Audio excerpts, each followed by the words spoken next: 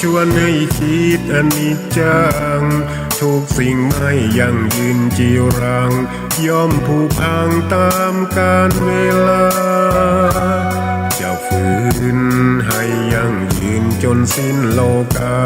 อย่าได้หวังดังปรารถนาองค์พระพุทธาท่านตรัสสอนไว้เกิดแล้วคงไม่แคล้วต้องชราแก่อาคราวแก่สมปัญญาทั่วภารามีโถมไปเจ็บทุกข์ย่อมเวียนวนมีพ้นใครๆสัตว์โลกล้วนรู้แน่แก่ใจเกิดแก่เจ็บตายหลีกไปไม่พ้นใครหลงคิดหลงติดอัตตาว่าใจแจ้งกมลแม้นใครปลงได้คงสุขล้นชีวิตมีมองมนเกิดมาเป็นคนสมบูรณ์ดับหายเพียงร่างกายไว้ชีวาแต่กุศลผลกรรมทำมาย่อมแปลงค่ากลายเป็นทุนส่งผลให้ทุกคนเวียนวนไม่สูญสุขและทุกข์เป็นไปตามทุนที่พวกคุณได้ก่อทำมา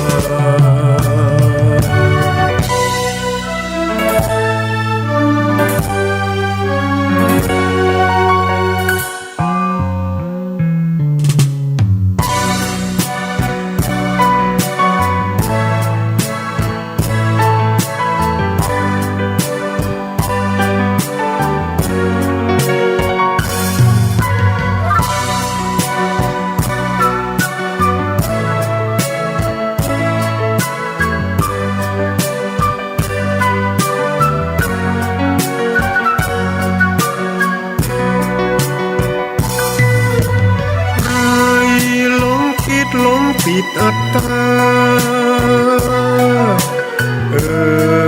ว่าใจแจ้งกมลแม้นใครปลงได้คงสุขล้นชีวิตมีมองมนเกิดมาเป็นคนสมบูรณ์ดับหายเพียงร่างกายไว้ชีวาแต่กุศลผลกรรมทำมา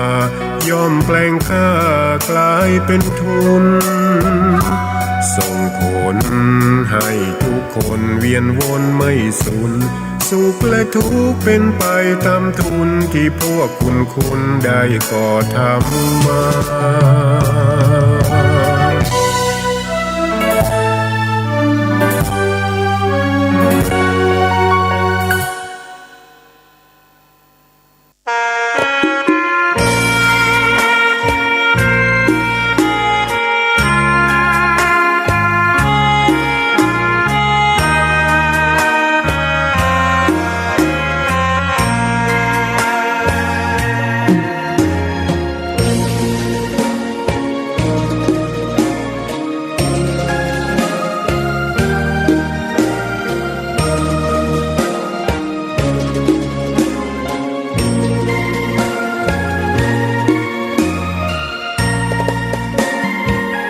ดอกบัวดอกหนึ่งพึงใจไว้เพื่อบูชาแด่องค์พระศาสดาสัมมาสัมพุทธเจ้ามีความงามเงียบไม่เปรียบเทียบเขาเทียบเราใครมองไม่งามช่างเขาแต่เจ้าก็คือดอกบัวด้วยความสัตย์ซื่อยึดถือความดีเป็นหลักใครรักไม่รักก็ไม่จงรักมองมัวเมื่อโผล่พ้นน้ำก็เห็นความงามในตัวไม่ยึดติดในตมชั่วขอเป็นดอกบัวดอกเดียว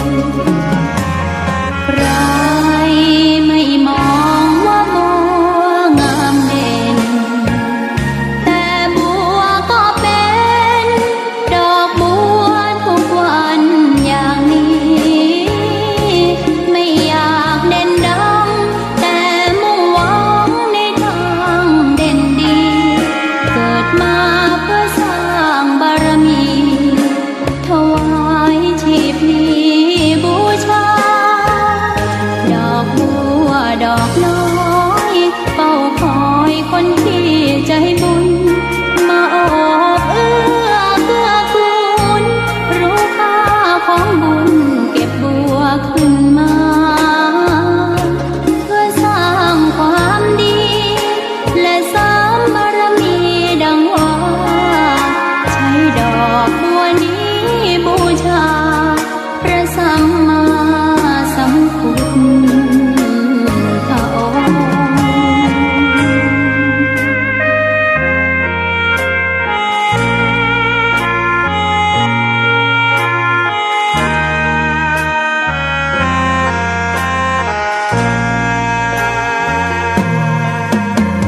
ใครไม่มองว่าบัวงามเด่นแต่บัวก็เป็นดอกบัวทุกวันอย่างนี้ไม่อยากเด่นดังแต่มุ่งหวังในทางเด่นดีเกิดมาเพื่อสร้างบารมี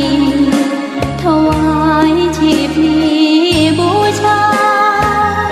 ดอกบัวดอกน้อยเฝ้าคอยคนที่ใจบุญมาโอบเอื้อเกื้อกูลรู้ค่าของบุญเก็บบัวขึ้นมาเพื่อสร้างความดีและเสริมบารมีดังว่าใช้ดอกบัวนี้บูชาพระสัมมาสัมพุทธ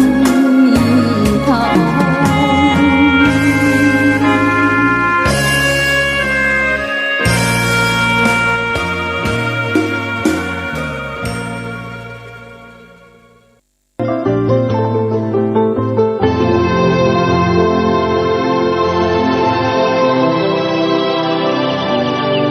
วันนี้เป็นวันพระขอเรียนเชิญพุทธศาสนิกชนทุกท่านมากลั่นจิตให้ใสกลั่นใจให้เป็นบุญด้วยการให้ทานรักษาศีลและเจริญจิตภาวนาน้อมจิตให้เข้าถึงพระรัตนตรัย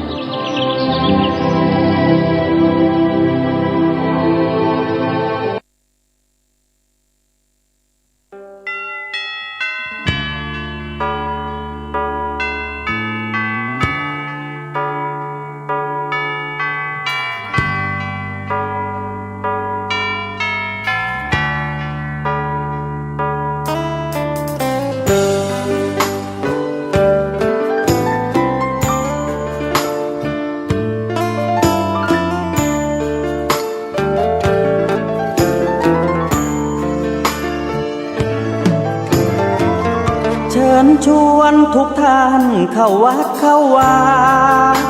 ฟังธรรมะจากหลวงตาเสริมชีวาให้สุขสดใสยึดมั่นหลักธรรมคำสอนไว้ให้ขึ้นใจความดีรีบทำกันไว้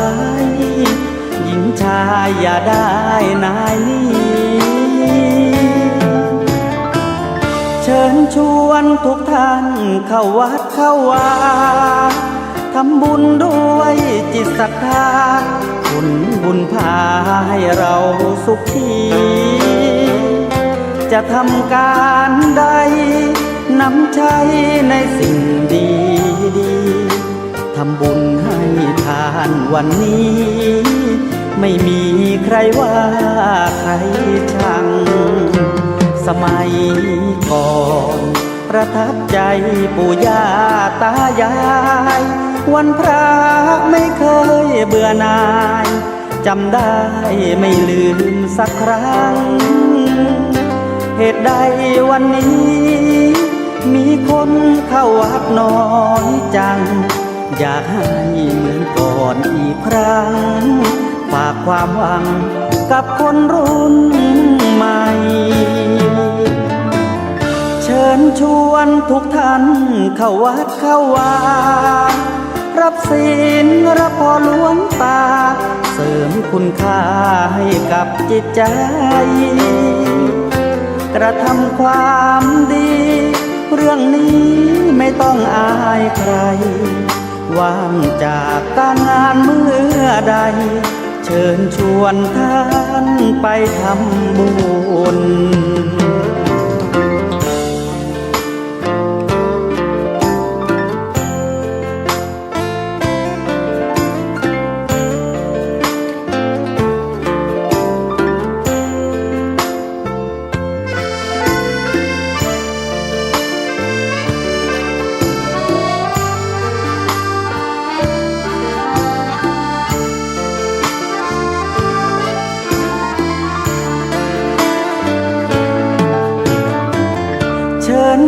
วนทุกท่านเข้าวัดเข้าวารับศีลรับพรหลวงตาเสริมคุณค่าให้กับจิตใจกระทำความดีเรื่องนี้ไม่ต้องอายใครว่างจากการงานเมื่อใดเชิญชวนท่านไปทำบุญกระทำความดีเรื่องนี้ไม่ต้องอายใครฝากเพลงเชิญชวนหญิงชายอย่าอายเรื่องการทำบุญ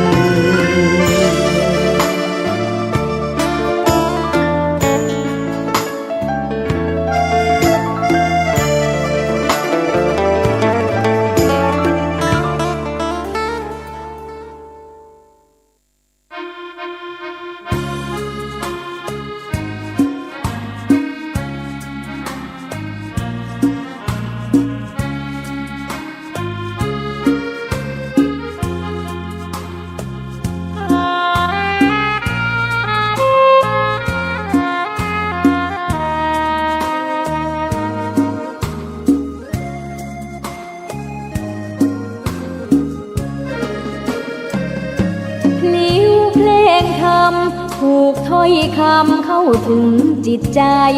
ฟังรายการวิทยุเสียงใสส่งถึงใจไปสู่ปลายนาสารธรรมน้อมนำมองพระศาสดาบอกผู้คนทั่วลาหันมาเข้าวัดฟังธรรม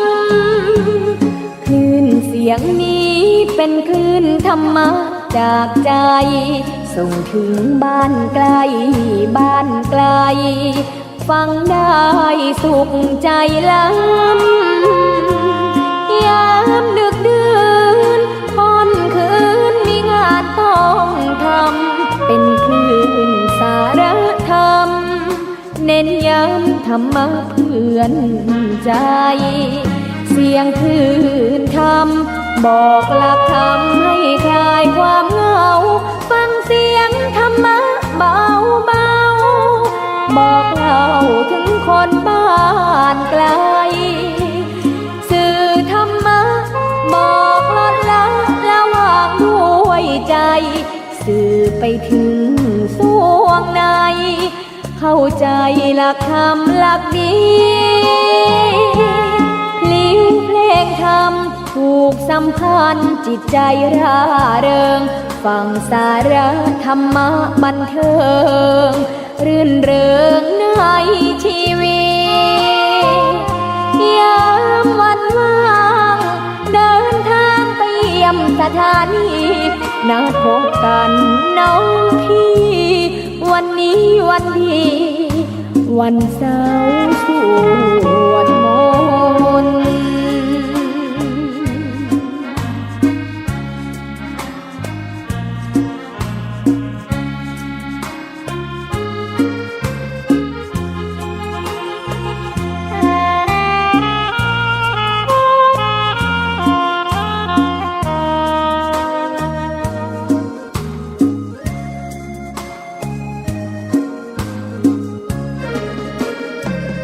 เสียงคลื่นธรรมบอกหลักธรรมให้คลายความเหงาฟังเสียงธรรมะเบาเบาบอกเล่าถึงคนบ้านไกลสื่อธรรมะบอกลดละระหว่างด้วยใจสื่อไปถึงสวงในเข้าใจหลักธรรมหลักดีเพลงธรรมถูกสัมพันธ์จิตใจร่าเริงฟังสาระธรรมะบันเทิงรื่นเริงในชีวิตยามวันว่างเดินทางไปเยี่ยมสถานีนัดพบกันน้องพี่วันนี้วันดีวันเสาร์สวดมนต์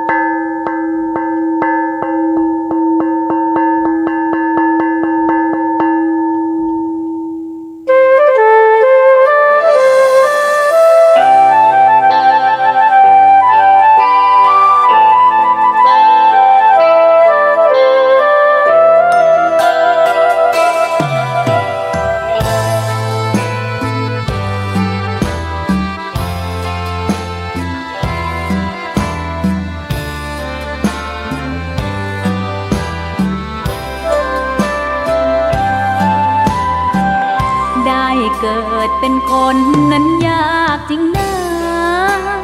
เพราะพุทธศาสนา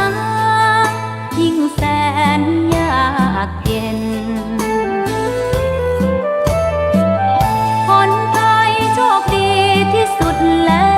วมีแก้ว3 ดวงงามเด่นมีวัดซึ่งเป็นนาบุญยิ่งใหญ่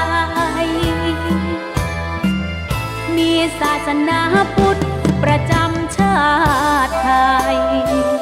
อยากหล่ออยากสวยเราต้องรักษาศีลอยากมีอันจะกินต้องหมั่นทำบุญทำทานเอาไว้เข้าวัดสวดมนต์ฝึกฝนสติให้ว่องไวรีบทำตอนที่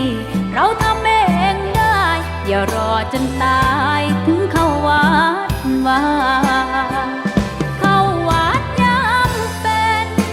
จะได้เห็นแต่น้ำใจเข้าวัดยามตายจะได้เห็นแต่น้ำตา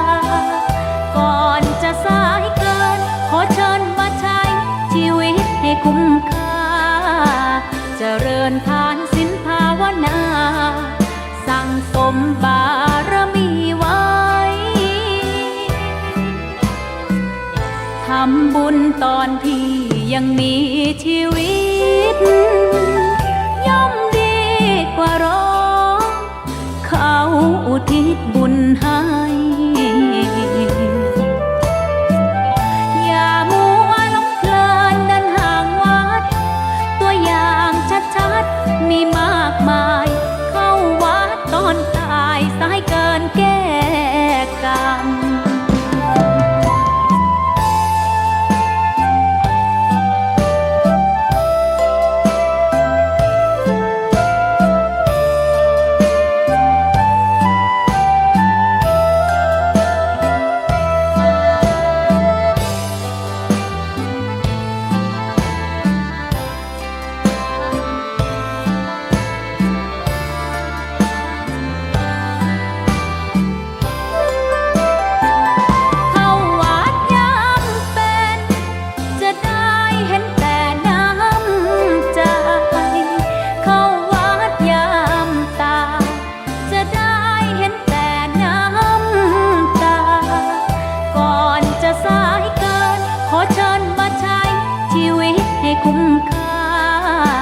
เจริญทานศีลภาวนาสั่งสมบารมีไว้ทำบุญตอนที่ยังมีชีวิตย่อมดีกว่ารอเขาอุทิศบุญให้อย่ามัวหลงเพลินเดินห่างวัดตัวอย่างชัดๆมีมากมายเข้าวัดตอนตายสายเกินแก้กรรมเข้าวัดยามเป็นผลบุญหนุนนำเข้าวัดยามเป็นจะได้เห็นแต่น้ำใจเข้าวัดยามตายจะได้เห็นแต่น้ำตา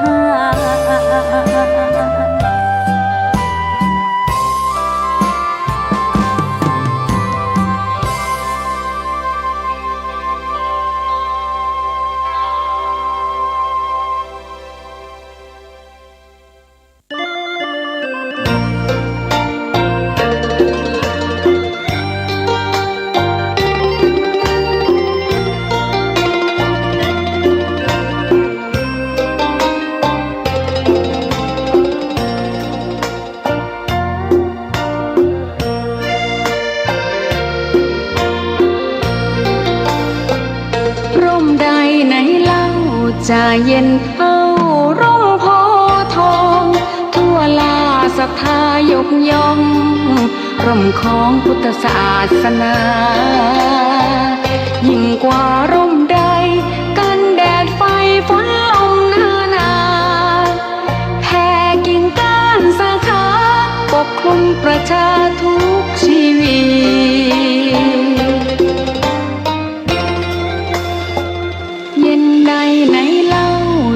เทียมเท่าเย็นใจพระธรรมที่ทรงตรัสไว้เป็นความจริงใสตรัสไว้ด้วยดีผู้ทำเห็นเองไม่จำกัดการเวลานาทีผิดถูกแก้กันตรงนี้จะไม่มีเรื่องราวก่อกวนพุทธศาสนาเชื่อมมากับเมืองสยามวัดบ้านโรงเรียนเขตคามปฏิบัติตามแม่ยามเรรวนคิดทำสิ่งใดเป็นไปเพื่อประโยชน์ทั้งมวลทำดีละสิ่งยั่วยวนขนึงครวญทางสายกลางชนะในเล่าจะเทียมเท่าชนะตนยิ่งใหญ่ในทุกแห่งหนยิ่งกว่าชนะคนในสงครามไม่มีกลับแพ้ไม่มีเรื่องแย่มาลุกลามประพฤติปฏิบัติตามองค์สัมมาสัมพุทธเจ้า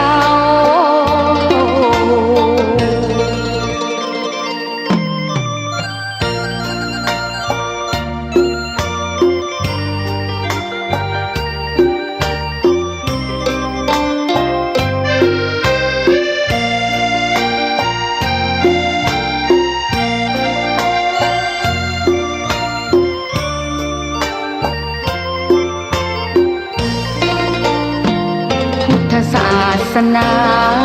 เชื่อมมากับเมืองสยามวัดบ้านโรงเรียนเขตคามปฏิบัติตามแม่ยามเรรวนคิดทำสิ่งใดเป็นไปเพื่อประโยชน์ทั้งมวลทำดีละสิ่งยั่วยวนขนึงครวญทางสายกลางชนะในเล่าจะเทียมเท่าชนะตน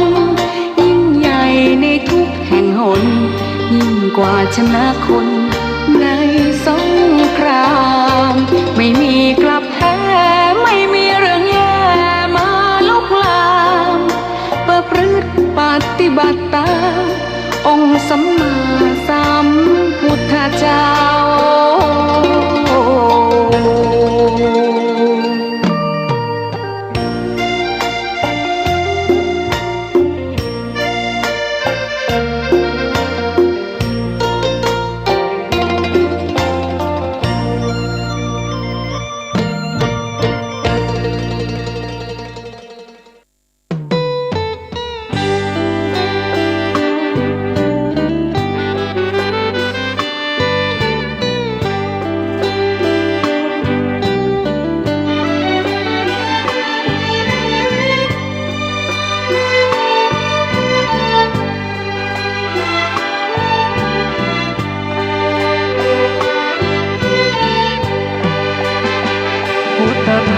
บรรเลงเป็นเพลงเพื่อชาวมวลชนชีวิตมืดมนสับสนจงมาฟังเพลงสิ่งร้ายๆในใจอย่าได้กลัวเกรงพุทธธรรมบรรเลงกำราบปราบให้ดับสูญขอยกพุทธธรรมน้อมนำใส่ในบทเพลงเศร้าเหงาวังเวงเอาเพลงสร้างสรรค์คำจุนฟังกันแล้วอย่ารอบอกต่อเป็นบุญขอให้ท่านคุณทั้งหลายบอกไปเถิดมาคำสอนพระองค์84,000พระธรรมขันธ์ได้ทรงสร้างสรรค์เตือนใจไว้ทุกเวลาอย่าหลงมัวเมาจิตเฝ้าแต่ปรารถนารูปเวทนาสัญญาสังขารวิญญาณเห็นชัดพุทธคุณ เหมือนบุญที่มาชวนเชิญ สาระพาเพลินชวนเชิญให้ทำเป็นทางฟังเอาไว้สดใสอุ่นใจเบิกบานพุทธธรรมตำนานท่องพุทธของพุทธองค์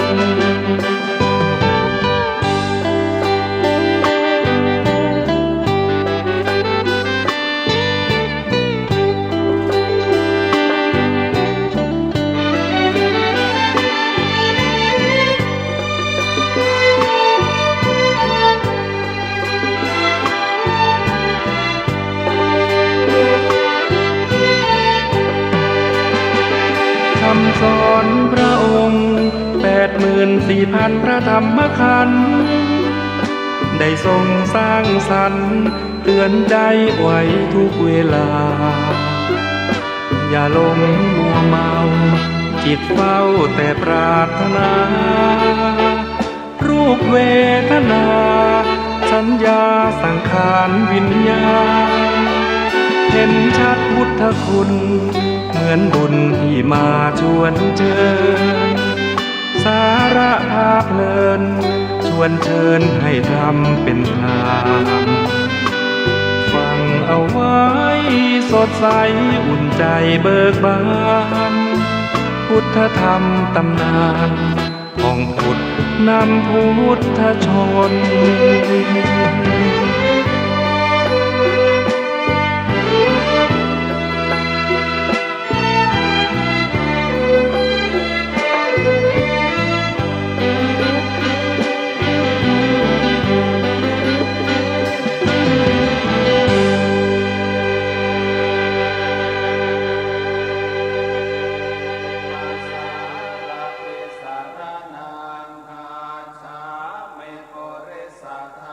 ภาษา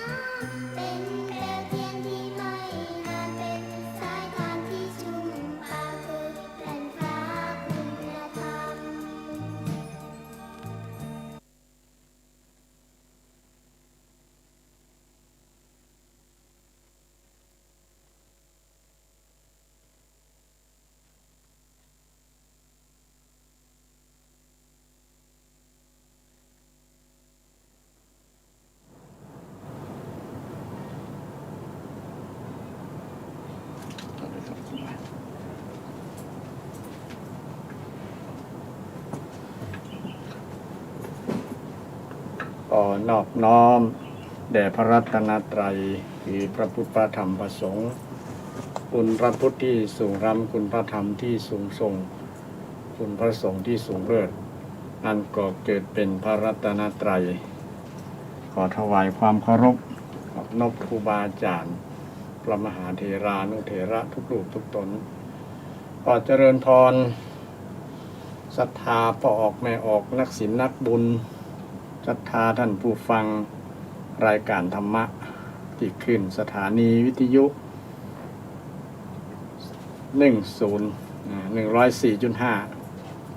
104.5 วัดปลายหินสถานีเพื่อพุทธศาสนาและสังคมแห่งชาติและสังคมซึ่งตั้งอยู่ที่วัดฝายหินซึ่งต่าง รายการธรรมะเพื่อสืบสานและเพิ่มแรงบันดาลใจจากวัดชัยสถานก็ใจคืนนี้เป็นขึ้นบรรยายธรรมออกรายการสดๆให้กับท่านนักศีลนักบุญท่านผู้ฟังทั้งหลายที่กำลังรับฟังอยู่วันนี้เป็นวัน ที่ 1วันพุธที่ 1กันยายน 2564ซึ่งเป็นวันเริ่มต้นและก็เป็นวันแรม1 ค่ำวันแรม9 ค่ำสุมาภัยวันแรม9 ค่ำเดือน11เหนือเดือน9ใต้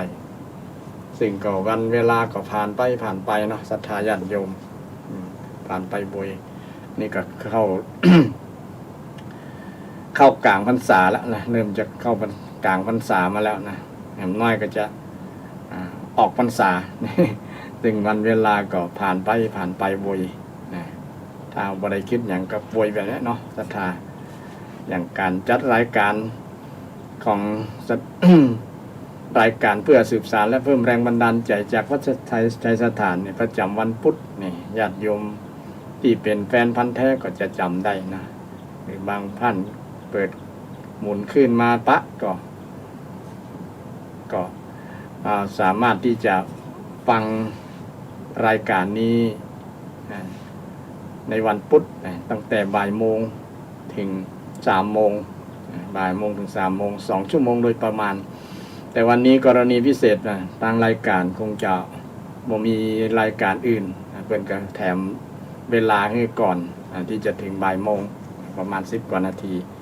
ก็ถือว่าเป็นประโยชน์ในการที่จะนำธรรมะมาอุศรัทธาญาติโยมได้ฟังกันเป็นสิ่งที่เป็นมงคลเนาะเป็นมงคลกับการฟังเทศน์ฟังธรรมฟังเทศน์ซึ่งเป็น เป็นมงคลอย่างหนึ่งในมงคล38 ประการในการฟังเทศน์ฟังธรรมซึ่ง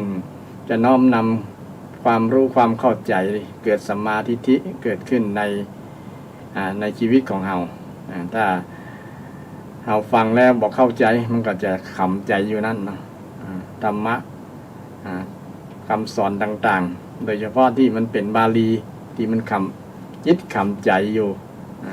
เราก็จะได้เข้าใจสว่างใจเข้าใจในข้อที่สงสัยอยู่ในข้อที่สงสัยอยู่อย่างมีศรัทธาญาติโยมบางผู้บางท่านมาโทรมาถามหลังจากที่บางอย่างอาจจะโทรมาถามด้วยลองภูมิหรือแล้วแต่ละนะก็เรียนเชิญเจริญพรยินดีที่จะตอบนะเพราะว่ามันเป็นโอกาสดีที่ เราเมื่อมีความสงสัยแล้วก็ถามได้ถ้าคำถามไหนที่ตอบบ่ได้ก็ขอพัดไปก่อนก็ขอว่าตอบบ่ได้เนาะถ้าตอบไปมั่วๆก็มันก็จะเป็นผลเสียครับท่านผู้ฟังเป็นผลเสียกับท่านผู้ฟังแต่คำก็ถือว่าเป็นโชคดีของอาตมาเช่นเดียวกันถ้าศรัทธาญาติโยมถามมาแล้วตอบบ่ได้แสดงว่าเป็นความรู้ใหม่หรือว่าอาตมามีความรู้บ่เพียงพออย่างประมาณนั้นที่ญาติโยมแล้ว ถามแล้วตอบบ่ได้เนี่ยนะถือว่าญาติโยมนั้นมีภูมิธรรมสูงมีความรู้สูงกว่าอาตมาสูงกว่าอาตมาฉะนั้นก็ตั้งรายการเพื่อ ทำมาเพื่อสืบสานและเพิ่มแรงบันดาลใจจากวัดเชษสถานนี้ก็มีความยินดีที่จะตอบปัญหาศรัทธาญาติโยมเพราะว่ามันเป็นประโยชน์กับผู้ฟังเนาะผู้ฟังจะได้ฟังแล้วเข้าใจเพราะว่ามันจุดมุ่งหมายของหรือว่าประโยชน์ของการฟังประโยชน์ของการฟังอย่างหนึ่งก็คือเกิดความเข้าใจเป็นสัมมาทิฏฐิเนี่ยเนาะสัมมาทิฏฐิเป็นอานิสงส์เป็นประโยชน์จากการฟังโดยเฉพาะการฟังเทศเนาะการฟังเทศฟังธรรมฟังน้ำฟังธรรมนี่เป็นโอกาสดีที่จะได้สร้างความเข้าใจให้ถูกต้องเพราะถ้าหากว่าเข้าใจบ่ถูกต้องแล้วก็นำไปสู่การปฏิบัติบ่ถูกต้องเช่นเดียวกันนะซึ่งมันจะเป็นผลเสียโดยเฉพาะเรื่องธรรมะมันเป็นนามธรรมเนาะมันเป็นนามธรรมบ่มีตัวมีตนก็จะต้องอาศัยการบรรยายอธิบายขยายความแสดงคือได้หันตามที่พระพุทธองค์ได้สอนไว้ทั้งนี้ก็ทางรายการก็ได้ยึดหลักพระไตรปิฎกพระไตรปิฎกที่เป็นคำบันทึกคำสอนของพระพุทธเจ้าไว้ก็เอามาอธิบายมาชี้แจงให้ท่านผู้ฟังทั้งหลายฟังแห่งในช่วง นี้ก็เป็นช่วงเทศกาลเป็นฤดูกาล เป็นฤดูกาลฝนเนาะช่วงฤดูฝนบางที่บางแห่งก็มีน้ำท่วมฝนตกน้ำท่วมแต่เจียงใหม่ของเฮาล้านนาส่วนหนึ่งก็บ่ตกถึงกับท่วมพอดีนะพอดีกับการทำกสิกรรมทำไร่ทำนาทำสวนต่างๆก็เป็นผลดีกับชาวไร่ชาวนาชาวสวนแล้วก็เป็นผลดีกับหลายๆอาชีพแต่อาชีพหนึ่งที่บ่ชอบฝนก็คือแม่ค้าเนาะแม่ขายจะไปทางใดก็ลำบากจะทำฝนตกก็ขายครัวบ่ม่วนยิ่งสถานการณ์โรคโควิดที่กำลังแพร่กระจายแพร่ระบาดอยู่ในปัจจุบันนี้ก็เป็นผลกระทบทำให้คนที่มีอาชีพแม่ขายทั้งหลายก็ลำบากกันบ่ฮู้จะไปขายทางใดเพราะว่าเพิ่นมีกฎระเบียบกฎหมายควบคุมอยู่บางที่บางแห่งเพิ่นก็กำหนดให้ต่ออันตะอีปฏิบัติแบบนั้นแบบนี้ก็เลยบ่สะดวกในการที่จะไปทำมาหากินทำมาค้าขายก็เป็นอุปสรรคปัญหาแต่จะได้ก็คงจะคลี่คลายแล้วอย่างกรณีในวันนี้ก็มีเกี่ยวกับเรื่องการศึกษาเนาะทางคณะกรรมการควบคุมโรคติดต่อนี่เพิ่นก็ตั้งเชียงใหม่ทางจังหวัดเชียงใหม่เฮาก็ได้อนุโลมให้จัดการเรียนการสอนในห้องเรียนประมาณนั้นตั้งแต่วันที่1ถึงวันที่14วันที่14จัดลองดูประมาณนั้นแต่ก่อนนี้ต้องเรียนทางออนไลน์ออนไซต์ เรียนทางอินเทอร์เน็ตเอาวิดีโอคอลเอาสอนครูอาจารย์ก็อยู่ที่บ้านอยู่ที่โรงเรียนสอนลูกศิษย์อยู่ที่บ้านลูกศิษย์ก็เข้าเรียนที่บ้านบ่ต้องได้เดินทางซึ่งเป็นวิถีชีวิตการเรียนแบบใหม่ ซึ่งต้องปรับให้เข้ากับสถานการณ์ก็ลำบากทั้งคนสอนลำบากทั้งคนเรียนนี่แหละคนเรียนนี่บ่ลำบากเนาะ น่าอ่อนแต่ว่าลำบากผู้ปกครองที่จะต้องกำกับดูแลลูกหลานให้สนใจศึกษาเราเรียนในส่วนนี้เพราะ ลูกหลานส่วนหนึ่งนั้นจะบ่ค่อยสนใจตัวใดส่วนหนึ่งนะเพราะว่าอยู่ห่างครูบ่อยู่ใกล้แล้วกับที่เรียนพ่องบ่เรียนหลายก็ได้เองประมาณนั้น แต่พอมีผู้ปกครองคุมก็จะลำบากต้องอยู่ในการดูแลของผู้ปกครองจะต้องสนใจในการที่ ลูกหลานจะตั้งใจเรียนบ่ตั้งใจเรียนก็อยู่ในสายตาของผู้ปกครองของพ่อของแม่นะ ผู้ดูแลอยู่ฉะนั้นก็เป็นวิถีใหม่ในการที่จะดำเนินชีวิตการเล่าการเรียนของลูกหลานก็มีผลกระทบเกี่ยวกับเรื่องการเรียนการดำเนินชีวิตของละอ่อนของลูกหลานเฮาเช่นเดียวกันไปเรียนบ่สะดวกไปโรงเรียนบ่ได้ถึงไปได้ก็บ่ได้เรียนในห้องเปลี่ยนมาเรียนแบบออนไลน์เอาอันนี้ก็เป็นสถานการณ์ต่างๆที่เปลี่ยนไปก็คิดว่าคงจะเปลี่ยนไปในทางที่ดีนะอย่างเช่นคนติดโรคระบาดโรคโควิดนี่ไวรัสโคโรนานี่ก็จำนวนลดลงก็ถือว่าก็เป็นแนวโน้มที่ดีคิดว่าวันหน้าเดือนหน้าออกพรรษาหรือว่าปลายปีนี่ก็คงจะโรคโควิดก็คงจะหายไปตามปีคงจะภาวนาแบบนั้นคนตั้งใจเพราะว่าเดี๋ยวนี้มัน ทำให้ระบบเรื่องการค้าขายไปมาหาสู่กันเนี่ยมันเป็นอุปสรรคในการทำมาหากินนะโดยเฉพาะผู้ที่เพิ่งนักท่องเที่ยวอาชีพที่ต้องเกี่ยวเนื่องด้วยนักท่องเที่ยวก็ต้องอาศัยนักท่องเที่ยวนะคนมาบ่ได้นะคนต่างประเทศคนที่อื่นหรือว่าคนในประเทศเฮาก็ตามนะจะมาแอลที่เชียงใหม่มาแอลที่ ภายในล้านนาจังหวัดทางภาคเหนือเฮานี่ก็มาบ่สะดวกมาลำบากนะโดยเฉพาะจังหวัดที่เพิ่นเป็นโซนสีแดงเข้มไปแล้วก็ต้องจะมาแล้วก็ต้องกักตัวอย่างประมาณนั้นจะเดินทางไปไหนก็ต้องแจ้งให้ทางผู้ปกครองทางปกครองทางผู้เป็นกรรมการดูแลควบคุมเกี่ยวกับสถานการณ์เนี่ยได้รับทราบแจ้งทางเจ้าหน้าที่อสม.อย่างเป็นต้นถ้าอยู่ในหมู่บ้านต่างๆก็ต้องตรวจตาดูว่าคนที่มานั้นเป็นคนจังหวัดใดอย่างต่างๆเนาะเพื่อที่จะบอกคือมันแพร่กระจายเชื้อโรคนี้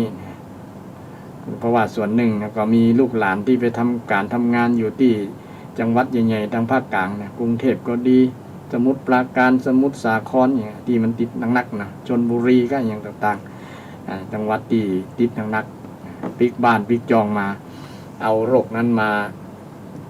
ติดกับ กับปุยกับ คนทางบ้านนะคนทางบ้านก็บางครั้งก็บ่ฮู้ว่าลูกหลานติดลูกหลานก็บ่ฮู้ตัวเช่นเดียวกันแต่เมื่อมาแล้วก็นำเชื้อโรคนำไวรัสโคโรนาเนี่ยนะโควิดนี่มาติดกับคนทางบ้านเพิ่นก็เลยล็อกดาวน์บางจุดบางแห่งบางที่ก็เป็นปัญหาเป็นอุปสรรคในการที่จะทำมาหากินสัญจรไปนั่นไปนี่มาลำบากแต่วันหน้าก็คงเป็นความหวังของทุกคนเนาะการผลกระทบ ที่เกิดจากโควิดครั้งนี้ก็ทำให้แม้แต่พระสงฆ์องค์เจ้าก็ได้รับผลกระทบญาติโยมจะไปกุมบาตรบิณฑบาตเนี่ยอย่างในตัวเมืองเชียงใหม่เฮาเนี่ยเนาะแต่ก่อนก็ไปกุมบาตรก็พระลูกเนนไปกุมบาตรก็ได้เต็มบาตรเต็มนั่นนะบางเรื่องก็เอามาแทบบ่ไหว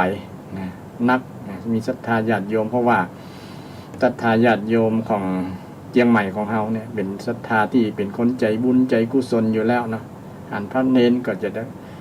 อยากจะทำบุญโดยใส่บาตรใส่นั่นนะเพื่อเป็นการอุปถัมภ์ค้ำชูพระพุทธศาสนาอยู่ได้ให้พระเนนอยู่ได้พระเนนก็อาศัยศรัทธาญาติโยมถ้าบ่มีศรัทธาญาติโยมอุปถัมภ์ประทากดูแลเรื่องการคบฉันอาหารการคบฉันก็จะอยู่ลำบากเช่นเดียวกันเพราะว่าปัจจัย4นั้นก็คืออาหารที่พระสงฆ์จะต้องอาศัยพระสงฆ์ก็บ่ได้ทำมาหากินหยังก็บ่มีอาชีพหยังก็ต้องอาศัยศรัทธาญาติโยมไปกุมบาตรไปโปรดสัตว์นี่นะศรัทธาญาติโยมก็ใส่บาตรใส่ข้าวอาหารกับพระภิกษุสามเณรที่ไปกุมบาตร ในช่วงเมื่อเจ้าแต่ช่วงระยะที่โควิดมันนักๆเนี่ยก็ศรัทธาญาติโยมบางครั้งก็มีผลกระทบอย่างที่ว่านะเรื่องเงินเรื่องทองเรื่องเศรษฐกิจต่างๆก็ทำให้บ่ได้ทำหน้าที่ของชาวพุทธเต็มที่เนาะเพราะว่าก็ต้องดูแลปากท้องตัวเก่าก่อนละนะ ก็เลยทำให้เป็นผลกระทบกับพระสงฆ์องค์เนนลูกพระลูกเนนที่วัดไหนมีอยู่กันเป็น100 200 300นี่วัดใหญ่ๆเนาะต้องไปกุมบาตรญาติโยมแต่ก่อนนี้ก็อุปถัมภ์ประทานกันเต็มที่นะจนเหลือชั้น แต่เดี๋ยวนี้ก็เป็นผลกระทบเลยที่หันชัดเจนบางครั้งก็แทบจะบ่ได้ในบาตรมีก็ไข่ไก่เกนกิ่งเคารพอยู่ในบาตร ซึ่งก็เป็นผลกระทบที่หันเป็นรูปธรรมบอกว่าบอกแค่จะกระทบญาติโยมพระสงฆ์องค์เนนกระทบกันหมดเนี่ยเพราะว่าโยมคือโยม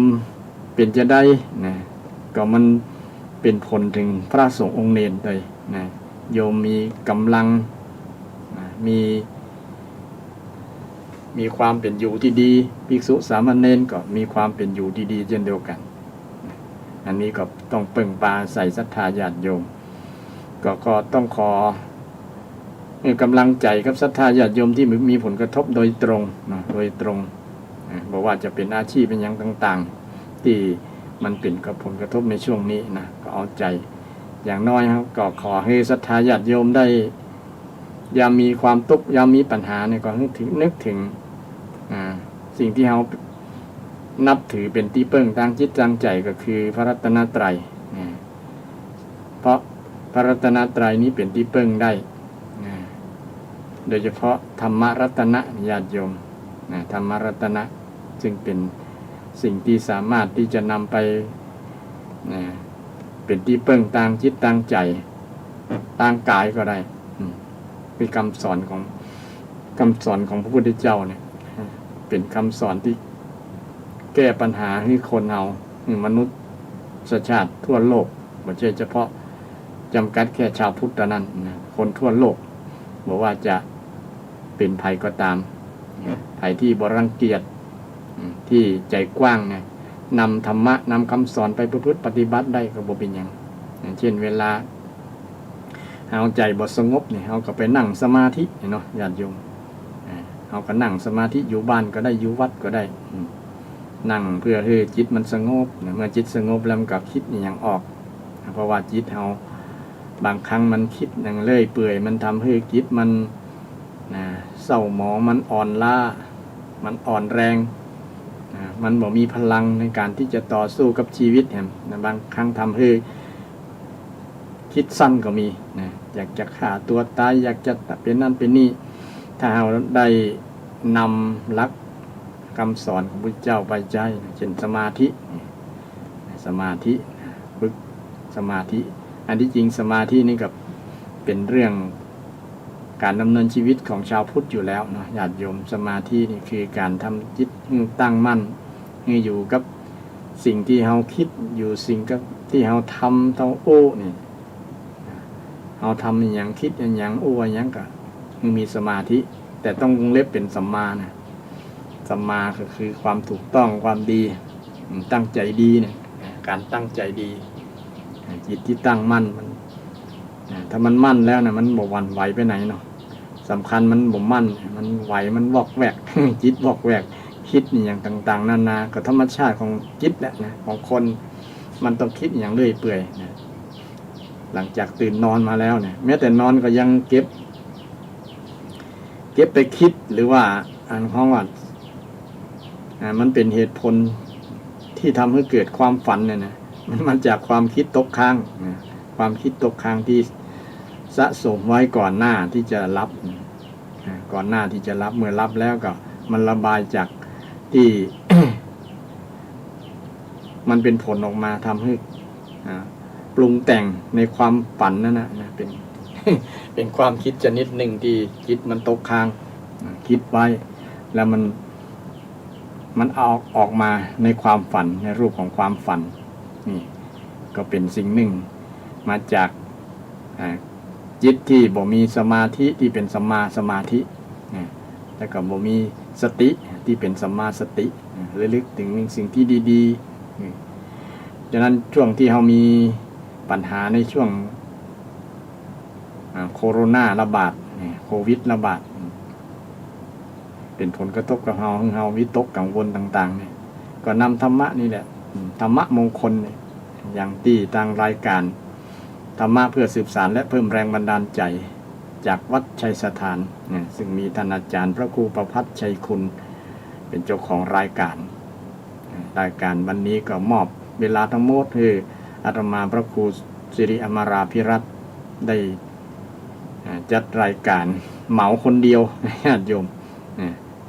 แต่ก็คงจะช่วงท้ายๆท่านพระครูอาจารย์พระครูประภัสก็คงจะมาร่วมแจมในท้ายรายการแต่วันนี้ก็โชว์เดียวไปก่อนอู้เดียว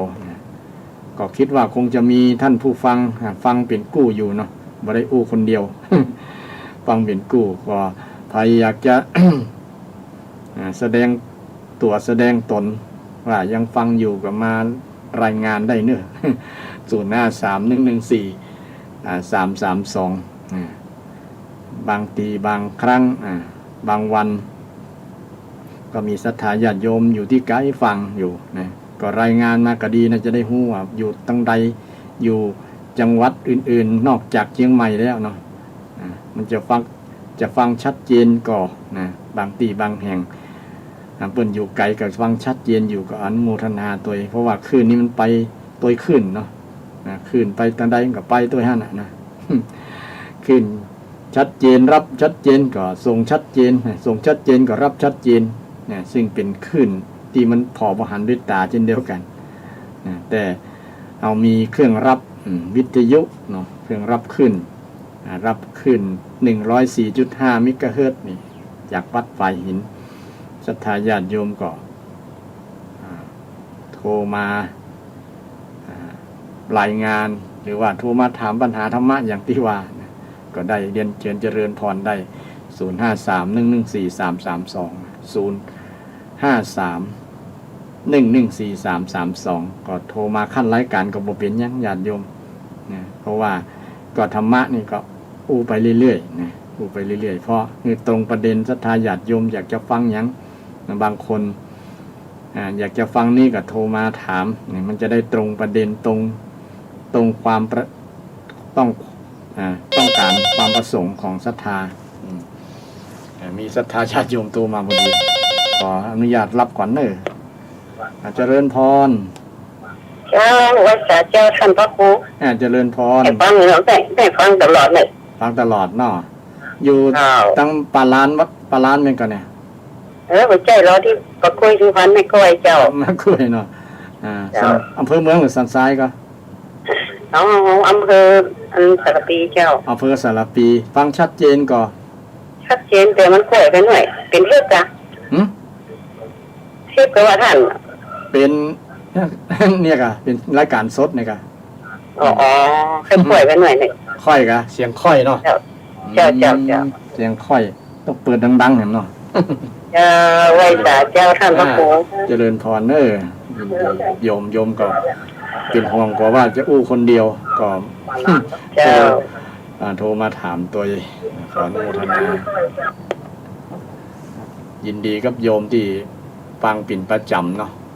ฟังแล้วก็ได้ข้อคิดคติธรรมต่างๆก็นำความ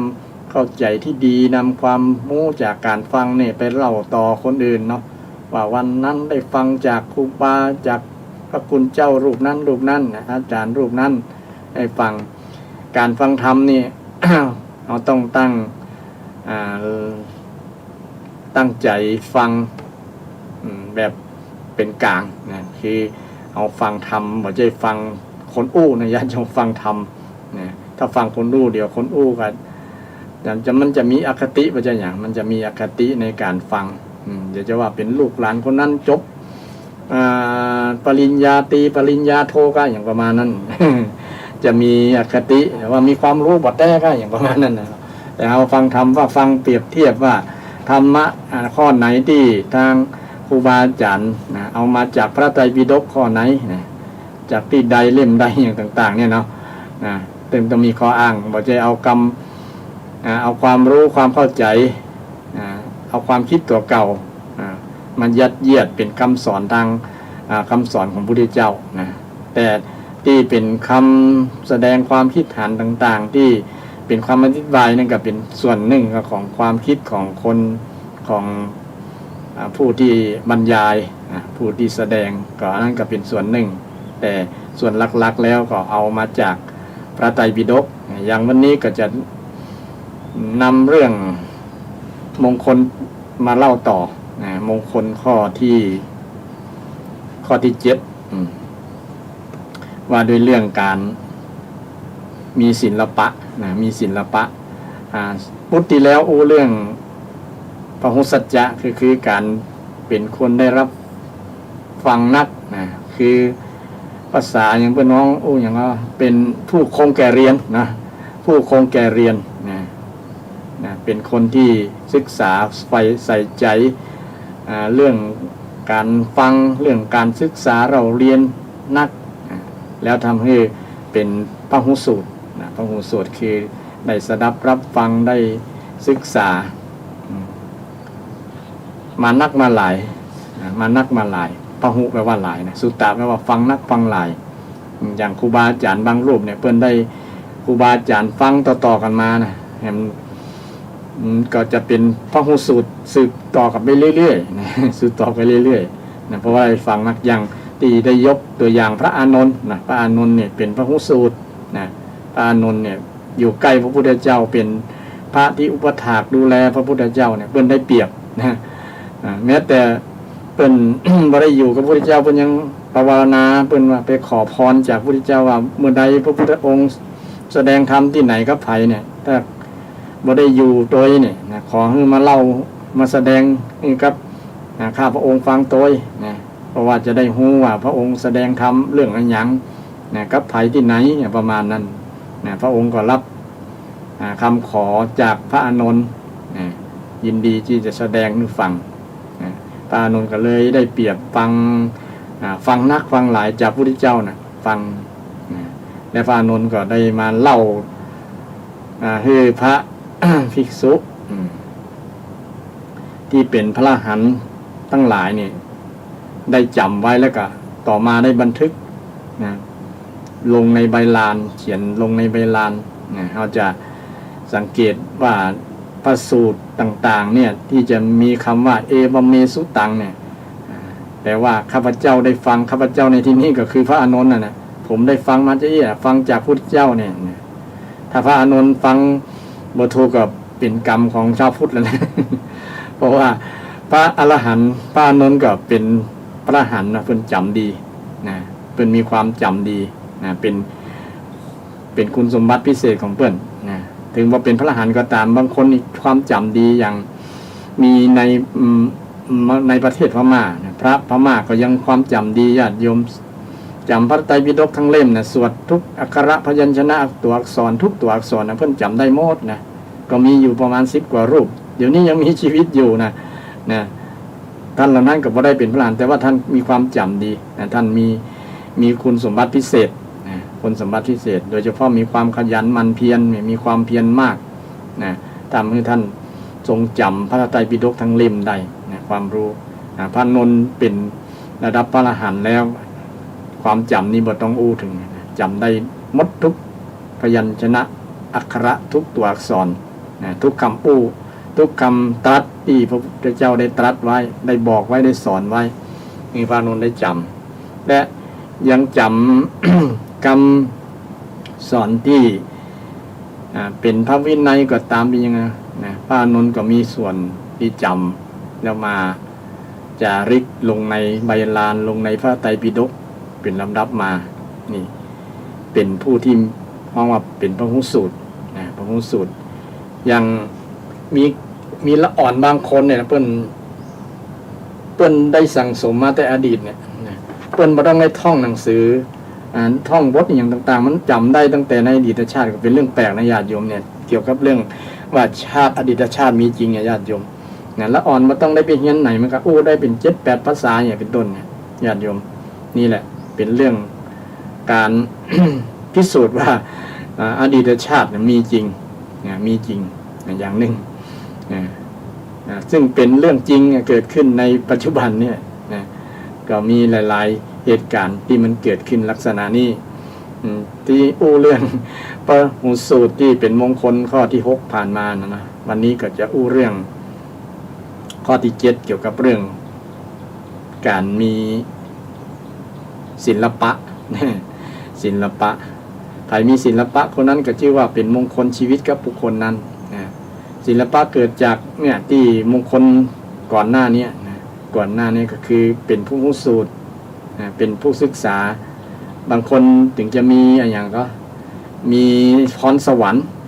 พรสวรรค์แต่ก็ต้องมีพรแสวงพรแสวงนี่ต้องนักกว่าอย่างพระอานนท์เนี่ยนะก็มีพรสวรรค์อยู่แต่ว่าพรแสวงก็คือได้ฟังนักนะต้องแสวงหาความรู้จากพระพุทธเจ้าจากพระพุทธเจ้าได้ฟังนักๆจำไว้นักๆจำไว้แล้วก็มาพิเคราะห์พิจารณามาพินิจพิจารณามาวิจัยเกี่ยวกับธรรมะคำสอนที่พระพุทธได้สอนแล้วก็ต่อมาก็ได้บรรลุธรรมคนเราก็เช่นเดียวกันสั่งสมการได้ศึกษาเราเรียนมานักคงแก่เรียนเนี่ยนะคงแก่เรียนก็เป็นบุคคลที่ทำให้มีความรู้ความสามารถรู้เป็นคนที่ฉลาดรอบรู้มีความรู้ได้เปรียบกว่าคนอื่นๆมาจากการภาคเพียรเรียนขยันมันในการเรียนนั้นทำให้บุคคลนั้นมีความรู้ความสามารถคนที่จะเอาความรู้ความสามารถจากการฟังจากการเรียนที่ได้เป็นพระหุสูตรมานั่นแหละเอามาประกอบสัมมาชีพมาทำอาชีพตัวเก่าเป็นทั้งว่าทำเป็นฉลาดทำเนี่ยนะทำฉลาดทำฉลาดนะเนี่ยเพื่อน้องว่าศิลปะ10ภาษาบาลีเพื่อน้องว่าศิปะแปลว่าผู้มีศิลปะผู้ฉลาดในการทำในการในการคิดนี่การคิดการการทำเป็นศิลปะหมดญาติโยมการกระทำนี่การกระทำที่บ้านเฮาฮ้องว่าอย่างก็ศาลาเนาะอาตมากับพระเจ้าคนเมืองนะศาลานี้จะฉลาดในการทำวัดวาอารามสถานที่ต่างๆที่งดงามเป็นที่เชิดหน้าชูตา อย่างวัดร้องคุณของอาจารย์เฉลิมชัยโคศิพิพัฒน์นี่ท่านก็ฉลาดทำ ฉลาดทำท่านมีศิลปะศาลาเนี่ยศาลาหลายๆอย่างนะศาลาเกี่ยวกับเรื่องอย่างหลายอย่างศาลาก็แล้วกันนะเกี่ยวกับเครื่องศาลาทำศาลาแปลงบ้านแปลงจองหมดเนี่ยนะศาลาทำนั่นทำนี่นะศาลาแกะสลักนะศาลาปูนศาลาไม้ศาลานั่นศาลานี่มันเก่งไปคนละด้านเนี่ยขอให้เก่งคนที่เก่งฉลาดทำนี่แหละเพื่อนน้องว่าคนมีศิลปะใครมีศิลปะคนนั้นชื่อว่าเป็นคนที่มีมงคลนำไปสู่ความเจริญกับชีวิตของคนนั้นนี่แม้แต่แม่บ้านนี่ฉลาดทำอาหารก็ชื่อว่ามีศิลปะในการเป็นมงคลนะเพราะว่าเสน่ห์ปลายจวักเนี่ยก็ศรัทธาก็มีศรัทธาเกือบทุกคนนั่นแหละแม่บ้านเนี่ยเนาะเวลาแปลงกับข้าวกับป่าพ่อบ้านจะชอบลำเนี่ยแปลงกับข้าวลำเนี่ยใครที่ฉลาดทำกับข้าวเนี่ยก็ชื่อว่าคนนั้นมีศิลปะในการทำอาหาร ก็เป็นศิลปะอย่างหนึ่ง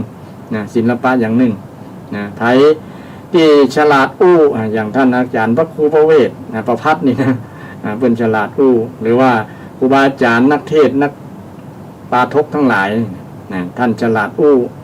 หรือว่านักปาทกทั้งหลายครูบาอาจารย์ทั้งหลายเนี่ยก็ฉลาดฉลาด ฉลาดบรรยายเปิดกันอันนี้ก็ห้องว่าเป็นผู้ที่มีศิลปะ ในการอู้นะเช่นโฆษกกาเนาะโฆษกพิธีกรอย่างพวกนี้นะเปิ้นต้องฉลาดอู้นะถ้าบ่ฉลาดอู้แล้วไปบ่รอดนะการอู้นี้มันเป็นเรื่องยากนะญาติโยมเนาะนะจะอู้ให้พดให้รอดให้ไปได้ดีเนี่ยนะมันต้องฉลาดถึงจะอู้ได้นะฉะนั้นไผ่ที่มีความฉลาดนะการทำมีความสามารถพิเศษนี่แหละเนาะความสามารถพิเศษกว่าคนอื่นๆนะกว่าคนอื่นๆกว่าคนอื่นๆชื่อว่ามีศิลปะแม้แต่ความคิดเนี่ยไผ่คิดฉลาดคิดนี่ฉลาดคิดที่จะคิดให้เกิดสติปัญญาเกิดความรู้ความดีงามต่างๆเกิดขึ้นเนี่ยนี่สำคัญเพราะว่าศิลปะอย่างต่างๆมันมาจากความคิดหรอนะคิดได้ดีนะคิดนั่นคิดนี่นะอันความเจริญก้าวหน้าทางด้านวัตถุทางเทคโนโลยีทั้งหลายก็มาจากความคิดนี่แหละนะอย่างมีนักวิทยาศาสตร์กับนักประวัติศาสตร์ทั้งหลายนะที่ท่านได้คิดออกมานะอย่างประเดี๋ยวนี้นะเกี่ยวข้องกับชีวิตของคนเรา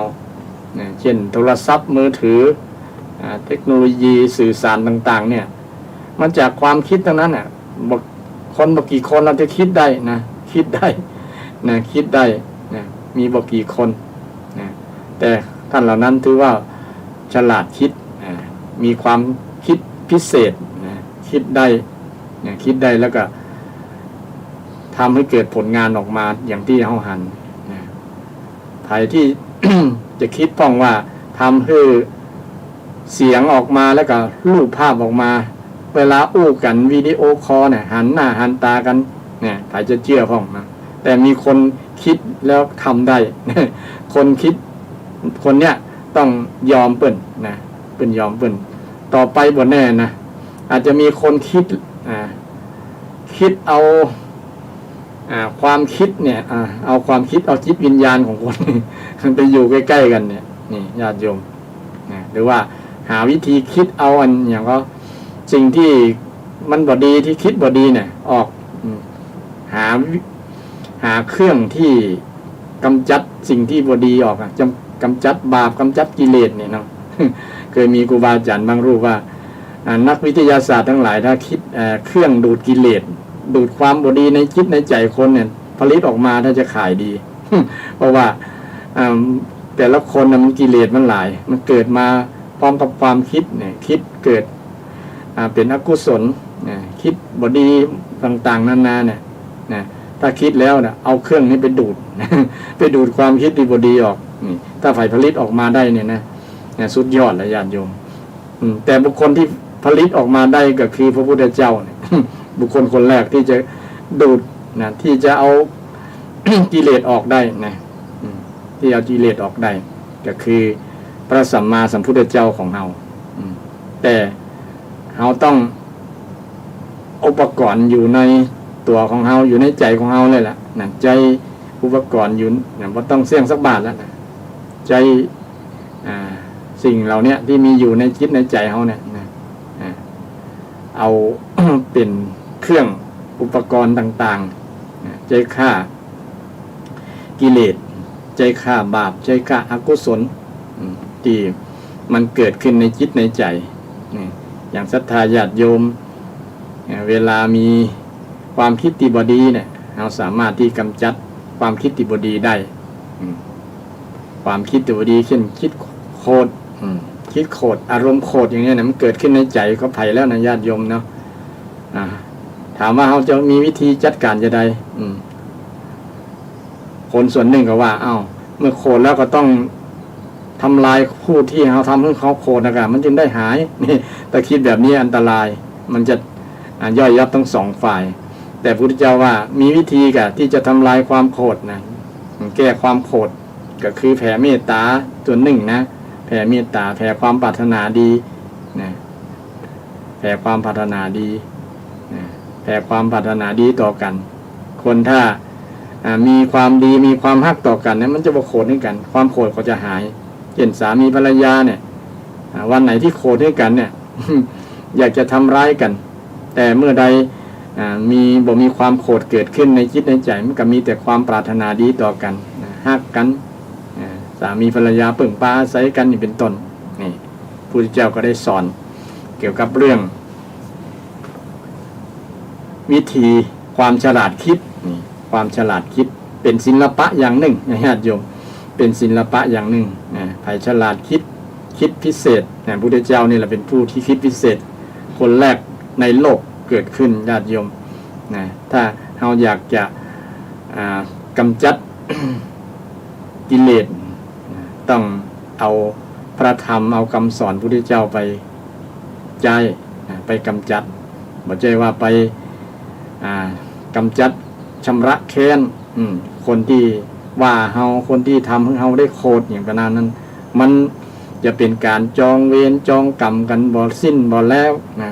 วนเวียนกันไปฮะนะถึงไปฆ่าเขานะลูกหลานเขาก็โคตรจะมาฆ่าเฮาแฮมนะเปื้อนเขาจะมาแก้แค้นแฮมเนี่ยมันมียุติอ่ะนะมันมียุติ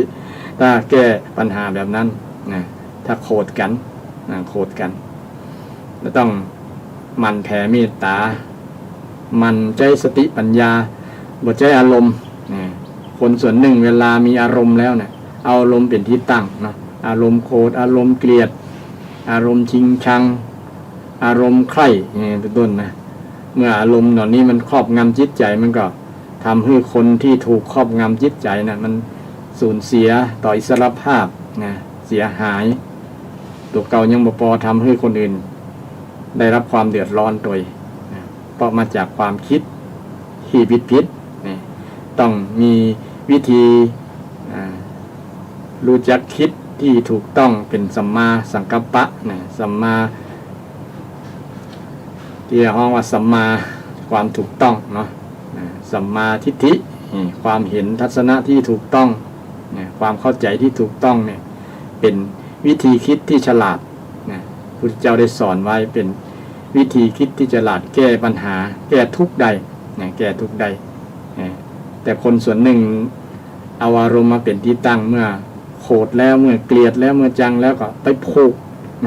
ไปเก็บไว้ในใจไปผูกไว้ในใจเป็นต้นทำให้คนนั้นเขาว่าบทคนบ่ฉลาด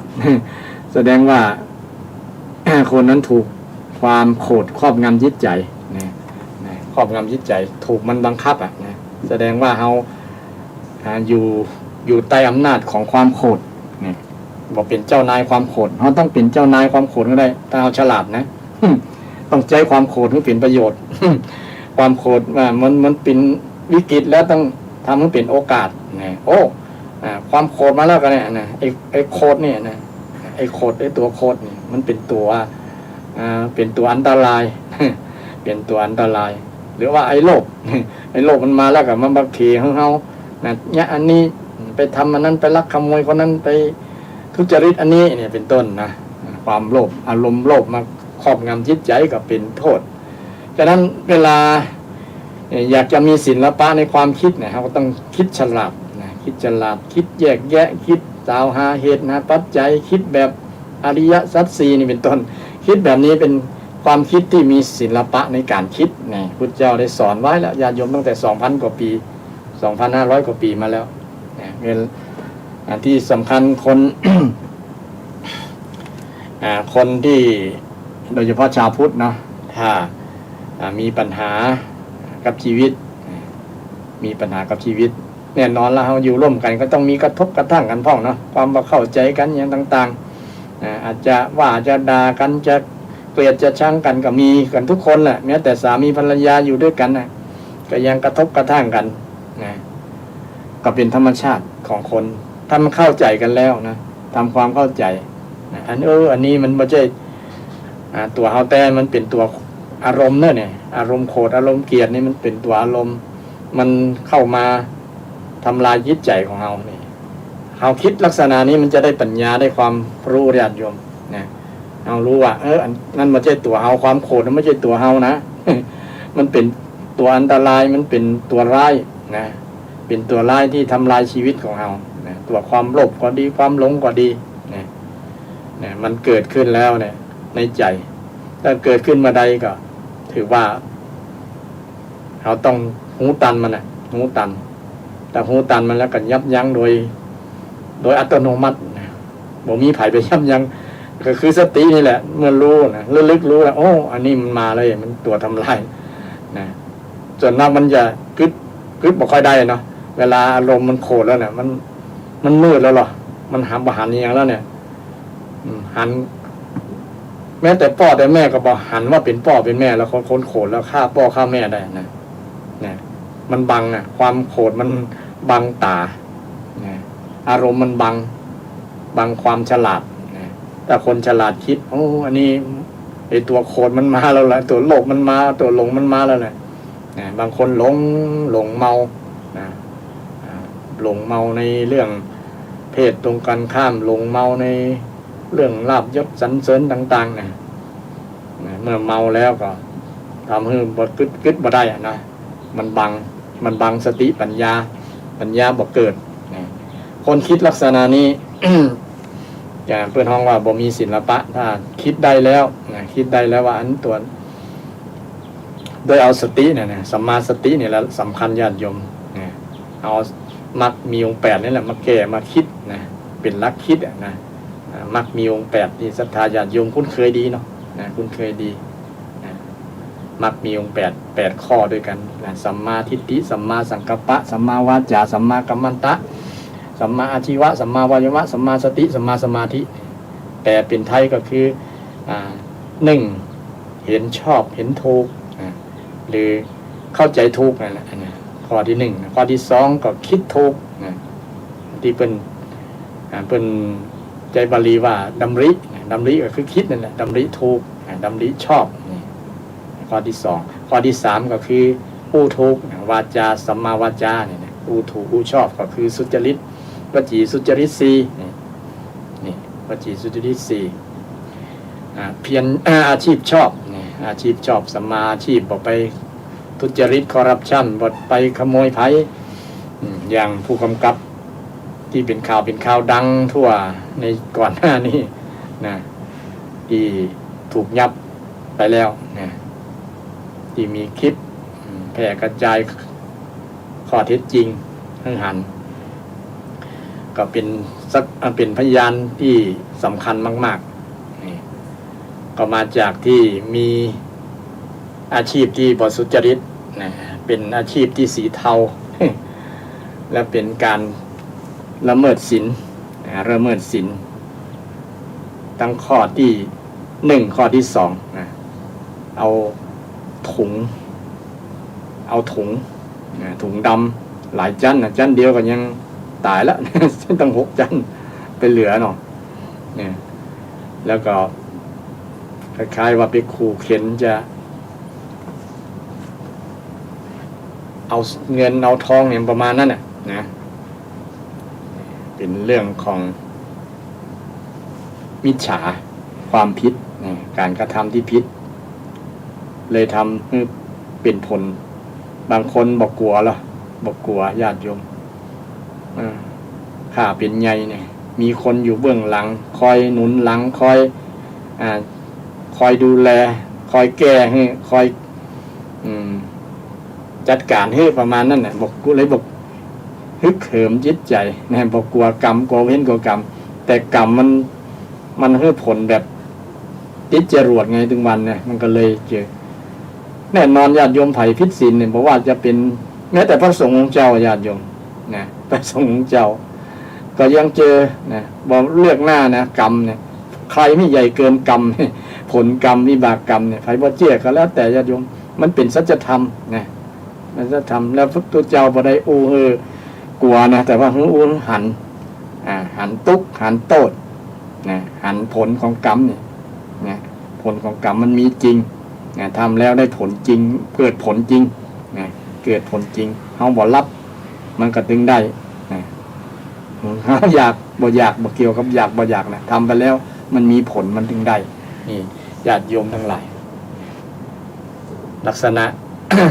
นี่มันเป็นเกี่ยวกับเรื่อง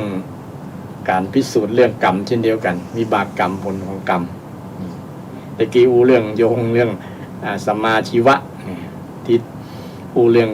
มิจฉาชีวะตรงกันข้ามข้อที่ตรงกันสัมมาชีวะคือ มีอาชีพสุจริตญาติโยมบางคนเนี่ยทำด้วย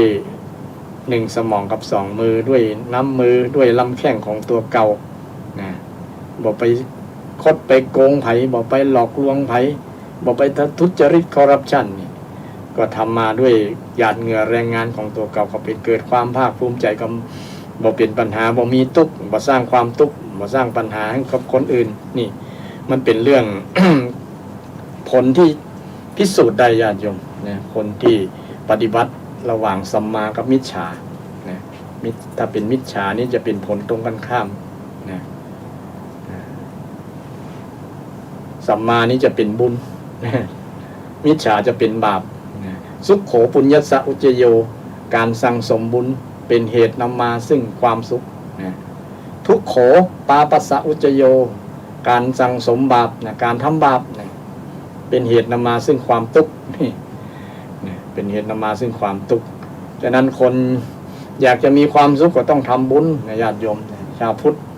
ศรัทธาท่านผู้ฟังทั้งหลายทำบุญกันอยู่แล้วเนาะทำบุญก็ทำได้หลายหลักแนวอย่างกรณีผู้กำกับเนี่ยเป็นทำบาปแล้วนะไปฆ่าคนก็ทำบาปแล้วนะไปคอร์รัปชันในอาชีพก็เป็นการทำบาปนะเป็นการผิดศีลนะแทนที่จะได้ผลดีนะก็ได้รวยอยู่นะแต่มันรวยบ่เมินนะไอ้รวยบ่รวยนี่บ่เกี่ยวกับบาปกับบุญเนี่ยนะการทำบาปอาจจะได้นักกว่าบุญนะแต่บุญเนี่ยมันทำแล้วมันบอกเดือดร้อนภายหลังญาติโยมคนที่ทำมาหากินสุจริตนี่บอกประพฤติผิดในศีลธรรมนะทำแล้วสบายใจบอกต้องไปขอยคนที่รวยนะคนที่มันนั่นแหละต้องไปพอคนที่เพิ่นรวยแล้วเพิ่นมาทำมาด้วยสุจริตเนี่ยเพิ่นมีความเพิ่นต้องสั่งสมมาเมินเนี่ยญาติโยมนะเพิ่นต้องไม่มีบุญนั่นแหละเพิ่นมีบุญได้สั่งสมสิ่งดีๆงามมาเมินเพิ่นถึงได้รวยได้อย่างปัจจุบันเนี่ยแล้วก็บดได้ไปผิดกฎหมายได้ไปผิดศีลธรรมบอกไปทุจริตคอร์รัปชันต่างๆทำมาด้วยสุจริตเนี่ยถือว่าการกระทำนั้นเป็นมาจากที่มีศิลปะนะความรู้ความสามารถญาติโยมนะเรื่องมีศิลปะความสามารถพิเศษนะความสามารถจะเป็นอาชีพที่สุจริตเนี่ยทำด้วยความสุจริตใจบอกไปคดโกงบอกไปเอาเปรียบคนอื่นเพื่อให้ได้ประโยชน์เพื่อให้ได้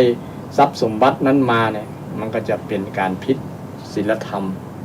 มันบอกพระเกิดความภาคภูมิใจแต่คนส่วนหนึ่งเขาบอกกลัวเรื่องเวรเรื่องกรรมเรื่องผลกรรมเรื่องบาปเรื่องบุญเรื่องอันนี้บ่ต้องอู้กับเขาเนี่ยขอคือได้เงินนักๆกับปอมันจะพิษอย่างกระตามเนี่ยประมาณนั้นนะทำให้มาเพื่อนว่าอย่างมาอะไรในภายหลังทำให้โอ้ถ้าอู้ยี่บอกถ้าโหจะอี้บอกทำแล้วประมาณนั้น มันขวายไปเห็นแล้วเนาะญาติโยมมันขวายไปถ้าคิดแบบนี้ถ้าคิดก่อนกันเนาะคิดก่อนว่าถ้าเราทำไปแล้วมันเป็นญาติเป็นนี่เดือดร้อนคนอื่นนะมันผิดกฎหมายผิดศีลธรรมจะสร้างความเสียหายให้กับคนอื่นที่สำคัญเสียหายกับตัวคนทำนั่นแหละเองมันต้องเสียหายก่อนเพราะว่าไฟไม้ขีดไฟเนี่ยมันไหม้แล้วจะไปไหม้คนอื่นมันต้องไหม้ตัวมันก่อนความโลภเนี่ยเป็นไฟอย่างหนึ่งความโลภอยากจะได้ของสมบัติของคนอื่นเนี่ยมันไหม้จิตใจของคนนั้นทำให้เกิดความอยากได้แล้วก็ไปสร้างความเดือดร้อนให้กับคนอื่นที่ถูกกระทำถูกหลอกถูกยั้งต่างๆเนาะที่ทำให้ เกิดขึ้นจากการที่มีไฟคือราคะโทสะโมหะโมเนี่ยไปความอยากไปความโลภความหลงนี่มันไหม้ไผ ก็เดือดร้อน คนที่คิดที่คิดโดยฉลาดจะบอกกระทำนะเป็นห้องว่าคิดแบบกุศลแปลว่าความฉลาดฉลาดคิดจะบอกคิดโลภจะบอกคิดโกรธจะบอกคิดหลงเป็นห้องว่าโลภะอโลภะอโทสะโมหะไม่โกรธไม่โลภไม่หลงคิดแบบอันเนี้ยคิดลักษณะนี้คิดดีบอกถึงแม้ จะมีฐานะบดีเป็นคนทุกขตะเป็นคนบ่มีจะกินอย่างต่างๆนะก็บ่ไปล่วงละเมิดนะจะบ่ไปเอาของไผมาเป็นเจ้าของจะบ่ไปรับของไผมากินนะเพราะว่าเขามองหันโทษพอหันโทษในสิ่งที่ตัวเก่านั้นที่คิดแล้วมามันจะเกิดขึ้นมันบอกคุ้มมันบอกคุ้มกับการผลของการกระทำที่จะเกิดขึ้นกับเขาเป็นความคิดที่ฉลาดความคิดที่ฉลาดคนคิดฉลาดต้องคิดแบบนี้ถึงแม้จะตุกกายก็ตามแต่ว่ามองหันผลที่จะเกิดขึ้นแล้วถ้าเอาทำทุจริตไปสิ่งที่บดีไปเนี่ยมันจะบอกคุ้มค่าบอกคุ้มค่าเสียเวลาเสียต่างๆเสียอนาคตเสียชื่อเสียงเสียต่างๆมันมีผลเสียคนฉลาดต้องคิดลักษณะนี้เมื่อคิดแบบนี้มันก็จะยับยั้งการคิดการกระทำกรรมอู้ต่างๆที่มันจะเป็นผลกระทบต่อคนอื่นอันนี้เป็นเพราะว่าเป็นความคิดที่ฉลาดความคิดที่ฉลาดเป็นศิลปะอย่างหนึ่งเป็นศิลปะอย่างหนึ่งมัน ศิลปะที่แสดงออกด้วยทางกรรมอู้การกระทำต่างๆเนาะมันมาจากความคิดทั้งนั้นมันมาจากความคิดผลงานต่างๆที่ปรากฏในโลกเนี่ยนะศิลปะงานต่างๆที่เกิดขึ้นในโลกผลงานต่างๆที่เกิดขึ้นในโลกที่เราอ่านเนี่ยมันมาจากความคิดของคนทั้งนั้นนะแปลงเป็นว่าแปลงอนุสรณ์ให้คนรุ่นหลังได้พอเนี่ยอย่างเราได้พอศิลปกรรมสถาปัตย์ต่างๆที่เปิ้นเอาบ่อหินทั้งแท่งมาแปลงแกะสลักนึงต่างๆเนี่ยมันก็มาจากความคิดของคนจินตนาการเนี่ยความคิดของคนทั้งนั้นเนี่ยความคิดของคนทำให้เป็นอนุสรณ์เป็นสัญลักษณ์ให้คนรุ่นหลังได้พอถึงประเดียวเพราะมาจากความคิดทำอย่างนึงก็มาจากความเชื่อนะความเชื่อ ความเชื่อนี่ก็เป็นความคิดอย่างหนึ่งเพราะว่าเชื่อความเชื่อว่าจะ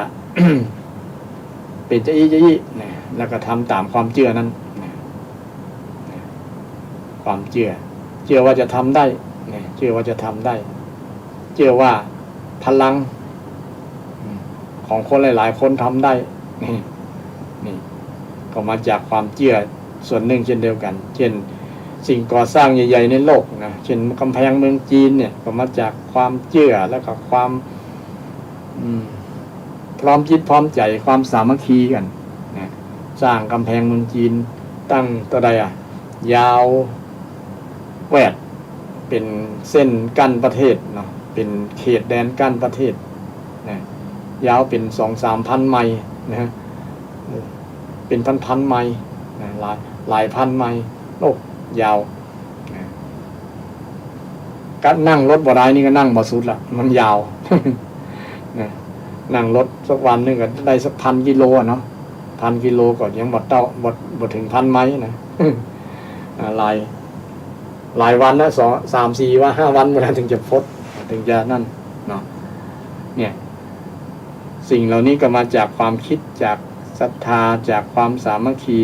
นะจากคิดจากใจทั้งนั้นนะสิ่งก่อสร้างทั้งหลายต่างๆเนี่ยก็มาจากความคิด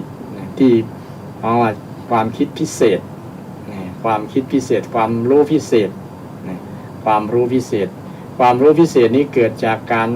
ได้ฟังมาได้สั่งสมสุตตะอย่างที่ได้กล่าวมาญาติโยมได้เป็นผู้คงแก่เรียนได้สั่งสมประสบการณ์ได้ความรู้จากครูบาอาจารย์แล้วก็มาสร้างผลงานมาประกอบสัมมาชีพเพื่อเลี้ยงตัวเก่าได้เลี้ยงครอบครัวได้ก็มีหลายๆอย่างที่เอาจากความรู้ประสบการณ์ต่างๆเนี่ยมาประกอบสัมมาชีพเป็นช่างนั้นเป็นศาลานั้นเป็นศาลานี้ก็อาศัยความมีความรู้ความรู้พิเศษความสามารถพิเศษนี่นะนำไปสู่ผลงานปรากฏถึงปัจจุบันที่สำคัญมันนำให้ชีวิตนั้นเจริญรุ่งเรืองจึงชื่อว่าเป็นมงคลใครที่มีความรู้ความสามารถอย่างตึงวันเนี่ยเนาะยุคโควิดเนี่ยใครมีความสามารถที่มีศิลปะในการทำอาหารนี่เอาอาหารไปขายทางออนไลน์ขายอย่างก็ถือว่ามีศิลปะแม่บ้านมีความรู้มีประสบการณ์เนี่ยเนาะมีความรู้แล้วก็ มีความสามารถพิเศษเนี่ยบางคนทำอาหารเหมือนกันแต่ว่าบ่ล้ำเท่ากัน คนที่ล้ำก็เปิ้ลนะถือว่าเป็นศิลปะที่จะยังชีพคือจะเลี้ยงตัวเก่าได้ไป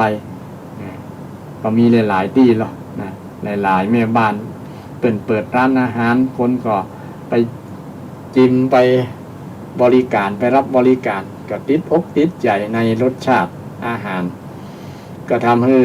ร้านนั้นโด่งดังมีคนสนับสนุนความรู้ที่เกิดจากการทำอาหารนั่นก็เป็นศิลปะอย่างหนึ่งศิลปะเพื่อนน้องว่าเป็นมงคลชีวิตครับแม่บ้านคนนั้นหรือว่าพ่อบ้านก็ตามที่มีความรู้ความสามารถในการทำอาหารทำอะไรอย่างก็ตามที่มันเป็นอาชีพที่สุจริตญาติโยมสุจริตคนที่มีความฉลาดก็จะดูว่าคนมีความต้องการอย่างนะมีความจำเป็นอย่างในการดำเนินชีวิตนี่ก็พอเกี่ยวกับเรื่องปัจจัยพื้นฐานของคนหนึ่งอาหารมันก็ญาติโยมที่เป็นสิ่งที่คนจะขาดบ่ได้เนาะอาหารสองที่อยู่อาศัยบ้านนี่เป็นต้นเนาะคนที่ฉลาดในการแปลงบ้านแปลงที่อยู่อาศัยก็มีความสามารถพิเศษก็ได้เป็นศาลาเป็นช่างบ้านช่างแปลงบ้านเนี่ยก็ได้รับเหมาก็อาศัยความรู้เนี่ยแปลงบ้านก็ได้เงินมาซื้อกับข้าวกับป่ามาเลี้ยงครอบครัวก็อาศัยศิลปะในส่วนนี้นี่มีความสามารถพิเศษในการแปลงบ้านแปลงจ้องเป็นศาลานั่นศาลานี่ก็อาศัยสิ่งเหล่านี้แล้วก็ยังมีจ้างอื่นๆสปะหลายอย่างเนาะที่ว่าปัจจัยพื้นฐานมีอาหารแล้วก็มีที่อยู่อาศัยเครื่องนุ่งห่มนี่เครื่องนุ่งห่มก็มีเสื้อมีผ้ามีอย่างต่างๆที่จะต้องใช้เกี่ยวกับเรื่องนุ่งห่มบางคนก็มีความสามารถพิเศษแปลงแล้วก็คนชอบคนชมแล้วก็นำไปซื้อมาใส่มานุ่งมาใจก็ได้รับการสนับสนุนจากคนที่มีศิลปะในการทำเครื่องนุ่งห่มพอคนที่มีความฉลาดก็พอพื้นฐาน4ประการเครื่องนุ่งห่มต่อไปข้อที่4ก็คือยารักษาโรคนี่ปัจจัย4นี่สำคัญที่สำคัญนะแต่เดี๋ยวนี้บอกแค่ปัจจัย4มันมีปัจจัยเป็นร้อยแล้วกันเนาะเป็นร้อยที่สำคัญก็คือปัจจัย4คนขาดบ่ได้เนาะอาหารที่อยู่อาศัยบ้านช่องหอเรือนนี่จำเป็นต้องมีบ่มีก็ไปเสาะไปหาไปแปลงไปซื้อกับไปเจ้าว่าคนเอาต้องอยู่ต้องมีที่พักแม้แต่ นกหนูสัตว์ต่างๆก็จงมีที่อยู่ของมันคนก็ต้องมีที่อยู่ฉะนั้นบ้านก็เป็นสถานที่เป็นปัจจัยสำคัญหนึ่งในการดำรงชีวิตเครื่องนุ่งห่มเอาถ้าบอกใส่เสื้อใส่ผ้าก็จะ เกิดความละอายกันจะบ่ได้ปกปิดอวัยวะที่ควรปกปิดนะเตียวไปบ่มีผ้ามีเสื้อบังก่อนทำให้เกิด ละอายเกิดความละอายกันนะหรือว่าเกิดความดูหมิ่นกันก็อาจจะมี บางคนว่ารูปมาทำนามมาทำมันเหมือนกันนะบางคนอาจจะรูปร่างเป็นย่านรูปร่างเป็นอย่างนี้ก็จะตำนี้กันก็จะปิดปัญหา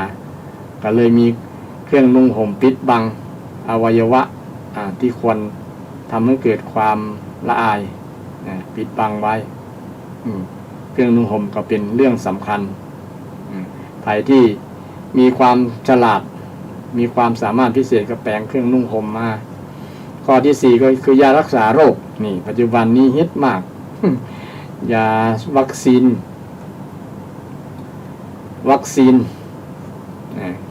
ฉีดวัคซีนแก้ป้องกันโรคโควิดบางคนก็อาศัยความที่คนทั้งหลายเป็นตุ๊กเนี่ยก็หาโอกาสช่วยโอกาสเนี่ยไปหาผลประโยชน์คือไปผลิตสิ่งที่แปลกปลอมสิ่งที่เป็นของเทียมกันอย่างกันนะวัคซีนเทียม วัคซีนบดแท้เนี่ยเป็นหลอกขายเป็นต้นหรือว่ายาเป็นหลอกขายยาแก้นั้นแก้นี้ได้เป็นต้นเนาะเพราะว่ายารักษาโรคก็เป็นเรื่องสำคัญในการดำเนินชีวิตเจ็บเป็นเอ็นอุ่นมาเนี่ยคนก็ต้องใช้ยารักษาเนี่ยแม้แต่บางคนนี่ก็ถึงบ่เป็นบ่ได้เจ็บได้หยังก็ยังกินอยู่เนาะกินเพื่อป้องกันเช่นโรคประจำตัวนะมันก็บ่เจ็บหยังนะแต่ว่าก็ต้องป้องกันไว้บ่ให้มันเพิ่มจำนวนขึ้นเช่นโรค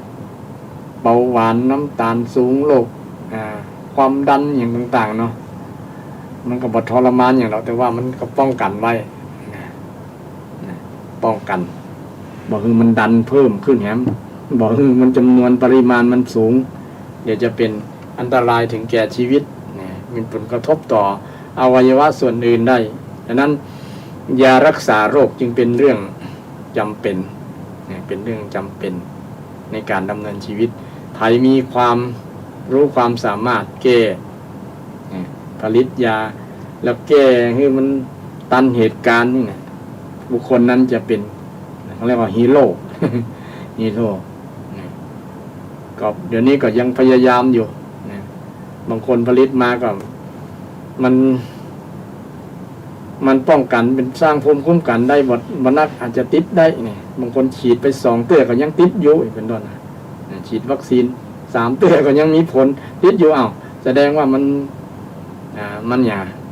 นบ่มีคุณภาพคุณภาพมันอ่อนอยู่ก็เลยทำให้ตั้งคำถามเมื่อฉีดไปแล้วมันป้องกันไม่ได้ฉีดเนี่ยยัง หรือว่ายิ่งร้ายกว่านั้นบางคนที่มีโรคติดตัวโรคอย่างไรเนาะฉีดไปแล้วมีผลกระทบมีผลข้างเคียงเสียชีวิตไปก็มีทำให้เกิดความวิตกกังวลกลัวบ่กล้าฉีดก็มีบางคนบ่กล้าฉีดเพราะ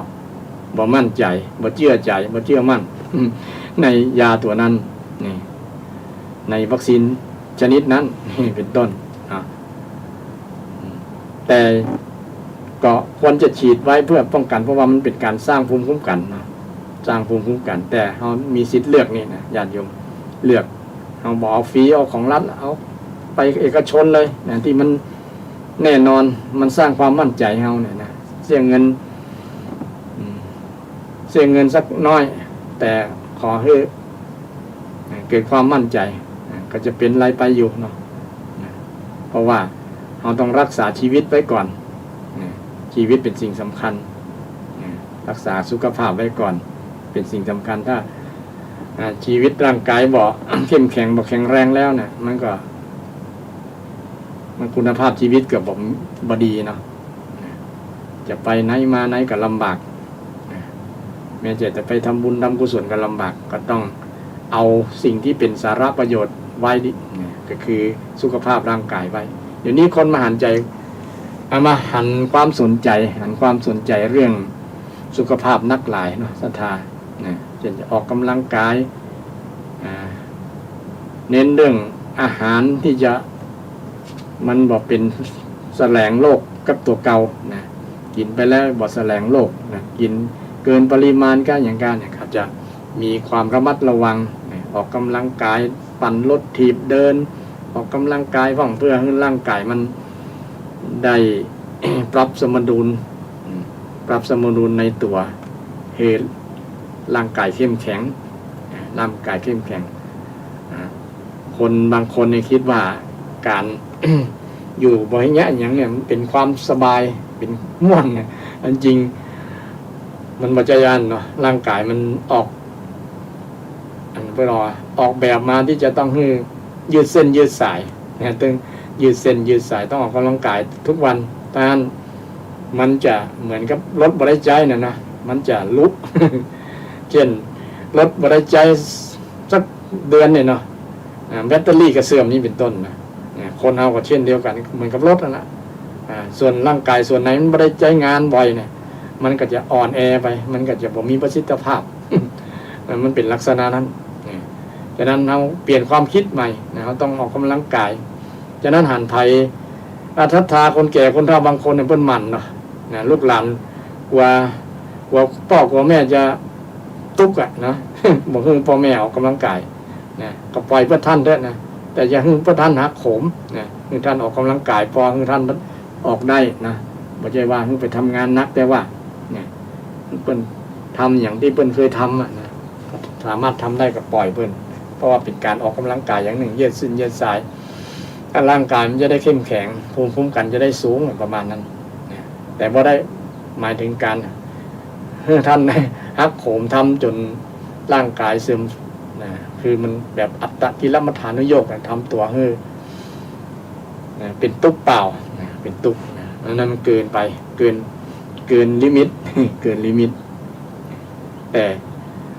ร่างกายของคนเราต้องออกเอ็กซ์ไซส์ตลอดอยู่แล้วตื่นเจ้ามาถ้าเป็นไปได้ก็เดินแวดบ้านตัวเก่าก็ได้เดินตามตอกซอกซอยตามถนนเดี๋ยวนี้อันตรายในรถมันนักต้องถนนในกอกในบ้านถนนหลวงถนนซุปเปอร์นี่โอ้รถหนักก็เคยมีมาแล้วนะคนที่ปั่นรถถีบรถใหญ่จนเอา ก็มีหลายที่หลายแห่งต้องปลอดรถถึงจะเป็นผลดีกับร่างกายฉะนั้นนี่เรื่องปัจจัย4โยงมาเรื่องคนที่มีศิลปะไทยที่มีความรู้ความสามารถเกี่ยวกับปัจจัย4เนี่ยก็หาประโยชน์จากนั้นนะคือหาอาชีพจากนั้นที่บ่ผิดศีลผิดธรรมผิดกฎหมายเนี่ยก็อยู่ได้นะโยมไทยที่มีความคิดที่จะประกอบสัมมาอาชีพเนี่ยพอปัจจัย4เนี่ยสำคัญปัจจัย4สำคัญคนต้องอาศัยอยู่แล้วแต่เดี๋ยวนี้คนไปเน้นปัจจัยฟุ่มเฟือยเช่นทีวีอย่างหลายๆอย่างเนาะที่มันราคาแพงๆโทรศัพท์เนี่ยเป็นต้น นี่โทรศัพท์นี่ก็เป็นปัจจัยที่5รถอันที่5ที่6นู่นเนาะรถยนต์เนี่ยเป็นปัจจัยแหมเพิ่มมาแหมถ้าบ่มีรถนี่ก็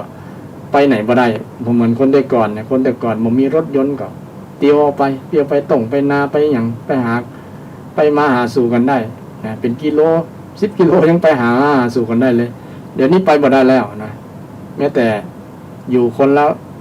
ตรงกันข้ามก็ยัง อาศัยรถนี่ต้องมีรถเครื่องรถเดี๋ยวนี้มีรถไฟฟ้ากันนะคนแก่คนเฒ่าไปนะไปวัดไปวาไปไหนเนี่ยต้องอาศัยก็รู้สึกว่าถ้าสังเกตคนเดี๋ยวนี้จะ ความเข้มแข็งจะน้อยกว่าคนแต่ก่อนนะจะเป็นโรคเป็นภัยได้ง่ายกระสืบเนื่องมาจากเนี้ยอาหารการกินในญาติโยมเนาะมันแฝงด้วยพิษภัยจากสารที่เจือปนอาหารเจือปนกับข้าวกับป่าบางครั้งอาหารจะงามละแต่ว่ามันแฝงทำให้ร่างกายอ่อนแอภูมิคุ้มกันต่ำเนี่ยมาจากอาหารทั้งนั้นถ้าเราเลือกได้นะที่มันบอกเป็นโทษต่อร่างกายเกี่ยวกับเรื่องอาหารกับเรื่องอาหารก็เราควรจะเลือกควรจะทำเพราะบางคนไปเอาความอย่างก็เอาความอร่อยเอาความล้ำนะเป็นพื้นฐานแต่บ่ล้ำบักกิน แต่ความล้ำนั้นบางครั้งมันแฝงอยู่ด้วยโรคภัยไข้เจ็บต่างๆเราต้องเลือกเอาสิ่งที่เป็นคุณค่าทางด้านสารอาหารที่มันบ่เป็นพิษต่อการแสลงโรคของเราเนาะที่จะเกิดโรคในภายหน้าเนี่ยเราก็ต้องเลือกเอานั้นดีก่อนนะอันล้ำนี่มาที่หลังนะล้ำถ้ามันสะอาดนึงล้ำนะทำให้สะอาดนะสะอาดอย่างต่อมาเนี่ยบ่ได้เลือกเรื่องกินนะ แต่ก็เลือกอยู่เดี๋ยวนี้เพราะว่าต้องอันไหนมันจะทำให้น้ำตาลมันสูงนะใครที่เอาหวานมาตาลเนี่ยต่อมาปฏิเสธ บอกลดเลยเพราะว่าน้ำตาลแม้แต่ข้าวเนี่ยกินนักกับน้ำตาลเนี่ยก็เรื่องลดปริมาณข้าวเนี่ยน้ำตาลสูงกินข้าวนักต้องกินพักกินอันที่มันมีน้ำตาลน้อยนะเนี่ยก็ต้องเลือกเช่นกันแต่ไม่ใช่เลือกตามใจความอร่อยนะความอร่อยหรือว่าความล้ำถ้าเอาความล้ำนี่มันจะลำบากกายลำบากต้องเลือกเอาสุขภาพก่อนถ้ามันเป็นสิทธิของเราที่จะเลือกเนาะเราจะบอกมาเสียใจภายหลังโอ้ยกันเลือกกินให้ดีประมาณนั้นนะศรัทธาญาติโยมก็บางคนก็เน้นเรื่องสุขภาพอันนี้มีร้านอาหารสุขภาพเช่นร้านอาหารโอ้กับจูเนี่ยมันจะโฆษณาขึ้นเนี่ยเปิ้นเน้นเรื่องพักปลอดสารเนี่ยบริษัทปลูกพักเพราะรักแม่ซึ่งมีสวนพักอยู่ที่ข้างวัดอาตมาเนี่ยวัดบ้านสันปุ้มเนี่ยมีสวน100-200 ให้นะเปิ้นก็ไปดูการปลูกการอย่างเปิ้นไร้ปลอดสารได้หรอนะศรัทธาอันนี้รับประกัน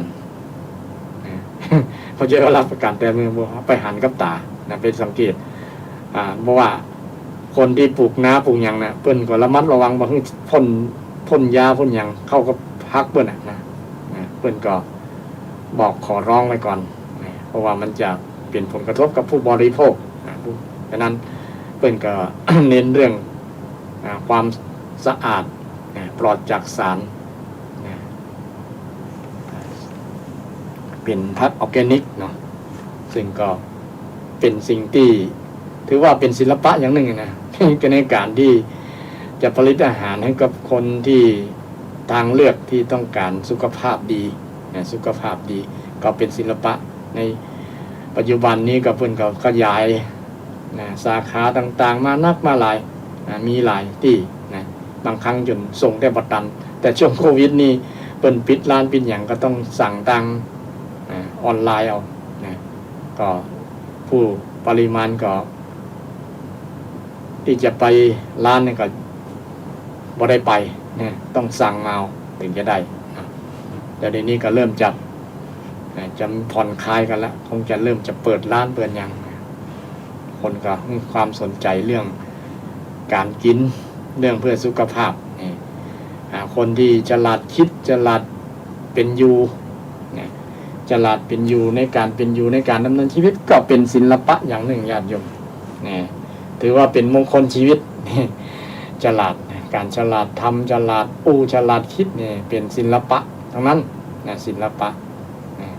วงเล็บกรณีพิเศษฉลาดแบบกรณีพิเศษคนก็มีความฉลาดมาเท่ากันแต่มันจะมีพิเศษเหนือกว่าเพื่อนน้อยเนี่ยมันจะเป็นสิ่งที่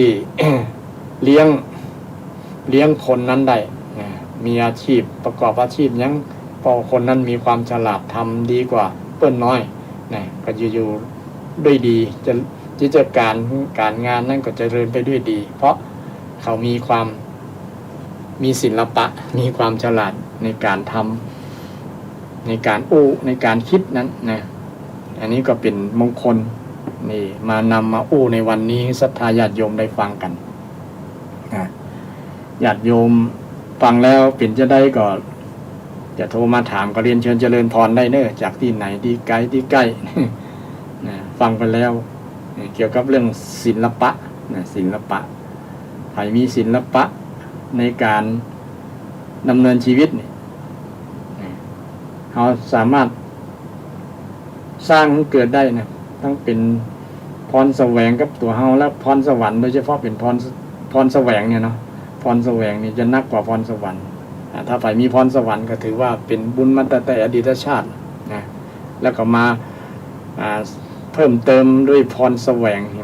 นะเพื่อให้มันบริบูรณ์สมบูรณ์จะเลี้ยงตัวรอดนะประกอบอาชีพสัมมาอาชีพไปด้วยดีนะฉะนั้นใครที่มีความฉลาดในศิลปะนะถือว่าเป็นมงคลนำไปสู่ความเจริญความสุขความดีงามที่เกิดขึ้นกับชีวิตของคนนั้นนะพระพุทธเจ้าก็สอนไว้ในมงคลละสูตรนะมงคลละสูตรนี่เป็นมงคลเป็นสูตรที่บ่ยาวแต่ว่ามีเนื้อความครอบงำหมดเลยญาติโยมนะวิธีปฏิบัติจะได้นะตั้งแต่วัยแรกวัยกลางคนและวัยปัจฉิมวัยนะวัยสุดท้ายนะโดยเฉพาะมงคลต้นนี้เป็นมงคลของคนที่เป็นวัยปฐมนะเป็นปฐมวัยซึ่งต้องให้ความสำคัญสั่งสมมงคลต่างๆที่เกิดขึ้นเริ่มตั้งแต่การคบคนและบอกคบคนบอกคบคนพาลและคบบัณฑิตเป็นต้นแล้วก็มาเรื่อยๆมาถึงการสั่งสมสุตตะการเป็นผู้คงแก่เรียนนี่มงคลที่แล้วมงคลในวันนี้ก็เรื่องมงคลเรื่องของศิลปะใครมีศิลปะคนนั้นก็ชื่อว่า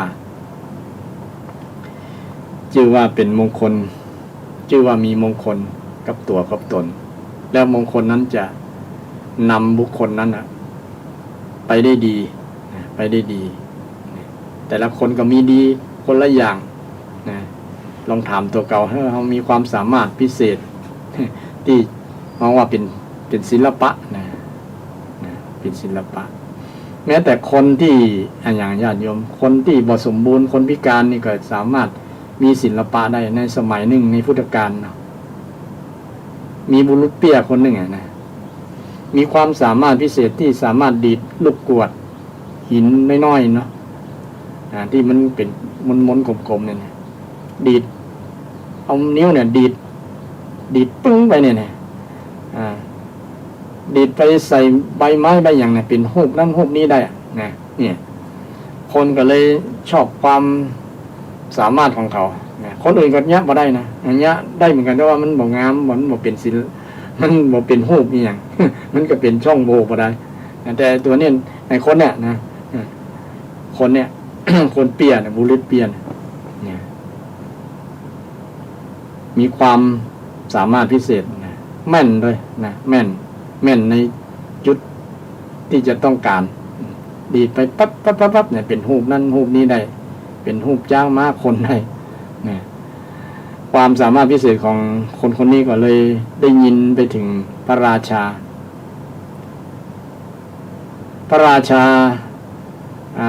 ท่านหนึ่งนั้นมีคนที่อยู่ใกล้ๆคล้ายๆเป็นเสนาเป็นคนที่คอยอำนวยความสะดวกให้ท่านนะปรึกษาแนะนำอำมาตย์ประมาณนั้นนะเป็นคนที่อู้ย่อยนะ อู้จนในพระราชารำคาญนะ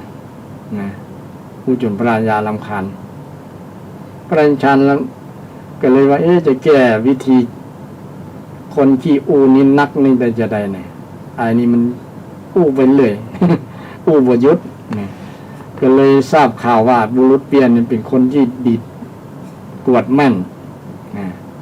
ก็เลยรับสั่งให้บุรุษเปียกเข้าเฝ้าก็เลยบอกว่าเขาเนี่ยมีคนที่อู้ย่อยคนน่ะมันอู้อำมาตย์คนที่มันชอบอู้นะ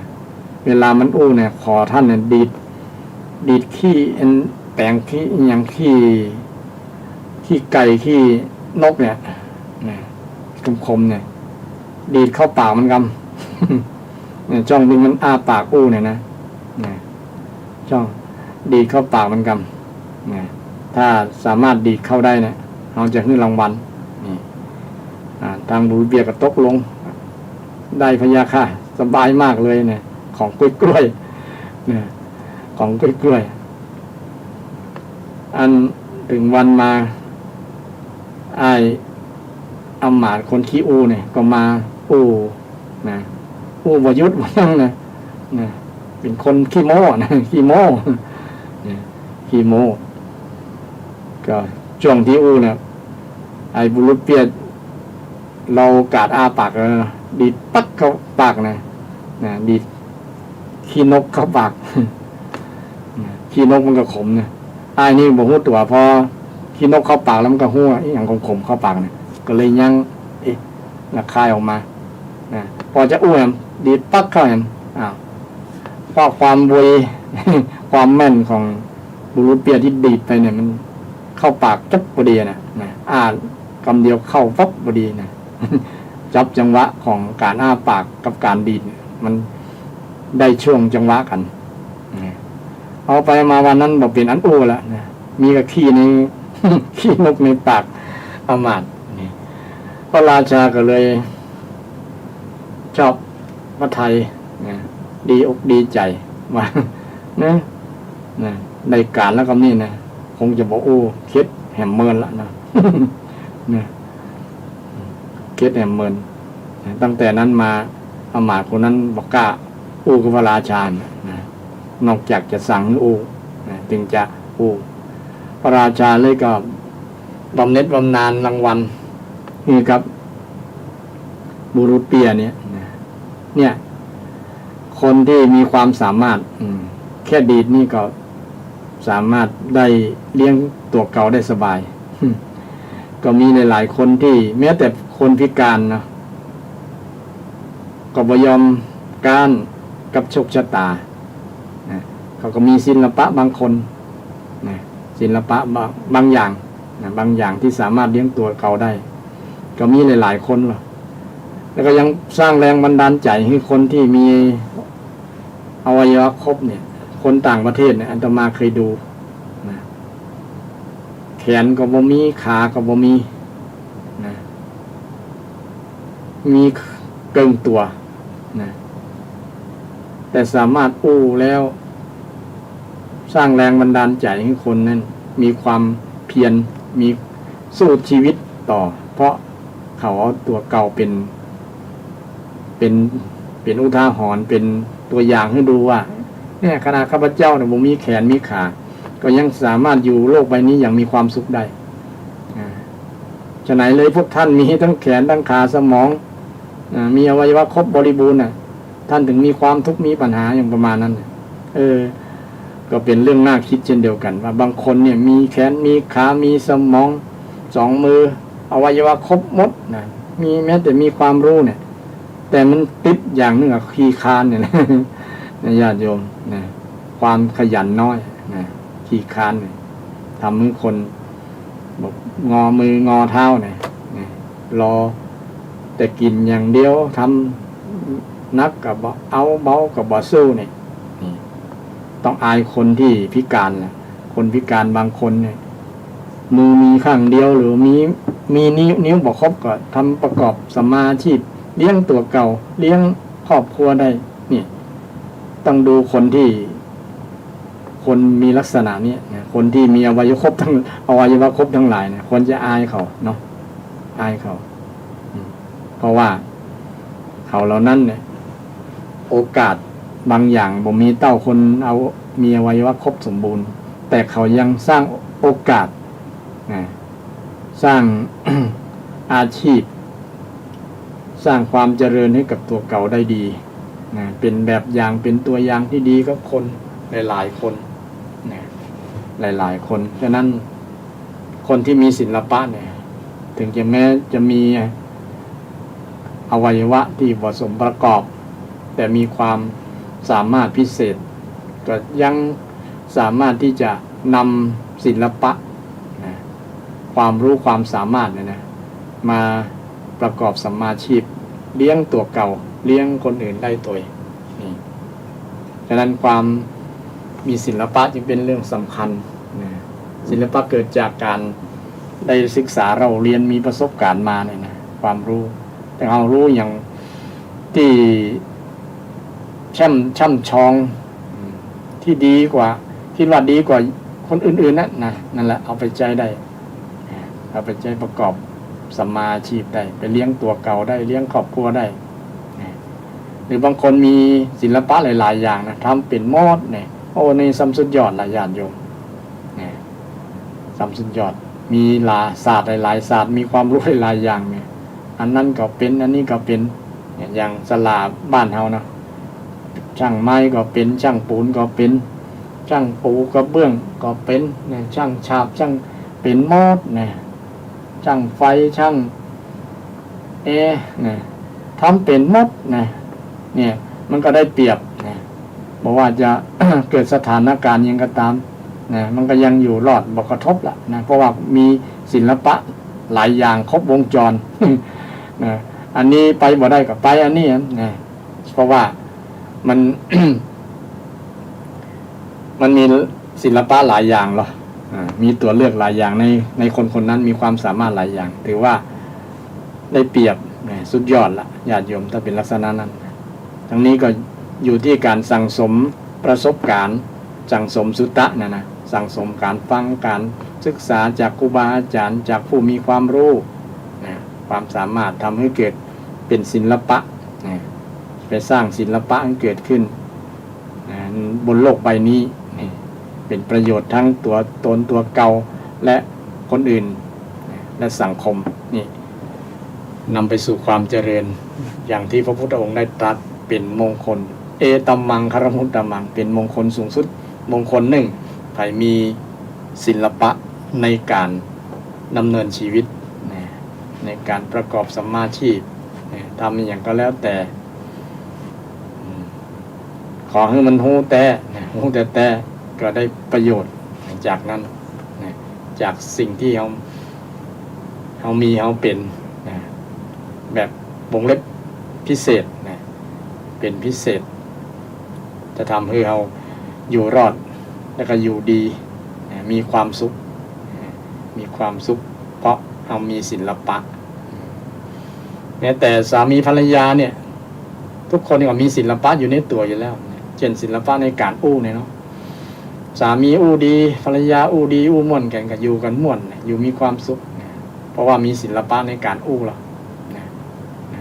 ห้องกันป้อห้องกันแม่บ่ห้องกันเสือเท่า หรือว่าห้องกันที่มันบ่ให้เกียรติกันแสดงว่าบ่มีศิลปะในการอู้พอเอาอารมณ์เอาความเกลียดชังว่าแต่ก่อนมานึกถึงแต่ก่อนในสมัยจีบกันใหม่ๆล่ะเนาะพอเมินไปแล้วก็จางความรักความบ่หันความดีกัน มันก็ห่างกันไปเพราะบ่มีศิลปะในการอยู่กันอยู่คู่ครองเป็นศิลปะในการอยู่ครองเป็นสามีภรรยาบ่มีศิลปะในการมีความรู้ที่จะอยู่กันศิลปะที่จะอยู่ในการ ด้วยกันถือไม้เท้ายอดทองกระบองยอดเพชรพระพุทธเจ้าก็สอนไว้หรอกในสูตรหนึ่งที่มีมานพท่านหนึ่งที่ไปกราบ10 ทิศบรรดาไปกราบ6 ทิศ6 ทิศไปกราบทิศทั้งหลายทิศนั้นทิศนี้พระพุทธเจ้าก็ไปถามทิศ กราบทิศนี้หมายถึงยังก็บ่ฮู้เนาะในทิศบรรดาทิศทั้ง6เนี่ยมันมีทิศของที่สามีภรรยาเนี่ย จะปฏิบัติต่อกันจิตเบื้องหน้าคือพ่อคือแม่เนาะที่ลูกจะปฏิบัติต่อพ่อแม่ปฏิบัติต่อลูกนี่ต่างคนต่างมีหน้าที่ปฏิบัติต่อกันพ่อแม่ปฏิบัติต่อลูกจะได้ลูกปฏิบัติต่อพ่อแม่จะได้มีในเกี่ยวกับ เรื่องเนี้ยนะเรื่องที่ตั้ง4ที่ตั้ง6ขอสมมาไปนะซึ่งในนั้นก็มีเรื่อง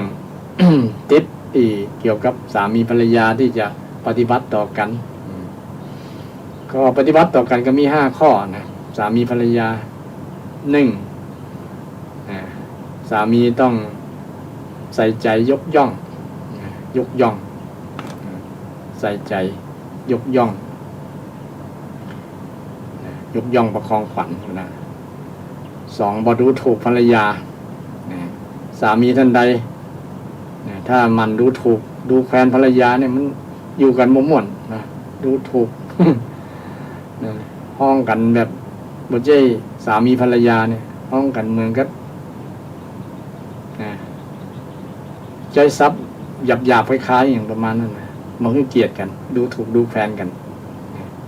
บ่นึกถึงสมัยจีบกันใหม่ๆนะ ฮักกันใหม่ๆคือเกลียดยอมกันหมดนะแต่พออยู่กันเมินๆนะ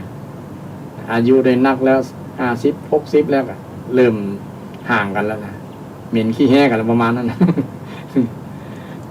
อู้กันบ่ม่วนล่ะนะอู้กันบ่ม่วน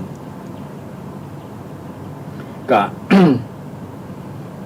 พระเจ้าก็จะสอนหมดนะเกี่ยวกับเรื่องศิลปะในการอยู่ร่วมกันของสามีภรรยา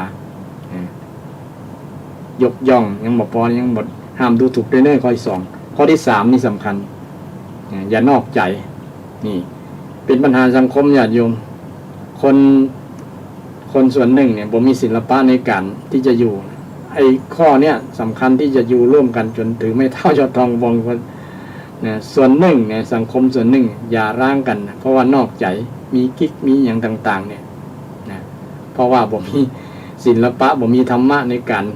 คลองจิตคลองใจกันนะคือบ่ซื่อตรงต่อกันนะนอกใจกันนี่นอกใจกันสามีนี่นอกใจภรรยามีน้อยนี่มีอนุ มีเก็บไว้ที่นั่นเก็บไว้ที่นี่นี่เป็นปัญหาเป็นปัญหาทุกชาติทุกภาษานะทุกทั่วโลกนะเกี่ยวกับเรื่องพูดประจายเจ้าชู้ถ้ามีหญิงเจ้าชู้ก็ทำให้น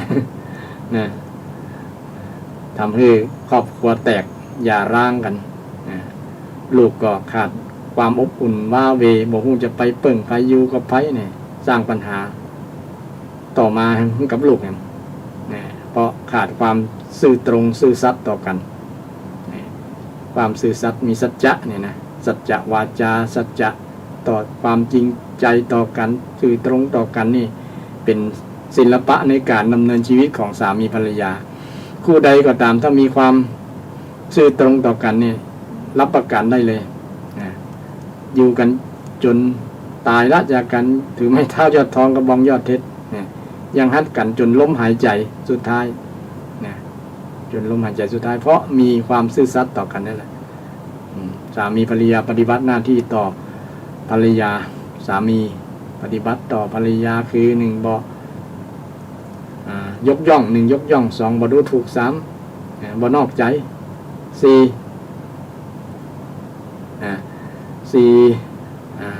คือเงินคืออย่างบริหารเกี่ยวกับเรื่องกับข้าวกับปลา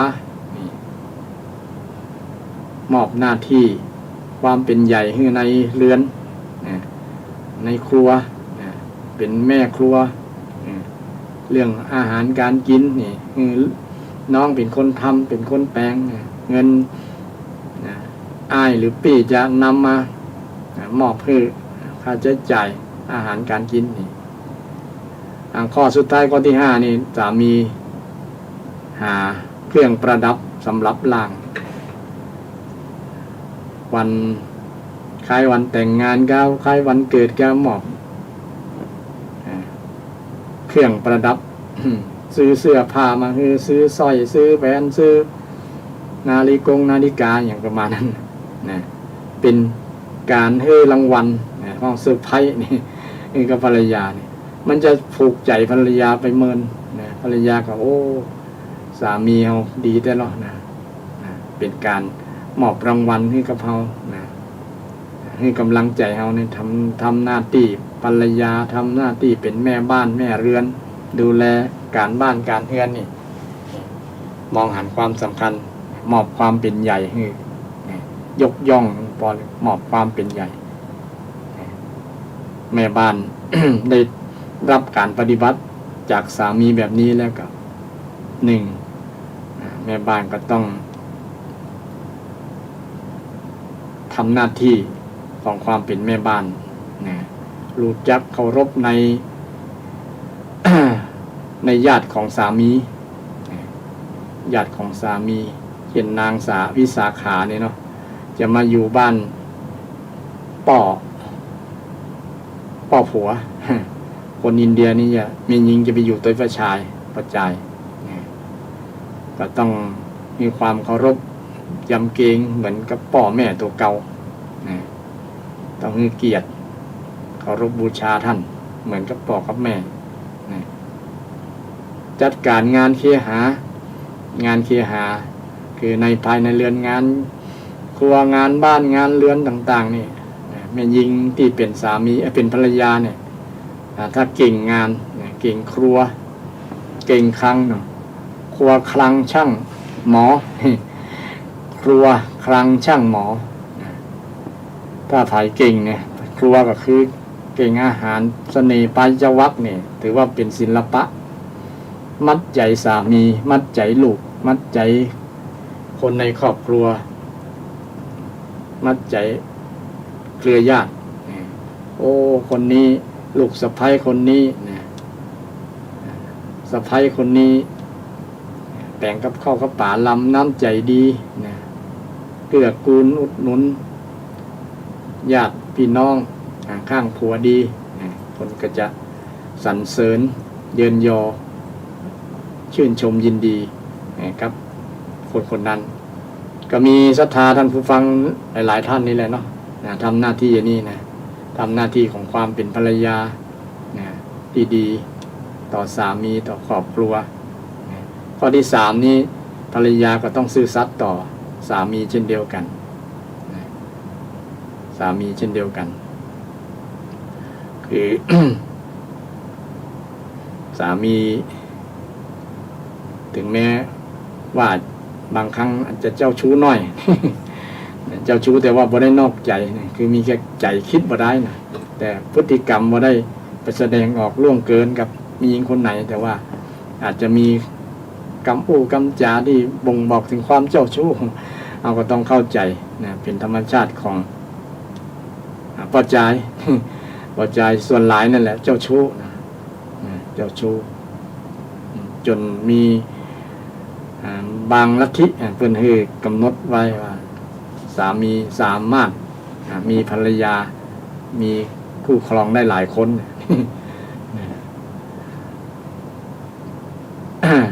อันนี้ หน้าที่ของภรรยาก็เป็นสิ่งที่จะมัดใจก็เป็นศิลปะชนิดหนึ่งที่จะคล้องจิตคล้องใจของสามีโดยเฉพาะที่ข้อสำคัญที่ว่าบ่นอกใจเนี่ยนะบ่นอกใจสื่อสัตย์สื่อตรงรักเดียวใจเดียวถึงจะมีสามีจะมีข้อพกพร่องก็เราภัยได้ก็มีบางครู่เนาะโอ้เถียงกันตึงวันว่ากันตึงวันเนี่ยก็ยังอยู่กันได้นะตีกันตบตีกันตึงวันเพราะว่าสามีนี่เป็นคนติดสุราเนาะกินเหล้ามาแล้วก็เอะอะโวยวายนะแต่ภรรยาก็ยังก้ำเกินฝืนทนอยู่นั่นนะเพราะว่าหันแก่ลูกเนาะถ้าจะละไปแล้วก็บ่ขอนอกใจไปมีใหม่ละเพราะว่าเราได้ตัดสินใจแล้วล่ะเลิกแล้วนะมาเป็นเจ้าหนี้ก็ต้องจำเป็นจะต้องรับกรรมสู้ไป เพราะว่าได้ตกลงปลงใจร่วมชีวิตกันแล้วเนี่ยนะก็บอกคือครอบครัวมัน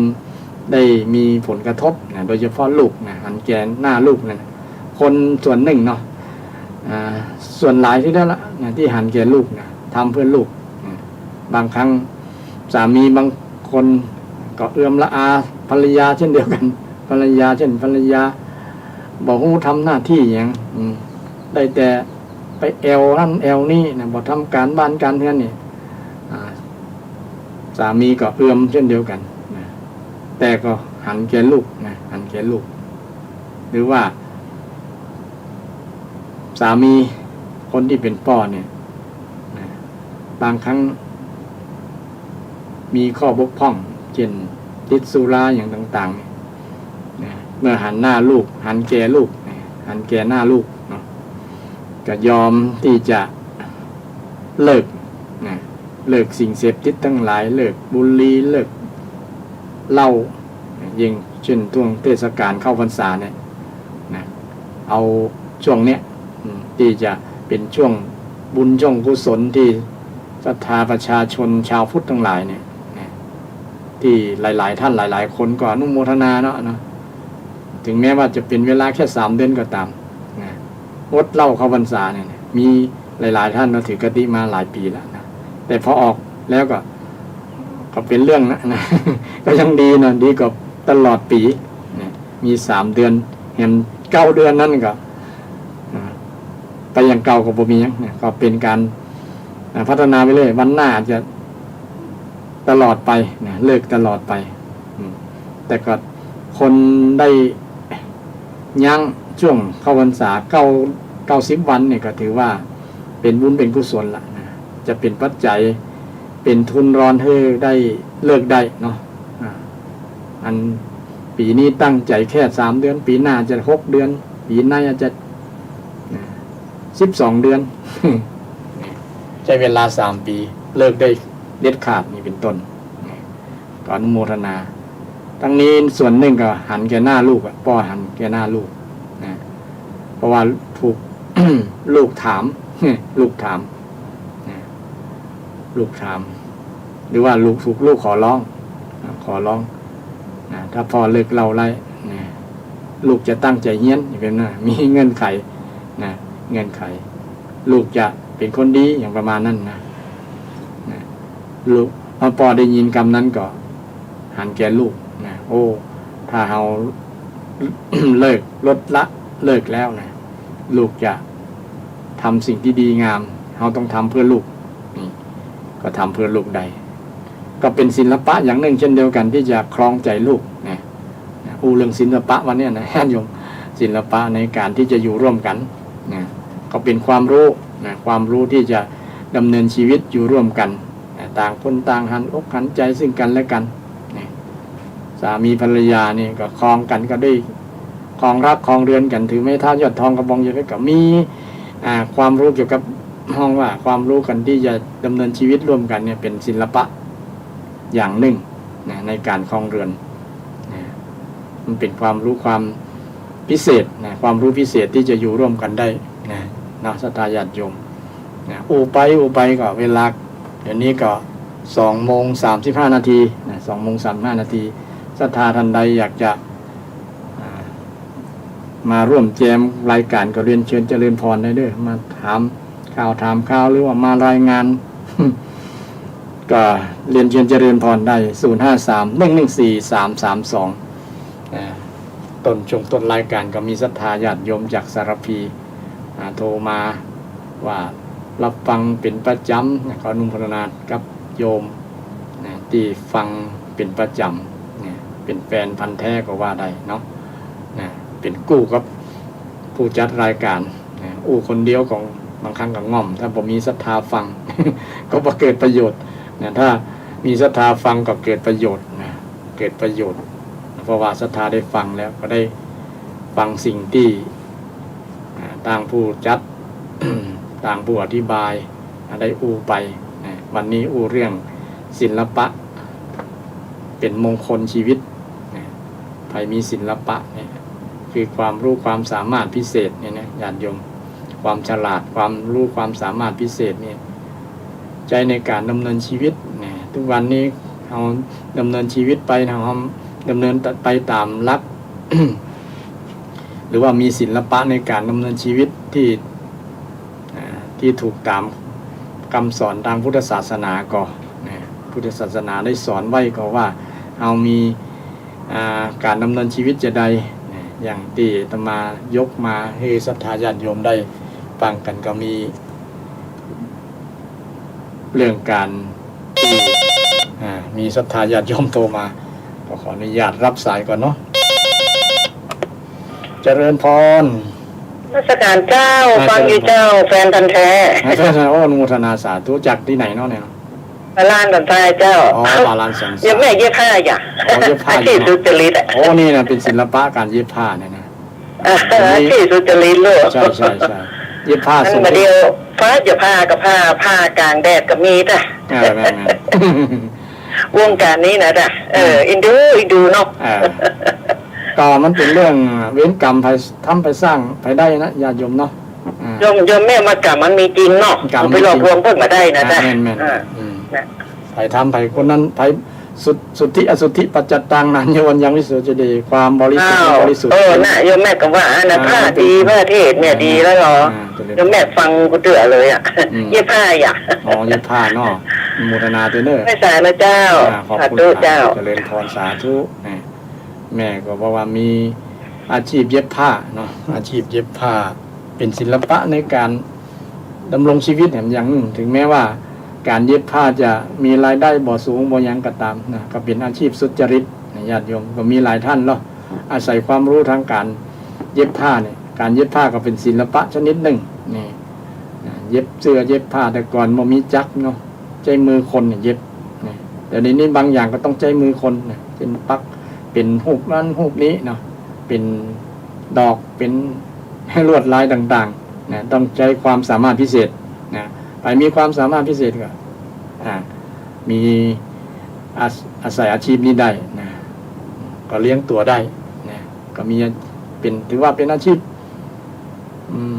อดิเรกก็ถือว่าได้ก็ได้อยู่นะเป็นอาชีพหลักหรือว่าเอาเป็นอาชีพหลักเลยก็ได้เนาะทำกิจกรรมใหญ่โตก็มีหรอกหลายที่เนาะเป็นอาศัยความรู้นะศิลปะว่ามีศิลปะความรู้พิเศษในเรื่องนี้อันอย่างก็ตามที่บ่ผิดศีลผิดธรรมผิดกฎหมายญาติโยมนะสามารถนำไปประกอบสัมมาอาชีพได้นะเลี้ยงตัวเก่าได้เลี้ยงรอดได้ไผมีความรู้สามารถพิเศษนี่เปิ้นพุทธเจ้าเปิ้นฮ้องว่าเป็นผู้ที่มีมงคลในตัวนะสิ่งแล้วนั่นแหละจะเลี้ยงตัวเฮานะจะนำตัวเฮาไปเจริญนะเจริญรุ่งเรืองที่สำคัญเฮาสบายจิตสบายใจนะเฮาภาคภูมิใจที่เรามีศิลปะในตัวทุกคนมีแหละแต่ว่าบางครั้งนึกบอกว่าเขามีความสามารถพิเศษอย่างที่จะไปต่อยอดนะไปประกอบอาชีพที่จะเลี้ยงตัวเราได้นะที่จะไปหารายได้มาเลี้ยงตัวมาเลี้ยงครอบครัวเนี่ยบางครั้งนึกบอกนะแต่ลองนึกไปญาติโยมนะบางครั้งเราบ่ต้องไป บ่ต้องไปอย่างก็บ่ต้องไปเสาะแสวงหาอย่างแต่ว่ามันก็มีอยู่ในตัวเราแล้วนะเพราะว่าอาจจะเป็นพรสวรรค์นะที่มีติดมาตั้งแต่อดีตชาตินะเช่นบางคนเนี่ยบ่เคยทำแต่ทำเป็นเช่นขับรถเนี่ยเนาะคน บางคนเนี่ยถึงจะไปเรียนขับรถนะแต่ขับบ่จ้างก็มีหรอก ถึงจะเรียนต้องใช้เวลาเหมือนนะถึงใช้เวลาเหมือนกับขับบ่จ้างขับบ่เป็นนี่แต่บางคนนี่บ่ได้เรียนมานะกำเดียวขึ้นไปแหละครับเป็นเลย บ่ต้องไปเรียนที่ไหนนี่พรสวรรค์มาเนี่ยเช่นรถอย่างรถแมคโครที่มันหมุนไปหมุนมาเนี่ยนี่ต้องมีสมาธิพิเศษนี่มีความสามารถพิเศษครับได้หรือว่าครับที่สูงเนี่ยครับอยู่รถเคนรถอย่างที่มันเสี่ยงต่ออันตรายเนี่ยคงมีความสามารถก็เป็นอาชีพหนึ่งยิ่งไงอย่างอาชีพที่สูงๆเลยนะเป็นแปลงตึกแปลงรามสูงตึกคอนโดตึกสูงที่เป็นหลาย10ชั้นเนาะต้องใจรถอันที่ยก มันหมุนไปหมุนมาเนี่ยเขาห้องอย่างเคนรถนะอันตรายนี่ก็มีเงิน ค่าตอบแทนค่ารางวัลค่าจ้างต้องจ้างคนที่มีความสามารถพิเศษเนี่ยพอสมควรนักพอสมควร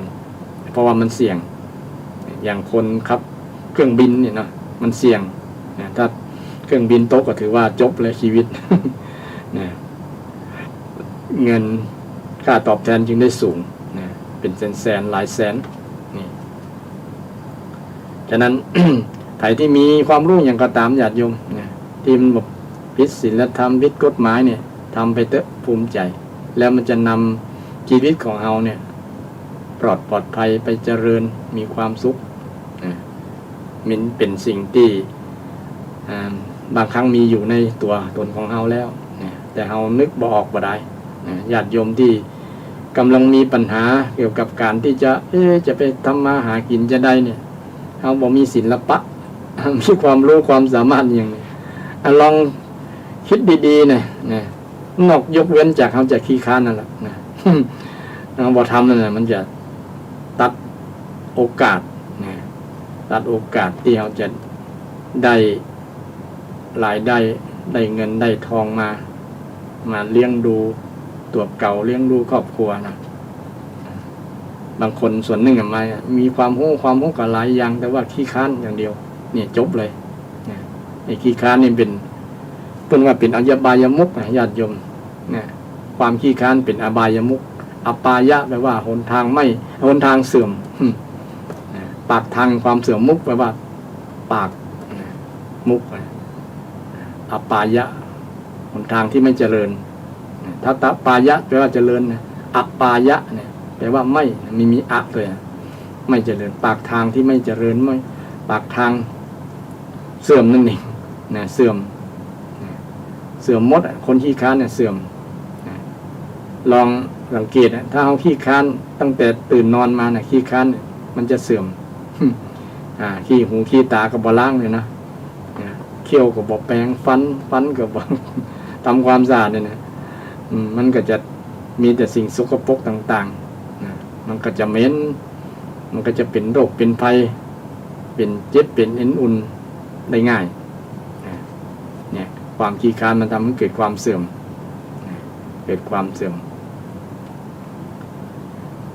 การมาทำการทำงานเช่นกันเสื่อมจากทรัพย์แทนที่จะได้เงินได้ทองกับไม่ได้เพื่อนละเอาไปมาหันหน้าหันตาไป บินหน้าไปหาอบายมุขเพิ่มไปลักขโมยไปเป็นโจรปักทางความเสื่อมมาไปแอวเมื่อคืนแอวแม่ยิงเป็นนักเลงผู้หญิงเป็นนักเลงสุราหมดนี่นะมันก็จะหันไปย่านมันเป็นแพ็กเก็ต เป็นสิ่งที่มาด้วยกันหมูนี่นะอบายมุขมันจะมาใกล้ๆกันมาพร้อมๆกันคนได้ขี้ค้านแล้วขี้ค้านก็ไปกินเหล้าแล้วก็ไปทำอย่างอื่นด้วยไปแอวไม่ยิงด้วยอย่างโควิดเนี่ยมันก็เกิดเกี่ยวกับคนที่เป็นทาสอบายมุขนั่นนะไปแอวเมื่อยิงแอวเมื่อคืนไปสังสรรค์เฮฮากันไปปาร์ตี้กัน ปาร์ตี้ทำให้เกิดความเสียหายความเสื่อมต่างๆความเสื่อมต่างๆแม้แต่ตุเจ้าก็ยังไม่ปาร์ตี้กัน ก็ทำให้เกิดความเสื่อมเดี๋ยวนี้ก็จบละเนาะญาติโยมเพิ่นซึกแล้วอันจริงผู้เรื่องข่าวตุเจ้าเพิ่นก็บ่ถึงกับขาดจากความเป็นตุเจ้านะญาติโยมแต่ว่ามันในฐานะที่พระเพิ่น เป็นพระนักเทศน์กับพระชื่อเสียงโด่งดังเนี่ยระดับเป็นครูบาอย่างเนาะครูบามาทำแบบนี้ก็บ่เหมาะบ่เปิงถึงว่าจะศีลจะเล็กน้อยก็ตามการดื่มสุราเนี่ยก็เป็นปาจิตตีนะเป็นโทษถ้าเปรียบเทียบก็ทางโลกก็แค่ปั๊บเลยนะปั๊บแต่โทษ โทษทางวินัยทางพระก็ไปแสดงไปยอมรับว่าผมกินเหล้าแล้วเนอะก็จบประมาณนั้นบ่ถึงกับขาดจากความเป็นตุเจ้าอันนี้ตามหลักวินัยธรรมวินัยญาติโยมบ่ถึงกับซึกนะแต่ว่าที่ เปิ้นศึกละสาลาเพศไปศึกขาลาเพศไปเพราะว่ามันเป็นภาพลักษณ์ที่ ทำให้กระทบกระเทือนคณะสงฆ์นะเปิ้นแสดงสปิริตนะต้องส่วนหนึ่งก็ต้องชื่นชมจิตใจท่านผู้ศึกสิกขาไปเนาะท่านแสดงความรับผิดชอบของท่านก็กล้ามีความกล้าทางจริยธรรมที่เพิ่นทำผิดไปแล้วก็ยอมรับผิดนะอันนี้ก็ต้องชื่นชมน้ำใจของท่านแต่เราก็บ่ควรไปซ้ำเติมซ้ำร้ายกันเนาะคนเรามีผิดพลาดต้องนักปราชญ์ยังรู้พังเพราะว่าตราบใดที่ยังบ่เป็นพระอรหันต์นะญาติโยมก็ยังมีผิดพลาดเสมอตลอดไปแหละนะเราจะเจอข่าวแบบเนี้ยนะไปทุกปีแล้วแหละนะมันก็ต้องมีนะตราบใดที่ยังบ่บรรลุทำถึงเป็นพระอรหันต์นะต่ำกว่านั้นก็ยังมีข้อผิดพลาดนะญาติโยมมีข้อผิดพลาดพระอรหันต์ก็ยังมีคนตำหนิก็มีเราอย่างพระสารีบุตรเนี่ยเปิ้นสมัยก่อนนะเปิ้นเป็นคนที่เตียวไปกระโดดยุงยิงบทสำรวมประมาณนั้นเปิ้นบวชไปเป็นพระอรหันต์แล้วก็ยังกระโดดข้าม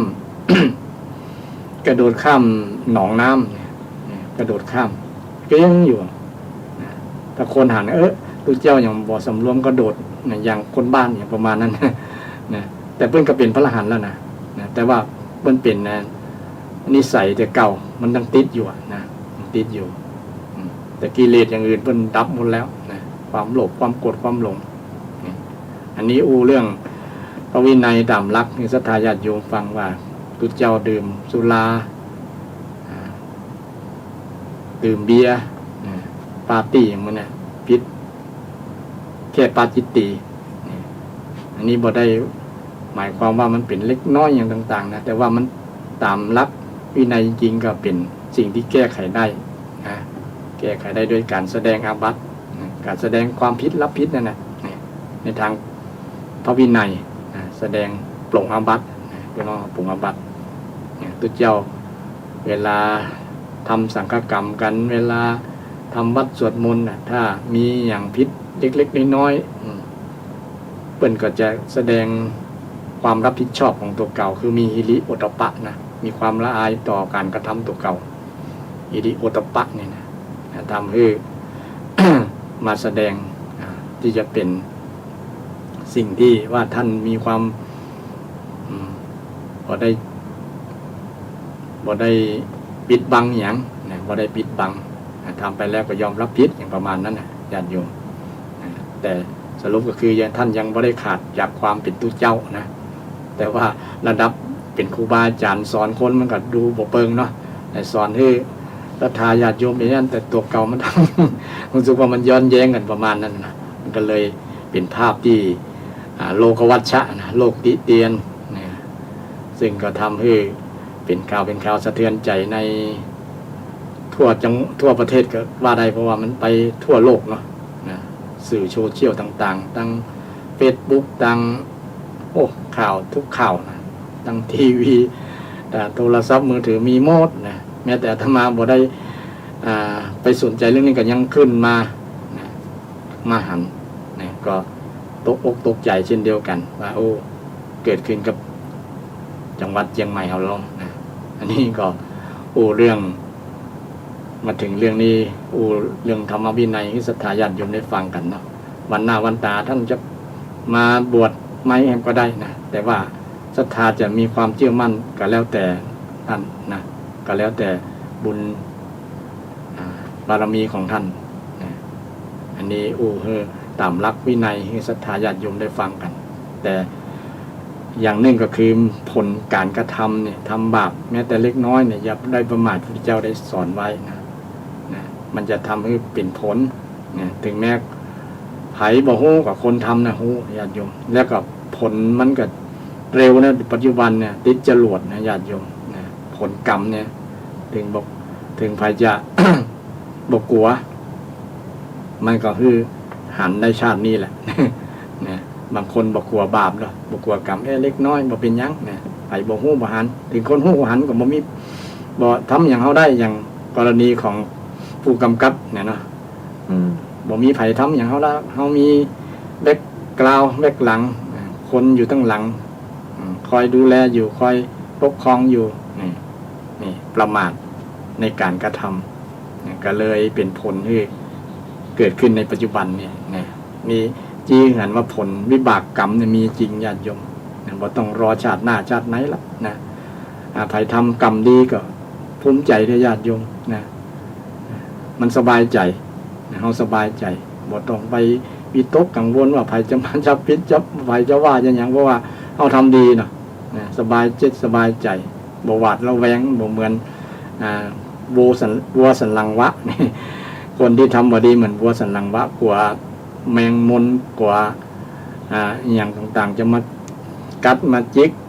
แผลตีหลัง ระวังนะจะกินก็บ่ล้ำนอนก็บ่รับเนี่ยประมาณนั้นคนทำบ่ดีเนาะคนทำบ่ดีคนทำบาปจะเป็นลักษณะนั้นนี่อู่โยงถึงเรื่องอันนี้ศรัทธาญาติโยมฟังก็เวลามีน้อยเนาะเดี๋ยวนี้ก็2:52สัก6 นาทีญาติโยมท่านใดอยากจะกลิ้งกลางมาก็เรียนเชิญเจริญพรเลยญาติโยมจะถามยังก็ได้นะวันนั้นโยมถามเรื่องนิพพาน ถามเรื่องนิพพานนี่มีกรรมที่เป็นไวยพจน์กันนะตั้ง46คำก่อนญาติโยมไวยพจน์ก็คือคำที่ใช้แทนกันใช้แทนกันใช้เรียกแทนกันเช่นนิโรธนิโรธก็เป็นนิพพานชื่อนิพพานอย่างหนึ่งนิโรธก็ความสิ้นไปแห่งตัณหาตัณหัคขยะนะความสิ้นไปแห่งตัณหาวิมุตติสันติมุเนี่ยสุทธิมุเนี่ยนะเป็นนิพพานญาติโยมก็ได้ความรู้เกี่ยวกับเรื่องนิพพานเป็นวันน่าจะนำมาอู้เพราะว่าใกล้ๆมงคลกันมงคลหนึ่งก็มีอยู่เกี่ยวกับเรื่องนิพพานใกล้ๆจะพูดต้องไปปลายพูดเนาะอย่างเขมังอย่างนั้นนะเขมังจิตเกษมเนี่ยก็เป็นชื่อนิพพานเช่นเดียวกันนะญาติโยมก็ได้ประโยชน์นะญาติโยมเนี่ยโทรมาถามแล้วโทรมาถามเรื่องธรรมะทรัพย์ทางพุทธศาสนาทรัพย์บาลีเพราะอาตมาก็นำเอาความรู้ทางบาลีมาปูศรัทธาญาติโยมเพื่อประดับความรู้กับคนที่ยังสงสัยอยู่มันเป็นประโยชน์เนาะเรียนแล้วบอกมาอธิบายมามันก็บอกเป็นประโยชน์เนี่ยเป็นประโยชน์กับการที่จะมาตีความ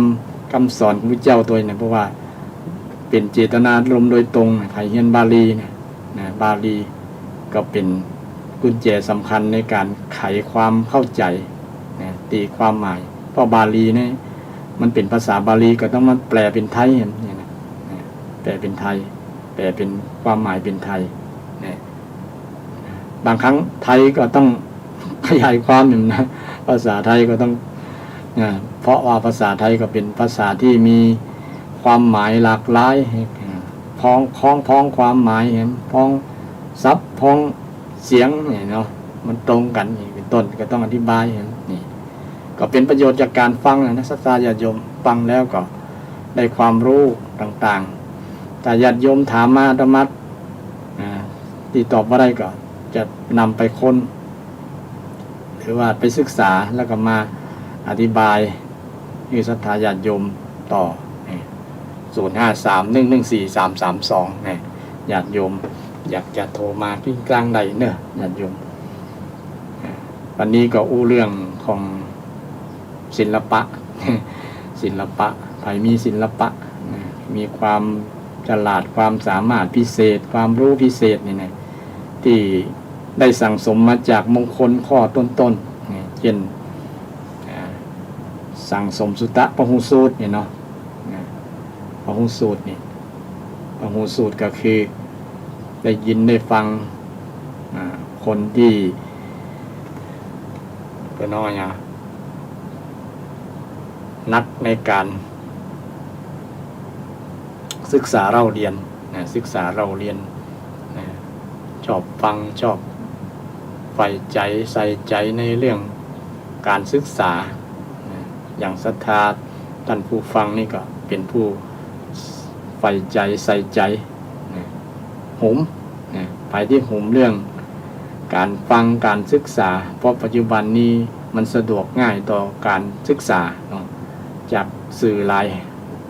ายต่างนะอ่านหนังสือหรือฟังเอานะอ่านจากต้องใจสายตานะต้องใจปากนะอ่าน แต่ถ้าฟังเนี่ยใจหูแล้วก็ใจความคิดตัวฟังไปตัวคิดพิจารณาไปตัวนี่ก็ได้เกิดความรู้นะยิ่งเกิดเป็นสัมมาทิฏฐิความเข้าใจที่ถูกต้องเนี่ยเป็นการตรงประเด็นเนี่ยก็มีศรัทธาญาติโยมโทรมานะก็ขออนุญาตรับโทรศัพท์ก่อนเจริญพร เจ้าแม่ขอถามมันกรรมอริยสัจสี่นั้นมันมีอย่างพระเจ้าอริยสัจสี่มีทุกข์สมุทัยนิโรธมรรคอ๋อแต่ก่อนเจ้าแม่ก็มาโหฟังธรรมมาได้กับแมงสี่หูห้าตาเป็นมากเป็นปริศนาธรรมเนาะอ๋อแม่ละปริศนาธรรมตอนเมื่อเป็นละอ่อนอ่ะก็บอกโหว่าเป็นอะไรอย่างนี้เนาะสี่หูห้าตาเปิ้นไขอันปริศนาธรรมว่าเป็นอริยสัจสี่เนาะเจ้าแล้วก็อันห้าตานั่นหรอห้าตานี่มีความหมายหลายอย่างญาติโยมเป็นศีลห้ามาใช่กับเจ้าศีลห้าก็ได้นั่นก็ได้เนาะตานี่มีตาหนึ่งคือเพราะว่าอย่างโสวัจจสตานี่ก็เป็นตาหนึ่งเหมือนกันคือฟังเนี่ย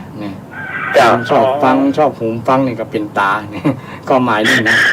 ถ้าแม่บอกฟังครับแม่ก็บอกโอ้ความหมายเป็นละอ่อนมันแต่สี่หูห้าตานะคะได้มามันมาถ่ายเป็นคำนะปีนี้เพิ่นแปลงทำเป็นเรื่องนี้หรอมาเตดเนี่ยนะสี่หูห้าตาแต่ต่างวัดยังไม่ได้เตดเพราะเตดเรื่องอื่นก่อนเจ้าเป็นปริศนาธรรมเนาะเป็นปริศนาเจ้า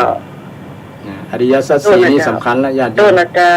เจริญพรสาธุเพิ่งจะโหเจ้ากราบนมัสการเจ้าเดี๋ยวแม่ฟังทางวิทยุเนอะเจ้า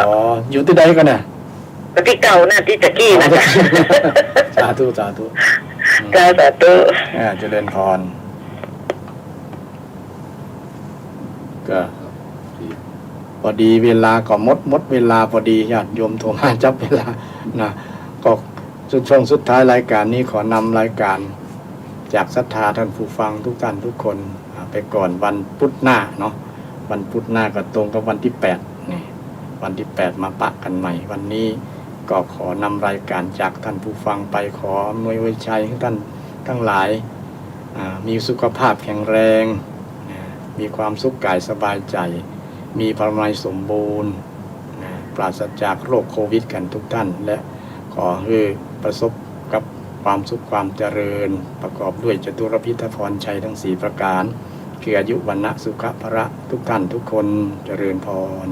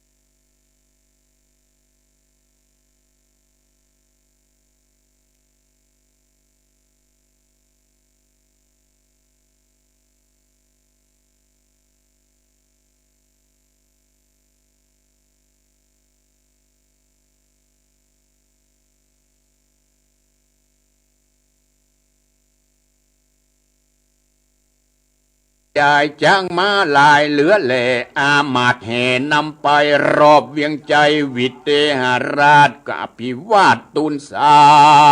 รถวายปัณนาการหมักเต้าเกตเต้าเจ้าวิเตหราชาขอราชธิดาอ่อนน้อยไปเป็นกูห้อยติวีเจ้าปุรีน้อยใหญ่บอกว่าใกล้บอกว่าไก่ก็ปากันหลั่งไหลเข้ามาเสียงอดเอาตึงวันตึงวานเจ้าหอจันตนป้อบอปันหนอทิดาเกพยาต่างดาวหรือลูกเต้าเมืองใดเยี่ยวมีภัยมาถูกมาต้องในแห่งห้องปุรีว่ากันปั่นสายสรีลูกเต้าเกเต้าเจ้าเมืองใดเจ้าหอใจต้นอื่นบ่ได้จืนสมหมายจักโหดหลายไม่มาดยกศึกมาจรจุมริกปนไผ่น้อยจักต่ำก้อยมองผ่านเต้าผู้บานวิเตหราชกันนิ่งขวาดนาเต้าเจียนจาต่อถอยว่าขอจุงก้อยรอไปขออดใจอยู่ท่าฮือลูกลาบุญมีจำเริญดีขึ้นใหญ่อายุใดถึงสาวก้อยมาสาวสืบซ่อนเอานางอ่อนเมืองเด็ดเตอเมื่อนั้นภูมะพีนมะเสนาผู้หาวอันเป็นปี้โอรสเต้าวิเตหราชาอันเป็นพาตาปีเก้าแห่งนางนอนเนานวลคามได้ยินคำเจ้าปออันออกปากต่อเจียนจ่าซึ่งพญาตั้งหลายมวลหมู่อันมาเฝ้าอยู่หอนายเพื่อขอสายใจน้องไทยไปเป็นใหญ่เตวีมันก็เครื่องขี้โขดหาวร้องเอื้นเปล่าพระพายว่าดูราเต้าตั้งหลายทวนนาแม้นเจ้าฟ้าตนใดยินมีใจใครใดยังนางหน่อไทยนวลคามจุงฟังกำเรากล่าวแม้นว่าเต้าตนใดรีบเร็วไวรับใดยังก้อนหินใหญ่ปอตาอันตกลงมาจากฟ้าแล้วซัดไปกว่าไปปานข้าจักปั่นนางนาดไปเป็นราชเทวีเกศเจ้าปุรีนั้นเล่าตามเงื่อนเก้าที่ปฏิญญากันว่าอันเสียงขาดก็ย้ายบาทพายผ่านด้วยเรียวปันไววองลงจากห้องผางกากำหินก้อนใหญ่ลวงกว้างได้ปวาลวงขวางและโหนได้3 ศอกมานโยกออกแล้วสัดไปบนฟ้าป่อมเมฆฟ้าไปบนจุมหมู่คนน้อยใหญ่จนปดแตกตื่นควายพระนีโกเป็นผีมวยมอดพองดาวตอดเล็งหันเสียงเนืองนั้นสัดสูมีมักเต้านำนาที่นั้นยังมีพญาสุริยราชฤทธิอาจลือไก่ซึ่งมีใจใครใดนางหน่อไทยนวลคามเจ้าตัวดำเป็นคนแก่คนเฒ่ารูปกายเจ้าปุ่นกัวเป็นเจ้าเหนือหัวมิถิระอาจได้เข้ามาอยู่เฝ้านั่งอยู่เต้าตัวยการเจ้าหอดจานหันแล้วซึ่งสยองแล้วสานไปกว่าเอาหินใหญ่อันพีมะเสนาผู้หาวสัดขึ้นดาวไปบนเจ้าตามนกำใดแล้วสัดไปกว่าเจ้าหนอลาปิจายคนตั้งหลายหันต่อแจ้งหันพอสายตาก็มีหันและนาตั้งสุดตัวปนะส่วนนางเตวียศใหญ่แม่นางหน่อไทยนวลคำได้ยินกำปูงขาดแห่งเต้าที่ราดเนื้อหัวว่าจักยกยังลูกเต้าเกเต้าเจ้ามิถิลาก็ตารงโศกแก่ไม่มาตุกต้องปาดเหลือลาย เหตุเสียดายบ่แล้วยังลูกนอกแก้วนวลคำจักได้ผัวดำแก่เท่าอายุเต้าปอมีกายาสูงใหญ่มีต้องใกล้ปุ่มลามพอบ่งามสักกากหนังหิมปากฮึกหนาพอสองตาลึกลือตัวเป็นเบ้อเป็นลายหูยาวหลายเขียวงงหูดังทรงเหมือนคนสักยันมนเข้าใส่ปอลายไข่ตั้งตัวปนเดกูแต่โสดรอยยักษ์โหดดงเย็นหรือผีเข็นพายเพศทะแหลงเป็ดมาเต้ดีหลีนางเทวีแม่เจ้าร้อนไม่เอาเหลือลายกันจักถวายขับไว้ยังเต้าไทยผัวควันบ่องฮือปั่นยังนางนาดเยี่ยวเต้าที่ราชเครื่องกาฮือราชปุริสาพวกน้อยอันใจถอยจังไลจับยับไปคำคาฮือความหน้าเป็นผีนางเทวีแม่ไทยตุกเอาไม้ปั่นไฟน้ำตาไหลพระผู้ก้มหน้าอยู่เหงาเศร้าก็มีหันและนา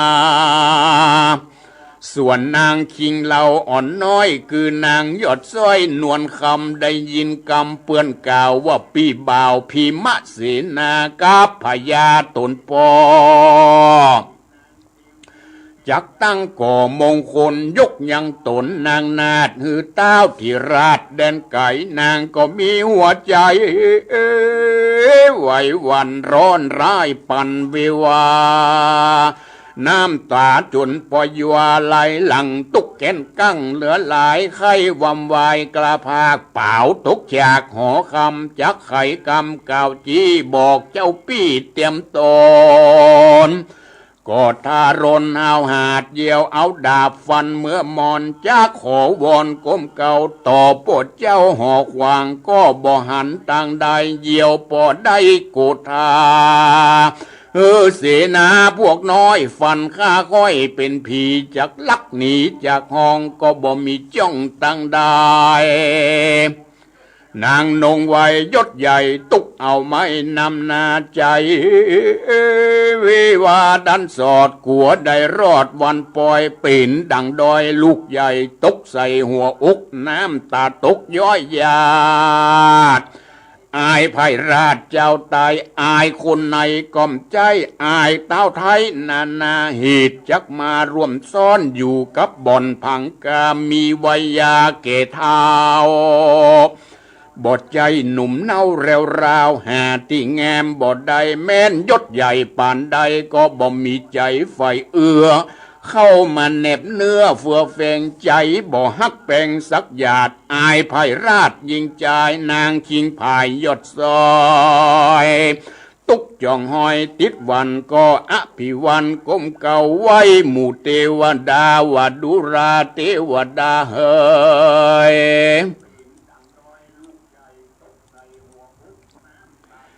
เทวดาตั้งหลายว่าดูลาอันตั้งอยู่พิมานจุงฟังสารข้าจักกล่าวขอมาช่วยข้าหือพ้นจากปู่ในกำพร้าอันเป็นเท่าเกตตัวนี้เดเตอก็มีโดยพระกาดังกล่าวมานี้แหละนานิทิตังขียาสังวันนาวิสิตจะห้องเหตุยังนางนวลคำโพกตวนหูก็บังโคมสมเลสดี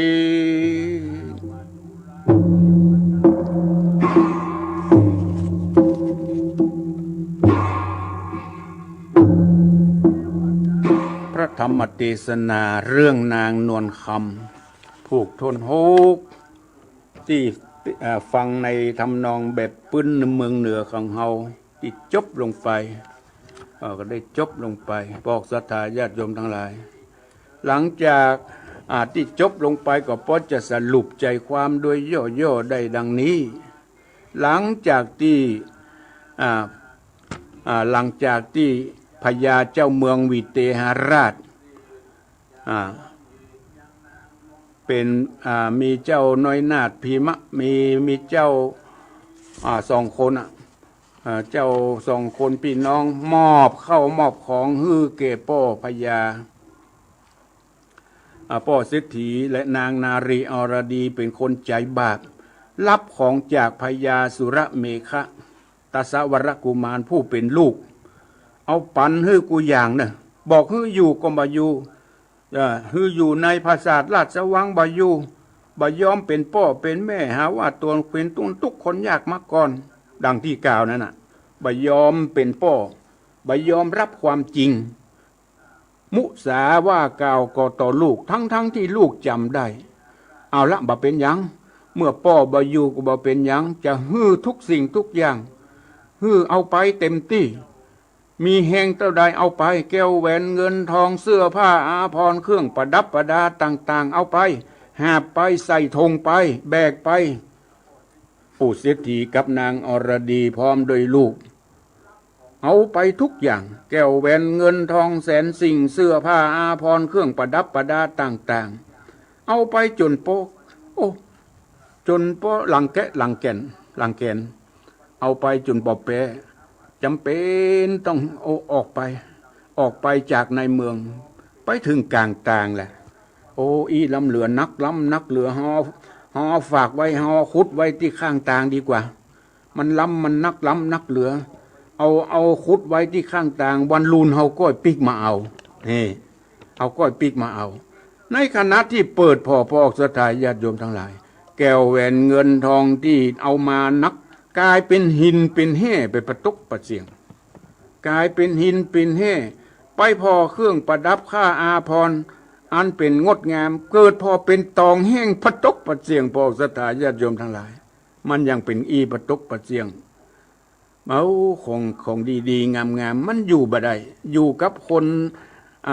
คนทุศีลคนทุธรรมคนบ่มีศีลบ่มีธรรม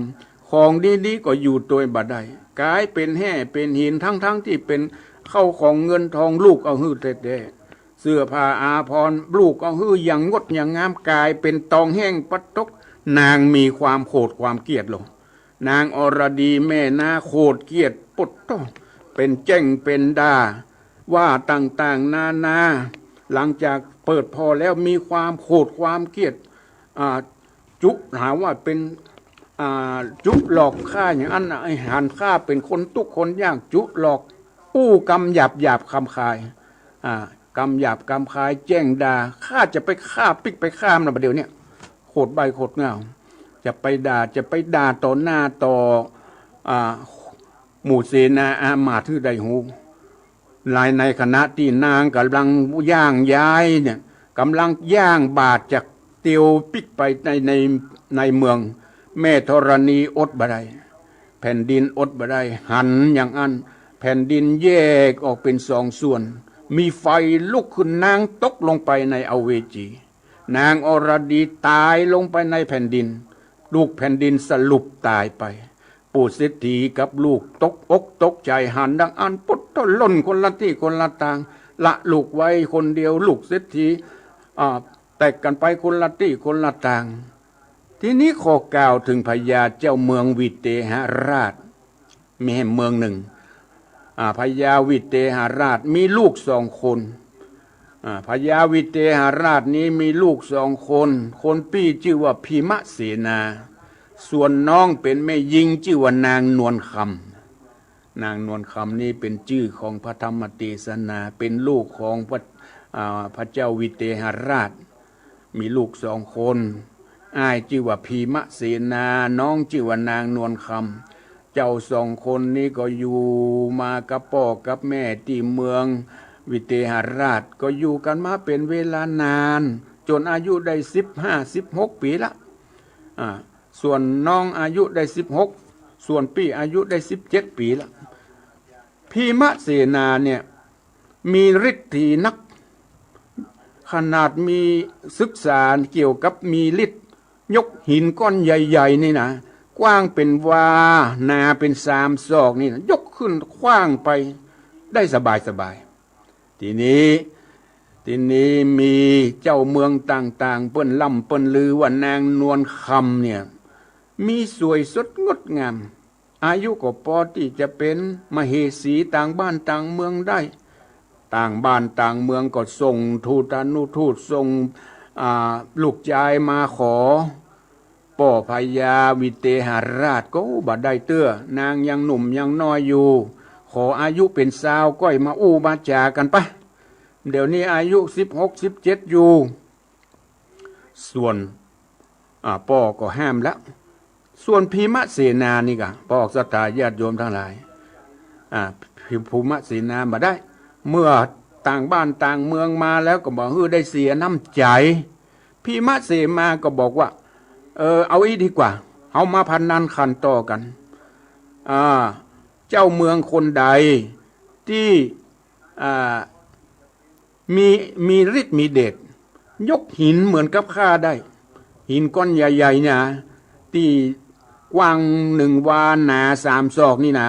ไผยกขึ้นได้แล้วก็หับขว้างไปไกลเท่าใดได้จะยกนางนวลคำฮือทีนี้เมื่อตกลงกันอย่างอี้แล้วโอ้แม่ก็บ่ค่อยสบายใจแม่ตุกอกตุกใจจะมาห้ามลูกภูมะเสมาก็บ่ฟังพ่อก็ห้ามแล้วก็บ่ฟังพ่อแม่ห้ามบ่ฟังทีนี้มีพญาสุริยราชเป็นคนแก่คนเฒ่าพ่อก็บ่งามสักหน่อยเป็นหน้าเว้าหน้าปุดหน้าเปาเป็นคนแก่คนเฒ่ามีฤทธิ์เดชเหมือนกันมีฤทธิ์เดชหับหินนั้นได้หับหินนั้นได้นางนวลคำก็ต้องคือจะต้องยกนางนวลคำมือแก่เจ้าปัจจานาราชนั้นไปที่บ่ฮู้เยี่ยงใดนางนวลคำตกเป็นของพญาสุริยราชที่เป็นคนเฒ่าคนแก่อายุป่อแก่หรือป่อเฮาวันนี้นางนวลคำว่าอย่างนั้นพ่อบ่งามสักกากตาก็ปูดหนังก็ยานหูปากก็หนาไว้พ่อมางามสักเลยมางามสักอย่างจะได้เป็นกู้ได้อย่างใดนางนวลคำมากึดแล้วเป็นไปแบบใดตุกอกตุกใจจะขืนไปก็ไม่ได้เพราะเป็นเจ้าเมืองแห่งเมืองหนึ่งถ้าขืนไปผิดสัญญาของอ้ายแล้วก็คงจะเป็นภัยต่อบ้านต่อเมืองละนางก็โมโหอย่าเยี่ยงใดก็วนบนบานต่อเจ้าตีเจ้าตางนางนวลคำก็บอกโหจะเยี่ยงใดก่อนที่จะไปอยู่กับพญาสุริยาตพญาวิเตหราชนางไทยเทวีอันเป็นพ่อและแม่ของนางนวลคำก็ได้เป่าประกาศฮือปัจจานาราชได้ทราบว่านางคนนี้จะได้ไปเป็นเทวีของพญาสุริยราชพญาสุริยราชเป่าฮือปัจจานาราชได้ฮู้นางเทวีคนนี้นางนวลคำคนนี้จะได้ไปเป็นเทวีของคนเฒ่าคนแก่นี่หรือไม่ก็ติดตามรับฟังพระธรรมเทศนาเรื่องนางนวลคำตอนต่อไปในวันพุธหน้าเวลาบ่าย 3 โมงดังนั้นเวลาที่เหลือนี้ใครที่จะโทรมามาจาโทรมาที่0812898992บอกศรัทธาญาติโยมทั้งหลาย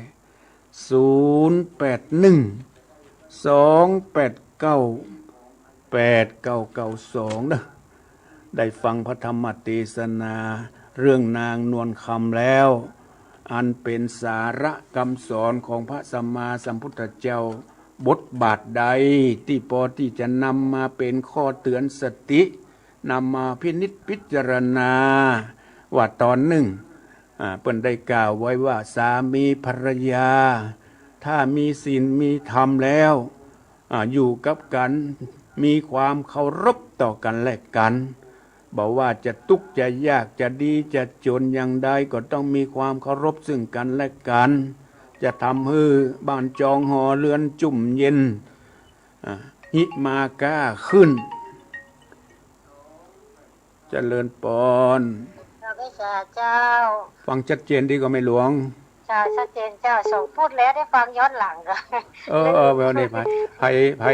คนดูใน YouTube ก็จะได้ฟังย้อนหลัง เจ้าฟัง มี ที่วัดแต่อันของวัดไผ่เนี่ยเจ้า อันกะ ย้อนหลัง แม่นๆนะอันท่านพระครูสมุเพิ่นนั้นเพิ่นอันทำไว้ฮือ เจ้า ไผที่จะฟังย้อนหลังก็มีโอ้สะดวกสบายไผที่มาได้ฟังในรายการ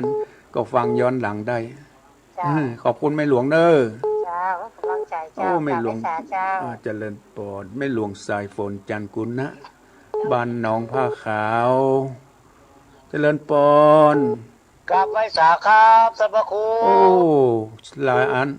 แฟนประจำรายการ ชัดเจนดีเมืองฝางชัดเจนดีฝนต ชัด ก เจน แล้ว ฝนตกอ่ะฟังชัดเจนดีปะน้อยน้อ เจ๋วแท้ เดี๋ยวเตะ ๆโอ้ โอ้ถ้า อีกา ฮะ แต่มันมีถึงวันนะมันพุธเนี่ย โอ้ยังมีถึงวันพุธมีถึงวันเพิ่งก็มีถึงวันกับวันพุธอ่ะ ท่านพระครูเลยติดถึงวันน่ะกะ ปะน้อยบุญปั่นมโนครกะ ครับผม บ้านอย่างก็ เป็นกำลังใจครับพระครู ปะน้อยอยู่บ้านอย่างก็ปะน้อยอยู่บ้านอย่างก็ บ้านเสาหินเมืองฝางครับผม บ้านเสาหินเมืองฝางฟังชัดเจนดี ขอบคุณอนุโมทนาก ราบ บุญ ไหว้สาครับ บุญรักษาอยู่ดีมีสุขเจริญปอน พระเจ้าค่ะพระครู โทรมาจากไหน พระกระบอกเจ้า โอ้ไม่ไรไม่ไรจำเสียงมาก็ได้ ฟังชัดเจนดีเนาะที่บ้านใหม่สวรรค์ พวกมันดีตายไปแล้วเนาะ ฮะ พวกมันดีก็ตายไปแล้วเจ้า โอ้แน่นอนอ่ะ โอ้แม่ธรณีอดบ่ได้คนกาลกินี ออกก็ คนกาลกินีคืดบ้านคืดเมือง อยู่ต่อไปก็มีประโยชน์ แม่ธรณีเลยสรุปตกมันในหม้ออวีจีไปเหรอมดเรื่องมดลาวไป เพียวถางคือมันสะอาดเจริญปอนอะไร ยินดีเนอ เจ้าพระเจ้า บุญรักษา เจริญปอน ไม่แฉก็เจ้าท่านพระครูแม่อุ้ยอินอยู่แม่จับเสมอฟังอยู่นะ โอ้สำเมืองก็ฟังชัดเจนนี่เนาะ เจ้าฟังชัดเจนเจ้าท่านพระครู ฝนตกก็ตั้งเสมองอ่ะ บัดโต๊ะเจ้าวันนี้บัดโต๊ะเจ้า ไม่สาบเหนือกะ เจ้าไม่สับใต้เจ้า ไม่สับ ไม่สับเหนือเจ้า ไม่สาบเหนือไม่สาบใต้คนละบ้านเนาะ ไม่สับเหนือไม่สับใต้ก็มีรับโอ้ยเข้าไปพูดก็ไม่สับใต้ โอ้ ไม่โอ้ยอยู่ไม่สับเหนือหิมวัดนี่แหละเจ้า โอ้แล้วไม่ ที่ท่านพระครูกับติ๊กคุณอาจารย์เพิ่งเสียเมื่อปีแล้วอ่ะเจ้า แม่พ่อท่านพระครูอย่างที่อ้วนๆอ่ะ อันนั้นเป็นตู้น้อยอยู่เจ้า ไม่สาบนะ เจ้าไม่สับเหนือตู้นิ้วตู้พี่นิ้ว คนอ้วนๆสูงๆเลยนะ เจ้า เคยไปอินเดียด้วยเคยไปอินเดียเคยไปจีนด้วยกัน อ๋ออันนี้ตู้อันปลัดอันนี้ก็ปลัดอัน เมื่อ5-6 ปีแล้วเมื่อ5-6 ปีแล้ว อ๋อ เคยไปประเทศจีนด้วยกัน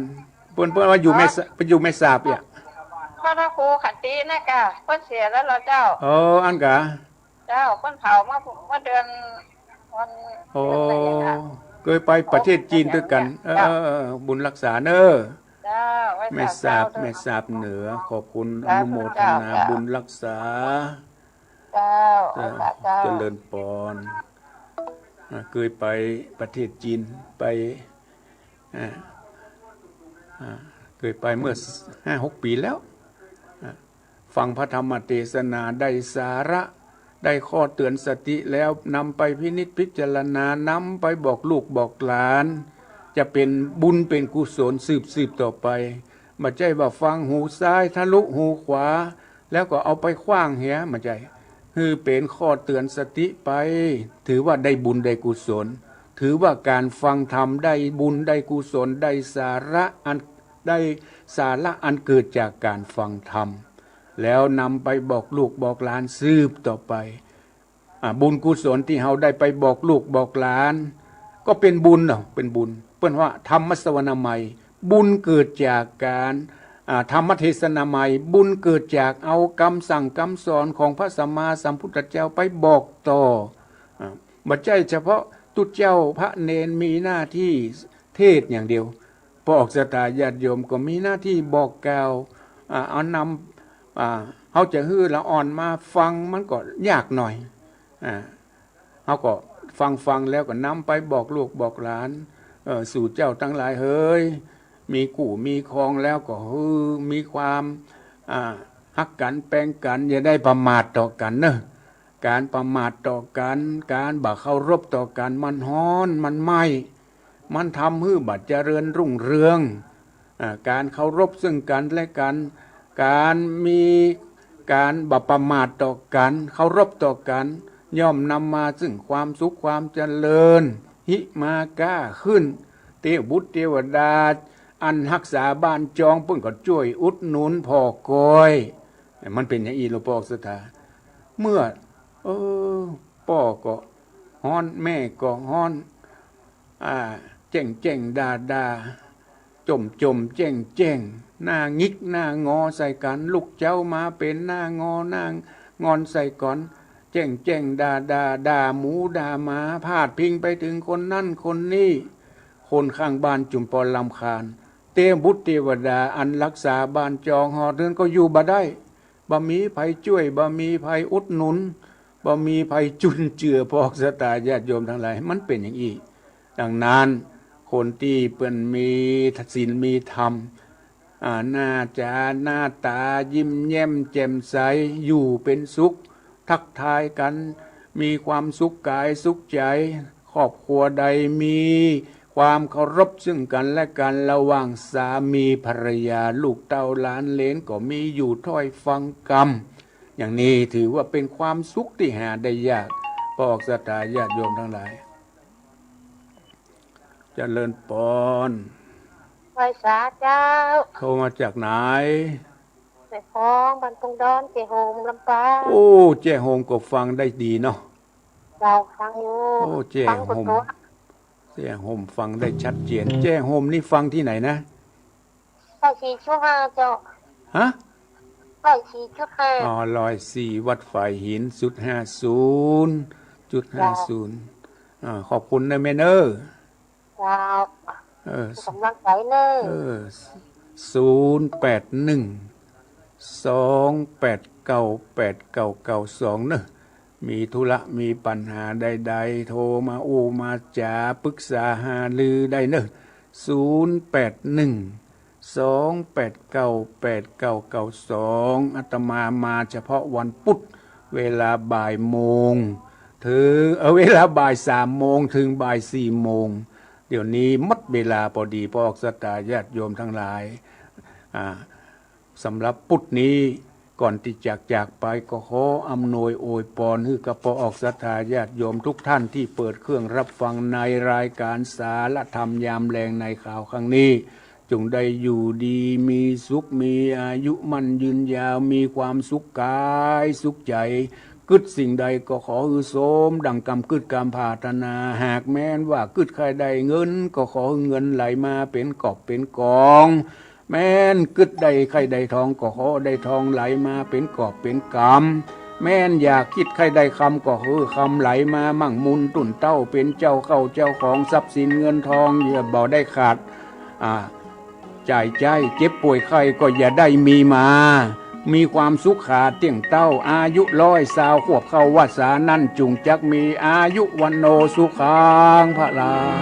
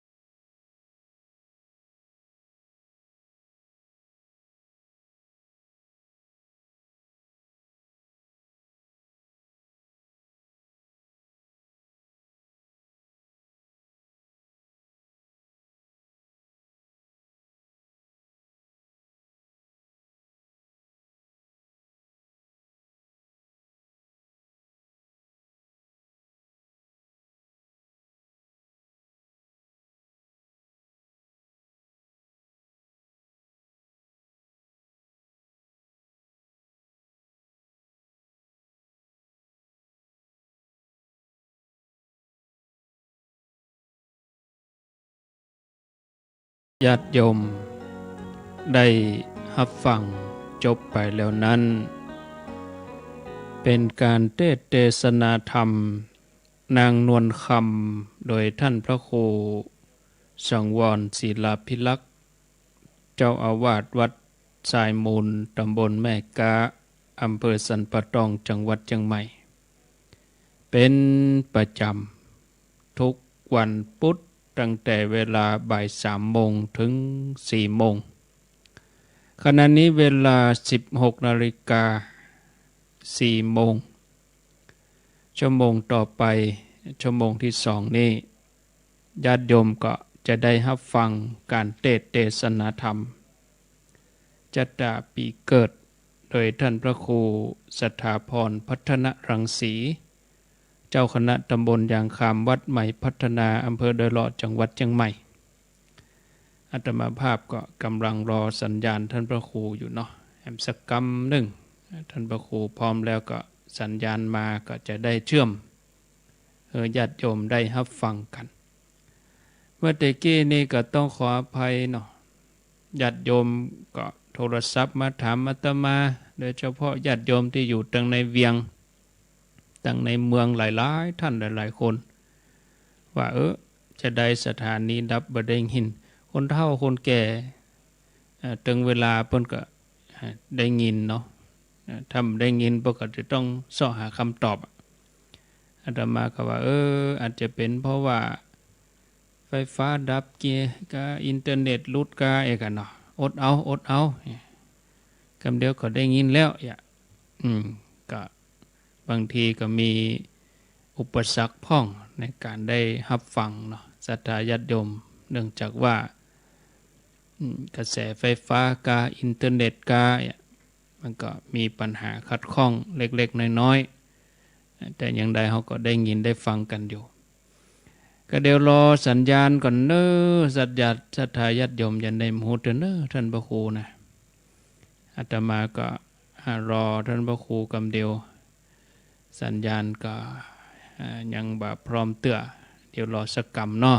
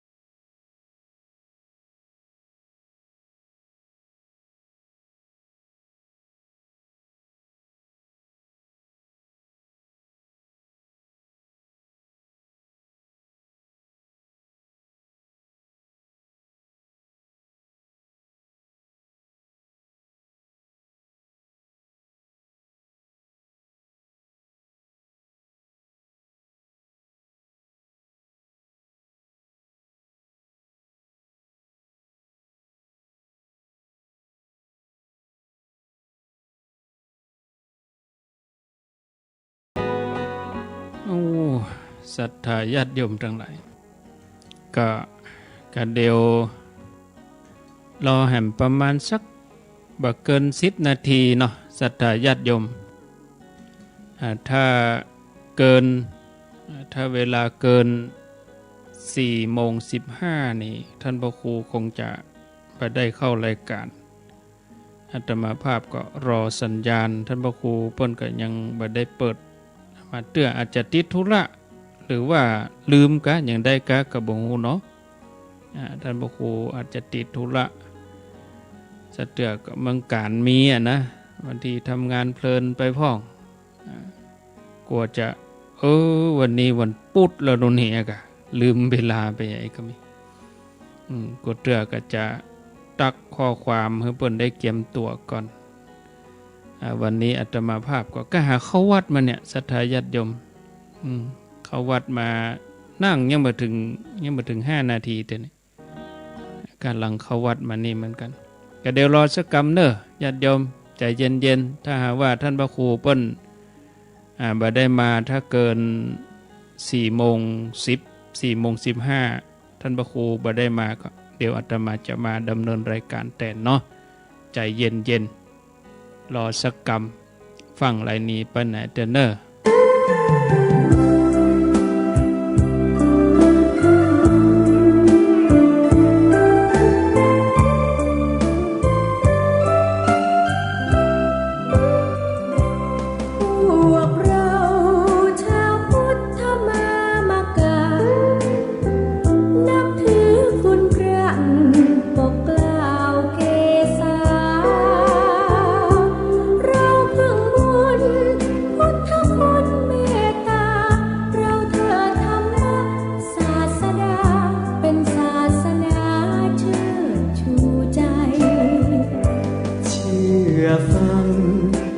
สอนพระสงฆ์องค์เจ้าชี้ทางให้เราร่มเย็นแจ่มใสเราต่างพลีภักดีกายใจชาติศาสนากษัตริย์ไทยเราเถิดทูลไว้ตลอดกาล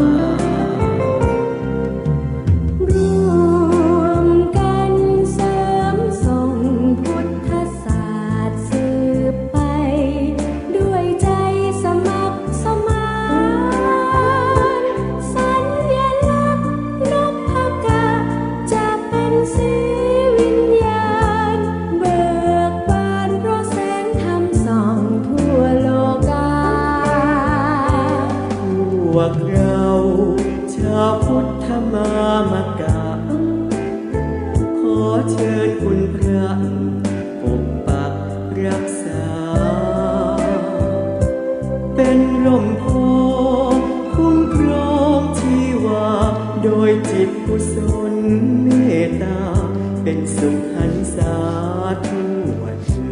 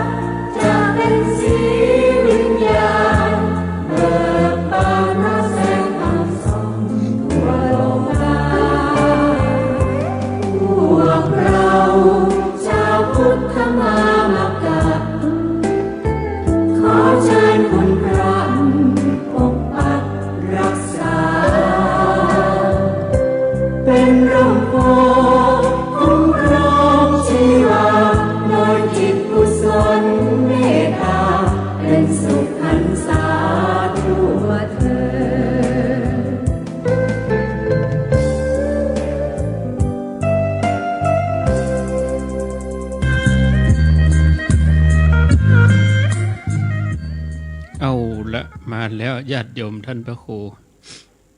ตอนนี้สัญญาณเปิ้นพร้อมแล้วก็จะได้เชื่อมสัญญาณไปที่วัดใหม่พัฒนาก็เปิ้นก็หาเปิดคอมนี่เนาะตอนนี้ก็ท่านพระครูก็จะได้ดำเนินรายการต่อไปโอ้ก็น่าบุญแต่กะ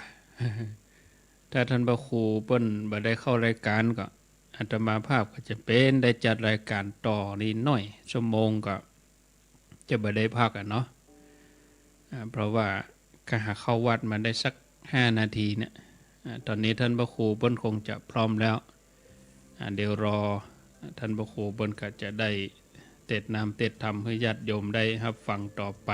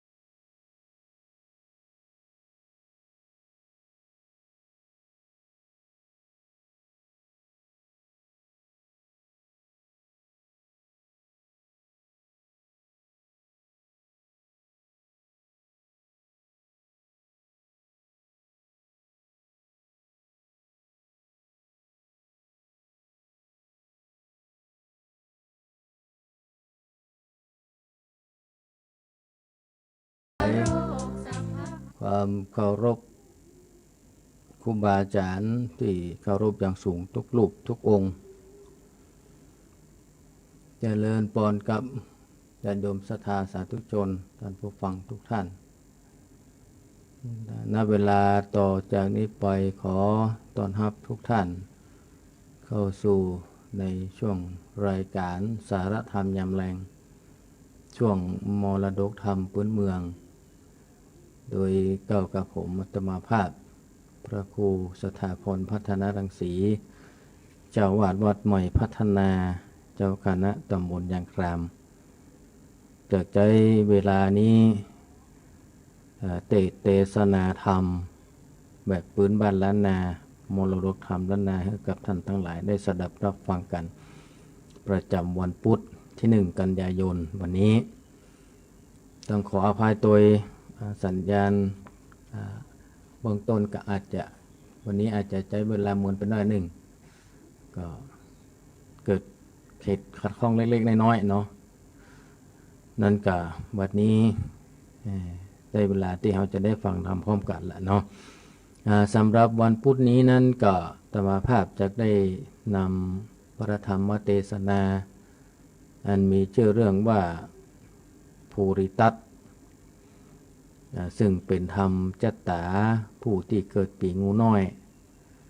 วันนี้เนาะภูริทัตนั้นก็พระพุทธเจ้าเฮาปางเมื่อได้เกิดเป็นพระภูริทัตมหาราชนั้นก็ได้บำเพ็ญปารมีก็คือศีลปารมีซึ่งพระองค์นั้นก็ได้ตั้งมั่นอยู่ในศีลอยู่โดยตลอดเพราะฉะนั้นแล้วก็เรื่องราวเนื้อหาสาระจะเป็นจะได้นั้นก็นิมนต์เชิญชวนศรัทธาทุกท่านได้ตั้งอกตั้งใจฟังพร้อมกันก็ทำเทศนาภูริทัตนี้ก็วันนี้คงจะยาวไปหน่อยหนึ่งก็บอกว่าจะมีเวลาตันที่พอจะได้พูดได้กันช่วงท้ายก็วันนี้เนาะถ้าหากบ่ตันก็ตามเวลานั้นเลยเนาะเอาละเพื่อบ่ให้เป็นการเสียเวลา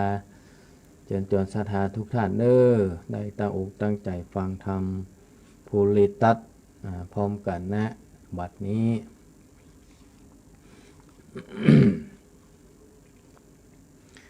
นะโมตัสสะภะคะวะโตอะระหะโตสัมมาสัมพุทธัสสะโพ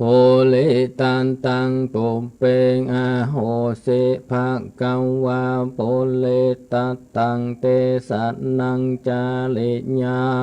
งสันเลบุตตัสสะศีลปาลมิตัฏฐากะโตโอติฟังดูลาโสตุเจนะสัพปุริสะตังหลายจาดัตตังกะอันนี้พัมพุทธเจ้าแห่งเราได้เทศนากับมหาสาลิบุตรเห็นเจ้าแต่เมินมาผู้มีพระญาเปิงรู้โดยในญาดังนี้เตอปุตลาจะปะลังปันนิโตสันตังสันโนเตสะเลปุตตัสสะดุลาสาลิบุตรเห็นเราตถากตาเมื่อก่อนบันนันใดเกิดมาเป็นโพลิตัตนักการลาดมีปัญญาทัตตาลัทธาเป็นพ่อมีนางสมุทัจจาเป็นแม่กันอยู่ในเมืองบานดานนากาลาปุนก็มีและยังมีพี่น้องเกิดร่วมต้องเดียวกันแถม4 คนชื่อว่าโสตัสสะลาสุโภกาอาลิธาและอันสามุขีวางอันหันและกาละไปนาก็ได้ไปอยู่คนละติดสา ก็ได้เกิดมีปัญหาอันเลิกแลบอยู่บนจันฟ้ามีบ่มีปูกาลาปูใดสมถาแก้ปัญหานั้นได้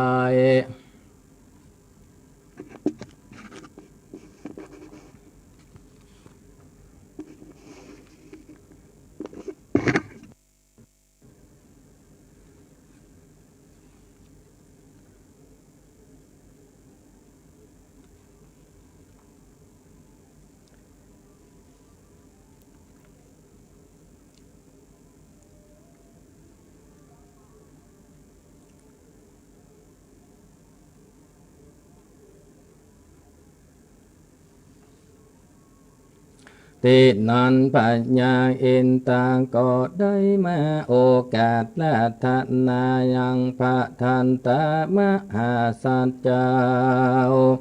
เมื่อสู่จันฟ้าไปบนกันว่ามหาสัจเจ้าไปลอดแล้วก็ขึ้นนั่งเต้นแก้วอาสนะแก้ปัญหาอันนั้นแก่เทวบุตรเทวดาทั้งหลายคือได้ให้สังกาใจก็มีหันแหละนะ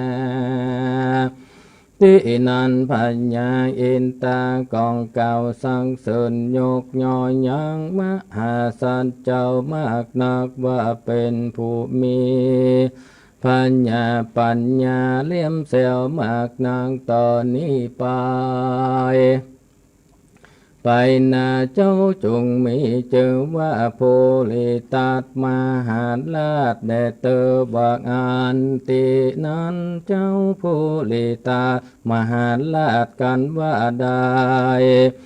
ไปหันยังเข้าของสัมปันติอันเป็นติแห่งเตบัมโบเตวัดดาตั้งได้แล้วกันว่าเจ้าพี่ขึ้นมาล้อที่อยู่แห่งตนก็มีใจมั่งไข่เมื่อเกิดในจันฟ้าเลิศไปบนเจ้าจริงกฎหมายบ้างอันจาก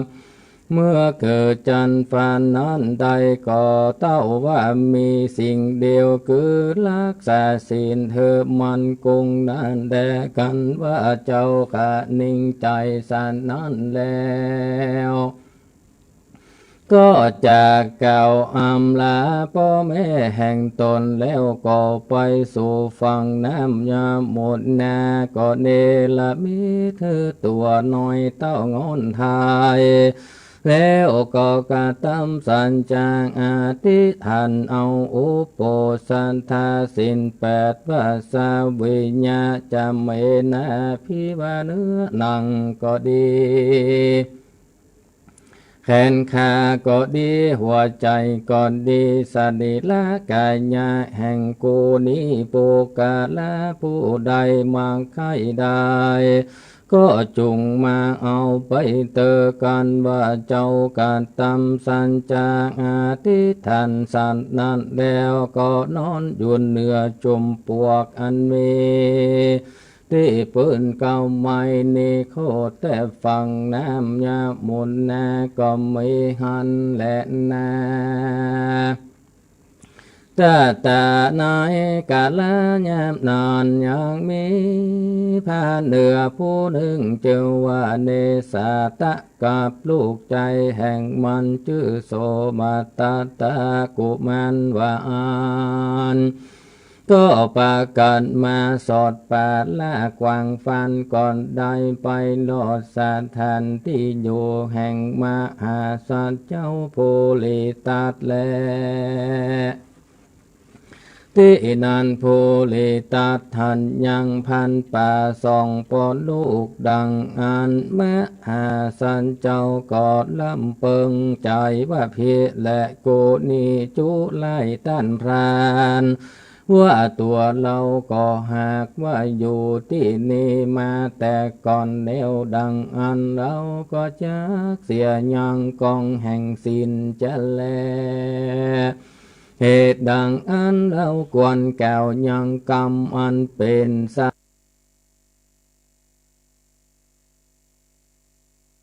อันจะแก่พันแด่เต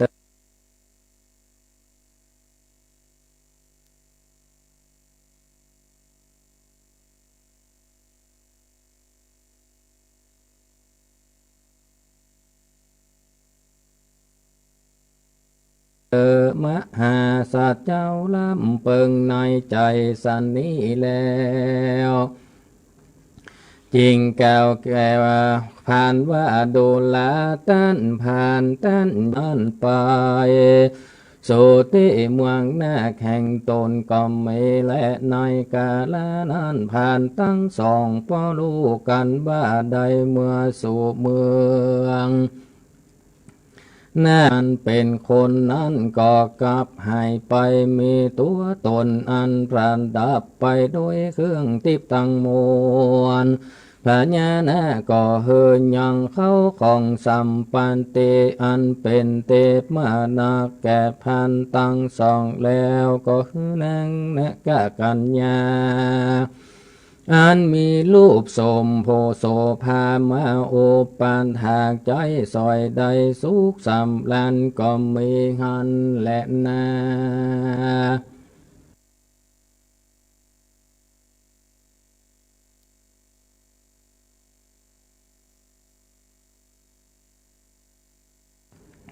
มหาศาลเจ้าก็เจียนจากกับพันตั้งสองพ่อลูกว่าดูลาตั้นพันเหล่านี้กันว่าอุปโภสถา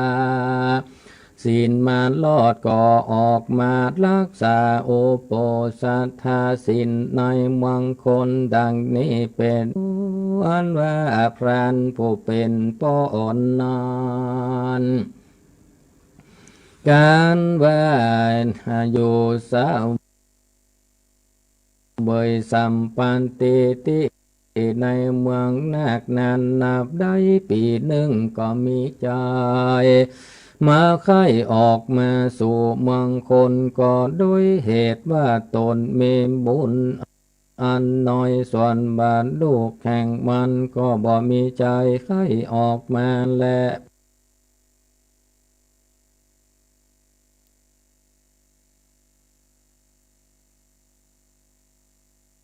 พรานจริงจักโจรเอาลูกแห่งมันออกมาอำลามหาสัจเจ้าส่วนว่ามหาสัจเจ้าก็มีใจอินดูคุณนายังผ่านตั้งสองปอนลูกก็มอบปันยังเป็นดังใจมาไฟจูพากันจริงกล่าวว่าดูแลท่านพรานการบาตานเมื่อลอดยังเมืองคนแล้วจุงยามบอกแก้วกายว่าเหล่านี้อยู่จำศีลในฐานาที่นี้เตอว่าอันเดียวก็มอบปัญญังแก้วลูกวิเศษเธอแก่พันก็ไม่หันและนาโสปิอันว่าพันผู้เป็นว่าเตวะข้าแด่มหาลาจะเจ้าข้าก็บ่มังใครใดยังแก้วลูกวิเศษดวงนี้กันว่าข้าไปลอดยังเมืองคนเดียวก่อนจากออกบวชเป็นราศีจะแลในกาลเมื่อผ่านตั้งสองปอนโลกออกมาลอดมาถึงเมืองคนแล้วอัตตาภาวะเนื้อตนอันเป็นตีบก็โอนตะลายหายไปเต้ามีแต่เสื้อผ้าอันเก่ากำธนูแหล่งปืนและหอกดาบอันเป็นของกับตนแต่ก่อนนั้นเต้าอัน ก็ปากันจะเดินสะแหวงหาเข้าป่าละเนื้อสัตว์มาเลี้ยงตัวตนวันดังเก่าเดิมอ่อนก็ไม่หันและนาดูแลสาลิบุตรในกาลเมื่อนานยังมีพรามผู้หนึ่งก็ไป โอปาถากยังเจ้าละสี่ตนหนึ่งโดยอันคบยำมากนางเจ้าละสี่กอดสอนยังที่ประโมนอันมีชื่อว่าลำประโมนกับตั้งอย่างอันควรแก่มูลเฮมีเตจะมากนักอันอาจจักเอาพิษงูตั้งไหลออกได้เสียงจะแลการว่าพันเดียนเอามูลนั้นได้แล้วก็สั่งอำลาเจ้าละสิจะเดินไปตามลำดับโผลต่างแล้วก็มาลอดถึงฝั่งแม่น้ำยามูนาอันภูริตาตมหาสัจเจ้าหากอยู่รักษาศีลมันก็เนียสวัสดิ์ใหญ่ยังมูลอันที่ตนได้เรียนมาจากละสีในคณะยามนอนนางนาคตั้งหลายอันเป็นปริวันแห่งมหาสัจเจ้าปล่อยเอาอย่างแก้ววิเศษแห่งพญาผู้ลิตานเพื่อจะคือเกิดมีเข้าของดังใจไฟมาไว้ยังที่กองทรายแล้วก็ปา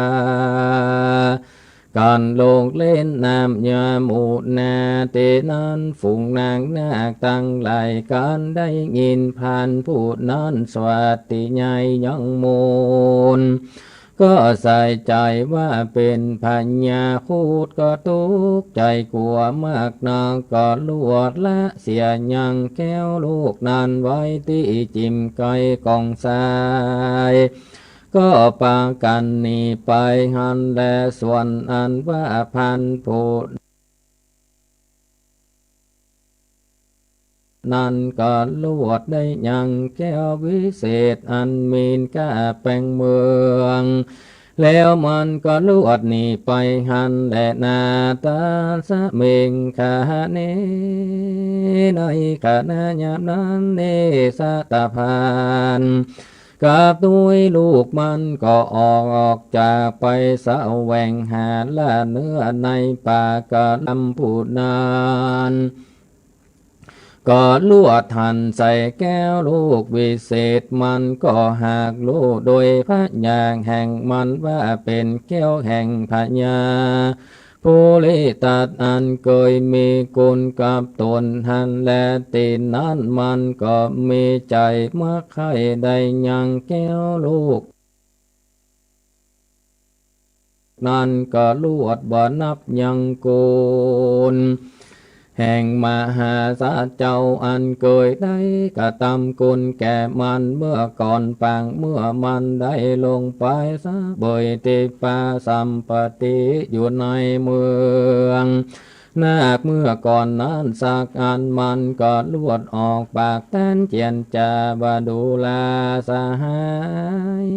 พิวัตันจักเธอแก้วดวงนี้แก่ข้าดังอันข้าก็จากบอกยังที่อยู่แห่งพัญญาโพลิตาตนากาลาตัวอันมีเลทิงอนุภาพมากนักแก่ตั้นจันและเพียววานตั้นยายับเอาพัญญานาคตัวนี้เอาไปเล่นนายบ้านน้อยเมืองใหญ่ตั้งหลายก็จากว่าใดเขาของเงินคำมากนางจะแลย้ำนั้นอลัมปะพามก็กล่าวว่าเพียงว่ามีแต่เป็นดังตันว่าดังนาอีก็จงได้นำเราไปสู่ยังที่อยู่แห่งพญานาคตัวนั้นเตอแล้วโลกนี้แก่ตันจันและบาอันแล้วก็จวนเอากันไปสู่ยังที่อยู่สำนักมหาสัจเจ้าที่นันหันแลไหนเมื่อพรามทั้งสองยังพงจันจาซึ่งกันไปมาสันนานส่วนอันว่าเจ้าโสมานตาตาโกมานผูกอันเป็นลูกกอกเก่าห้ามยังพ่อแห่งตนว่าดูลาปิตาเจ้าเฮยญา ได้กระทำลายแก่มิตรอันจักเป็นบาปนักสันนี้เตอว่าอ่านปางเมื่อเราตั้งสองนี้ได้ไปสู่ยังที่อยู่เมืองแนกบันนั้นก่อนได้สะเบยเข้าของอันเป็นเตศมากนาก็โดยเตจาแห่งพญาภูริตัดนาการลาพระการหนึ่งยามเมื่อเราตั้งสองจากออกมาจากเมืองนาควันนานท่านก่อนได้เอาแก้ววิเศษดวงนี้ปั่นเราตนป้อป้อยบ่เอาได้บัดนี้สั่งป้อยมีโลภะตัณหาว่าจักเอาแก้วลูกนี้แล้วมาบอกอย่าง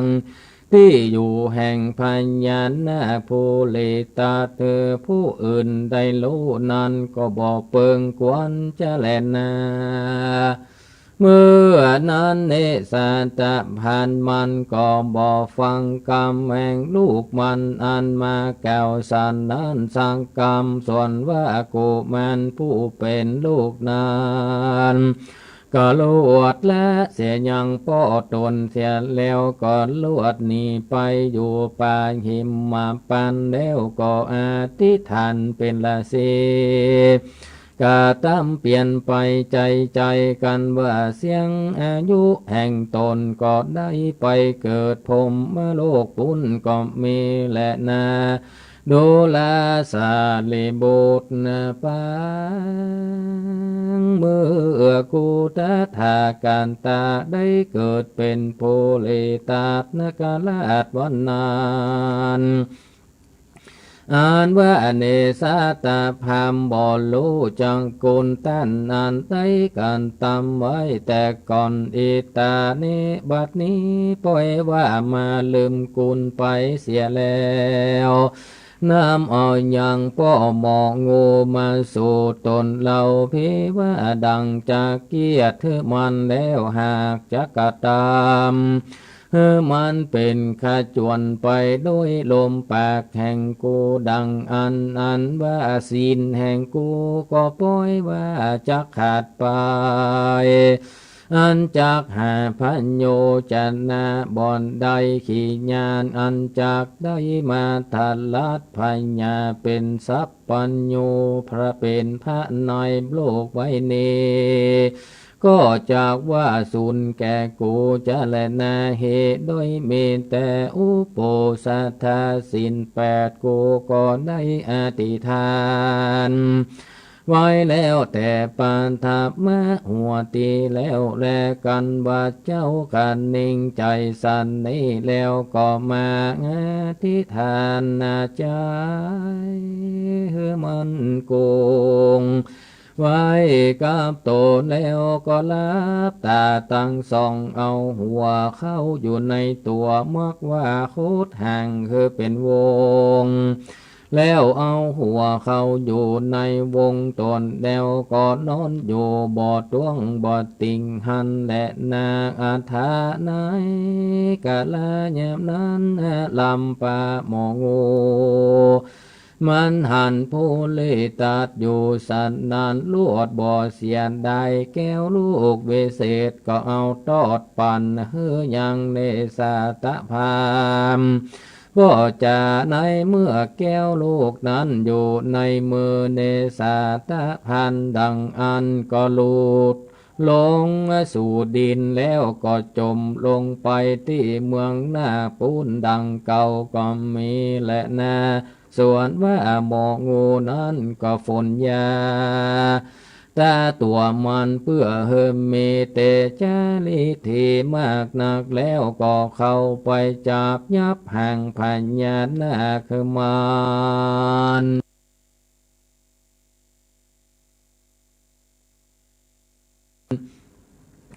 แล้วดังอันมันก็ละสัญญาเธอตกจากจมปวกแล้วก็เอาไม้มาป้อปุ๊บตี แผ่นดินหินแล้วก็ฟาดไปมาเพื่อจะคือพญานาคนั้นถอยกำลังอีกควงขังโดยเครือเขาแล้วมันก็นำเอาพญานาคนั้นไปเล่นนายบ้านน้อยเมืองใหญ่ตั้งหลายมันก็หากว่าได้เงินคำมากนักแลน้อยเมื่อพามน้ำใส่ควงขังก็ดีบีบคั้นเธอถอยเสียยังกำลังก็ดีผู้ลิตาโตอ่านว่าพญานาการลาดโพลิตานก็บ่มีใจโคตรเกียดสั่งซากอันก็ด้วยเหตุว่ากลัวสินจักขาดดินลีชีวิตตังเนวาสีลังปานติไทยังจะตุนนังติปังนะเหตุปังเมื่อพระพุทธเจ้ายังคงไข่อยู่ในโพธิสมปันก็ได้สละชีวิตเป็นตันแก่สัตว์ทั้งหลายนานพระมันว่าได้ลอยจาดก็บ่ได้มั่งเสียยังสินนั้นแดโสภามนุอันว่าพรามใส่เฮกูเข้าในขวงดังอันกูก็บอกกะตำกำอันตำก้อยน้อยใจก็บอกเกียดกูทาว่าไล่แก่อาลัมปะพามสักอันแดสิลังลักขันติก่อเหตุเพื่อรักษาศีลอันเป็นโอตมะยิ่งหนักจากบัวละมวลปั้มเป่งแห่งป่าละมีอันจะเกิดได้ยัง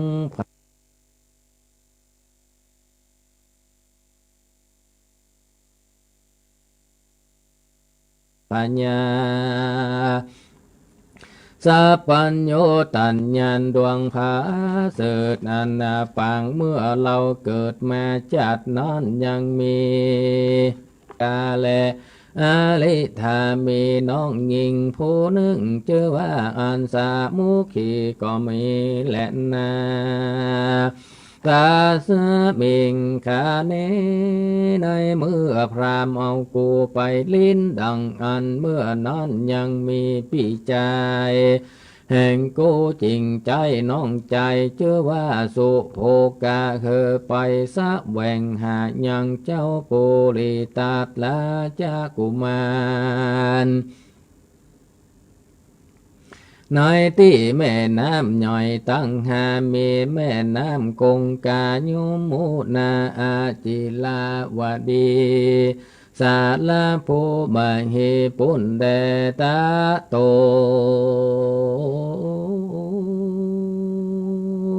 เมื่อนานไปก็ใจยังน้องใจผู้มีเชื่อว่าอาเลทากุมารไปสะแหวงหายังเจ้าปุเรตาตนเป็นพี่แห่งเจ้าที่ในเทวโลกตั้งสามปนแดล้างเตื้อเทวดาอินตามผมตั้งไหลเขาได้นำเอาเมื่อแก้ปัญหาที่บนจันฟ้าและจันพรหมก็มินได้เจ้าจงไปสาวแบ่งหากันบ้าได้แล้วก็จงรีบกลับปีกมาไว้เตโสอันว่าเจ้าโสตัสสะ ผู้เป็นนาพี่แห่งกูจักออกมาหากูที่ในมนุษย์โลกเมืองคนดังอันก็มาเนลมิตเป็นเจ้าละสีออกจากปุรีเมืองนาก็มีหันและนาตาสมิงคันเดในขาดนั้นนางอันสามุขีผู้เป็นน้องก็มีใจกิ่งของอันจังไปจอมหาพี่เจ้าก็มานิละมิตตนเนื้อเต้าดังเขียดน้อยออกจากเมืองนาคราชมาสู่เมืองโคนก็มาถึงยังประตูคุ้มแห่งพญา ปาลานาสีหันแลโดลาสาลิบุตรเห็นในเมื่อโพลิตาตนกาลาจาออกมาฟ้อนเล่นในเมื่อใดก็เตียนย่อมเล็งดูหมู่คนตั้งไหลด้วยคำว่าญาติพี่น้องและข้าศึกแห่งกูยังมีหรือว่าบ่มีอันจากันว่าล่ำเปิงสันนิแล้วเพียงว่าหันยังญาติพี่น้องก็บ่ฟ้อนเล่นก็โดยเหตุว่าเพิดละอายฮือญาติกาพี่น้องตั้งไหลพี่ว่าหันคูดก็ดีดังอันก็บ่ฟ้อนเล่นด้วยเหตุว่ากลัวยังข้าศึกภัยญาตั้งไหลนั่นแดดนาอาทาในกาละนั้นกูพาตถากตา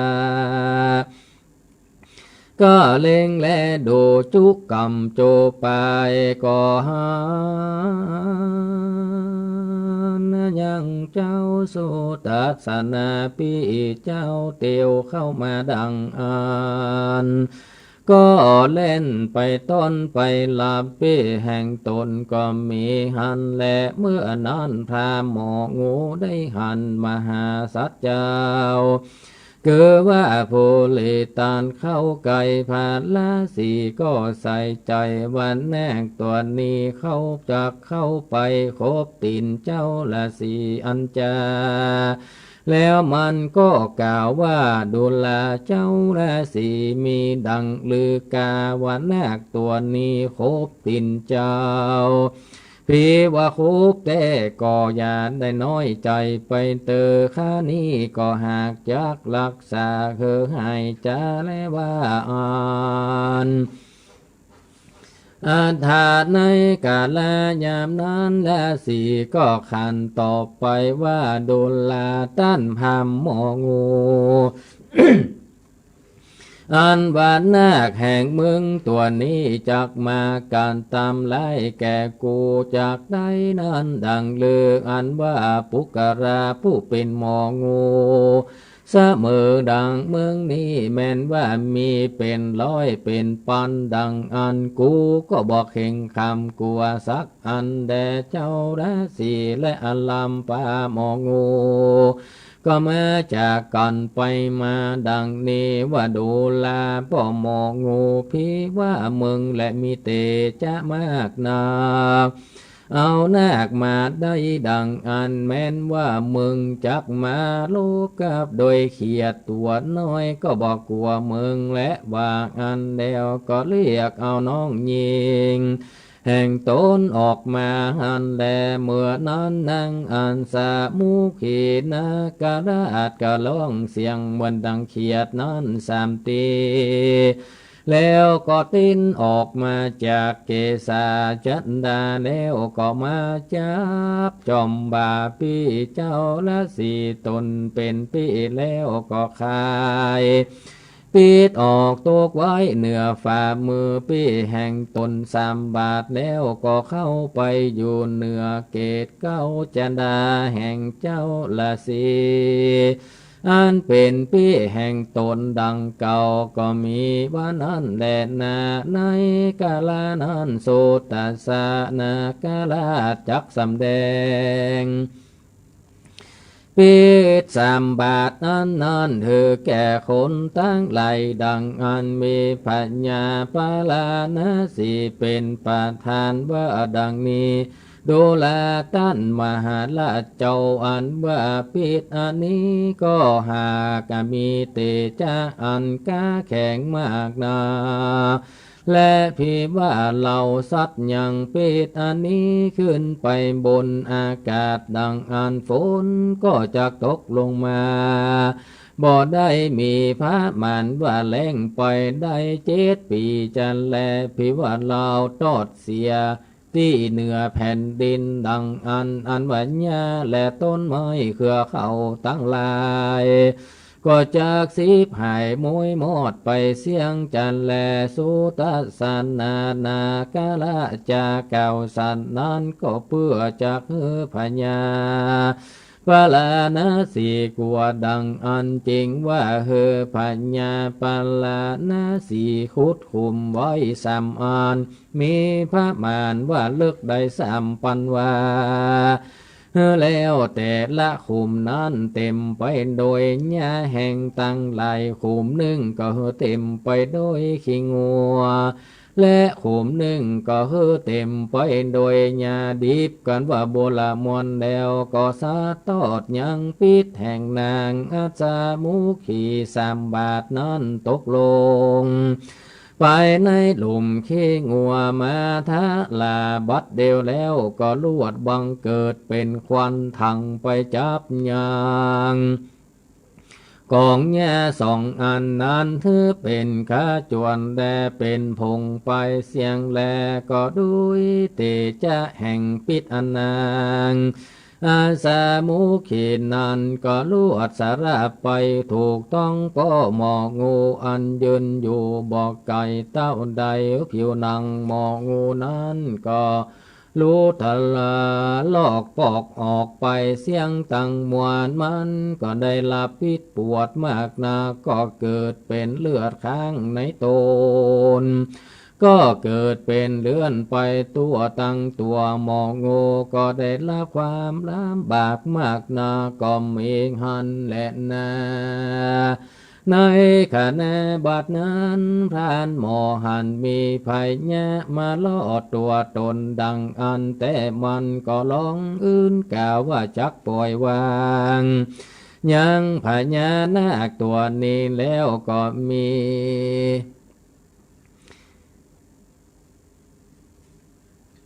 ก็มีวันนั้นและนาดูลาสาลิมบุตรเห็นพาตถาการตาได้ยินพามว่าจากปล่อยโตดแล้วก็ออกมาจากขวางขังก็ได้เนละมีตนมีเครื่องผ่านดับอันเป็นทิพย์ตั้งมวลเป็นดังเทวบุตรนั้นก็มีและปันดังสุตสานาการลาดแลนนางอันสามุขีก่อนเนละมิตนเป็นดังเตบอมบูเตบันดาแล้วก็ออกมายืนอยู่กลางควงหลวงแห่งพัญญาปลานาสีสาปีอันว่ามาตาแห่งเจ้าปุริตานั้นก็หากว่าได้เป็นน้องหญิงแห่งพัญญาปลานาสีเหตุนั้นนาการลาตั้งสามพี่น้องก็หากเป็นลานแห่งพัญญาปลานาสีตั้งมนและเมื่อนั้นพัญญาปลานาสีรู้ว่าเป็นลาน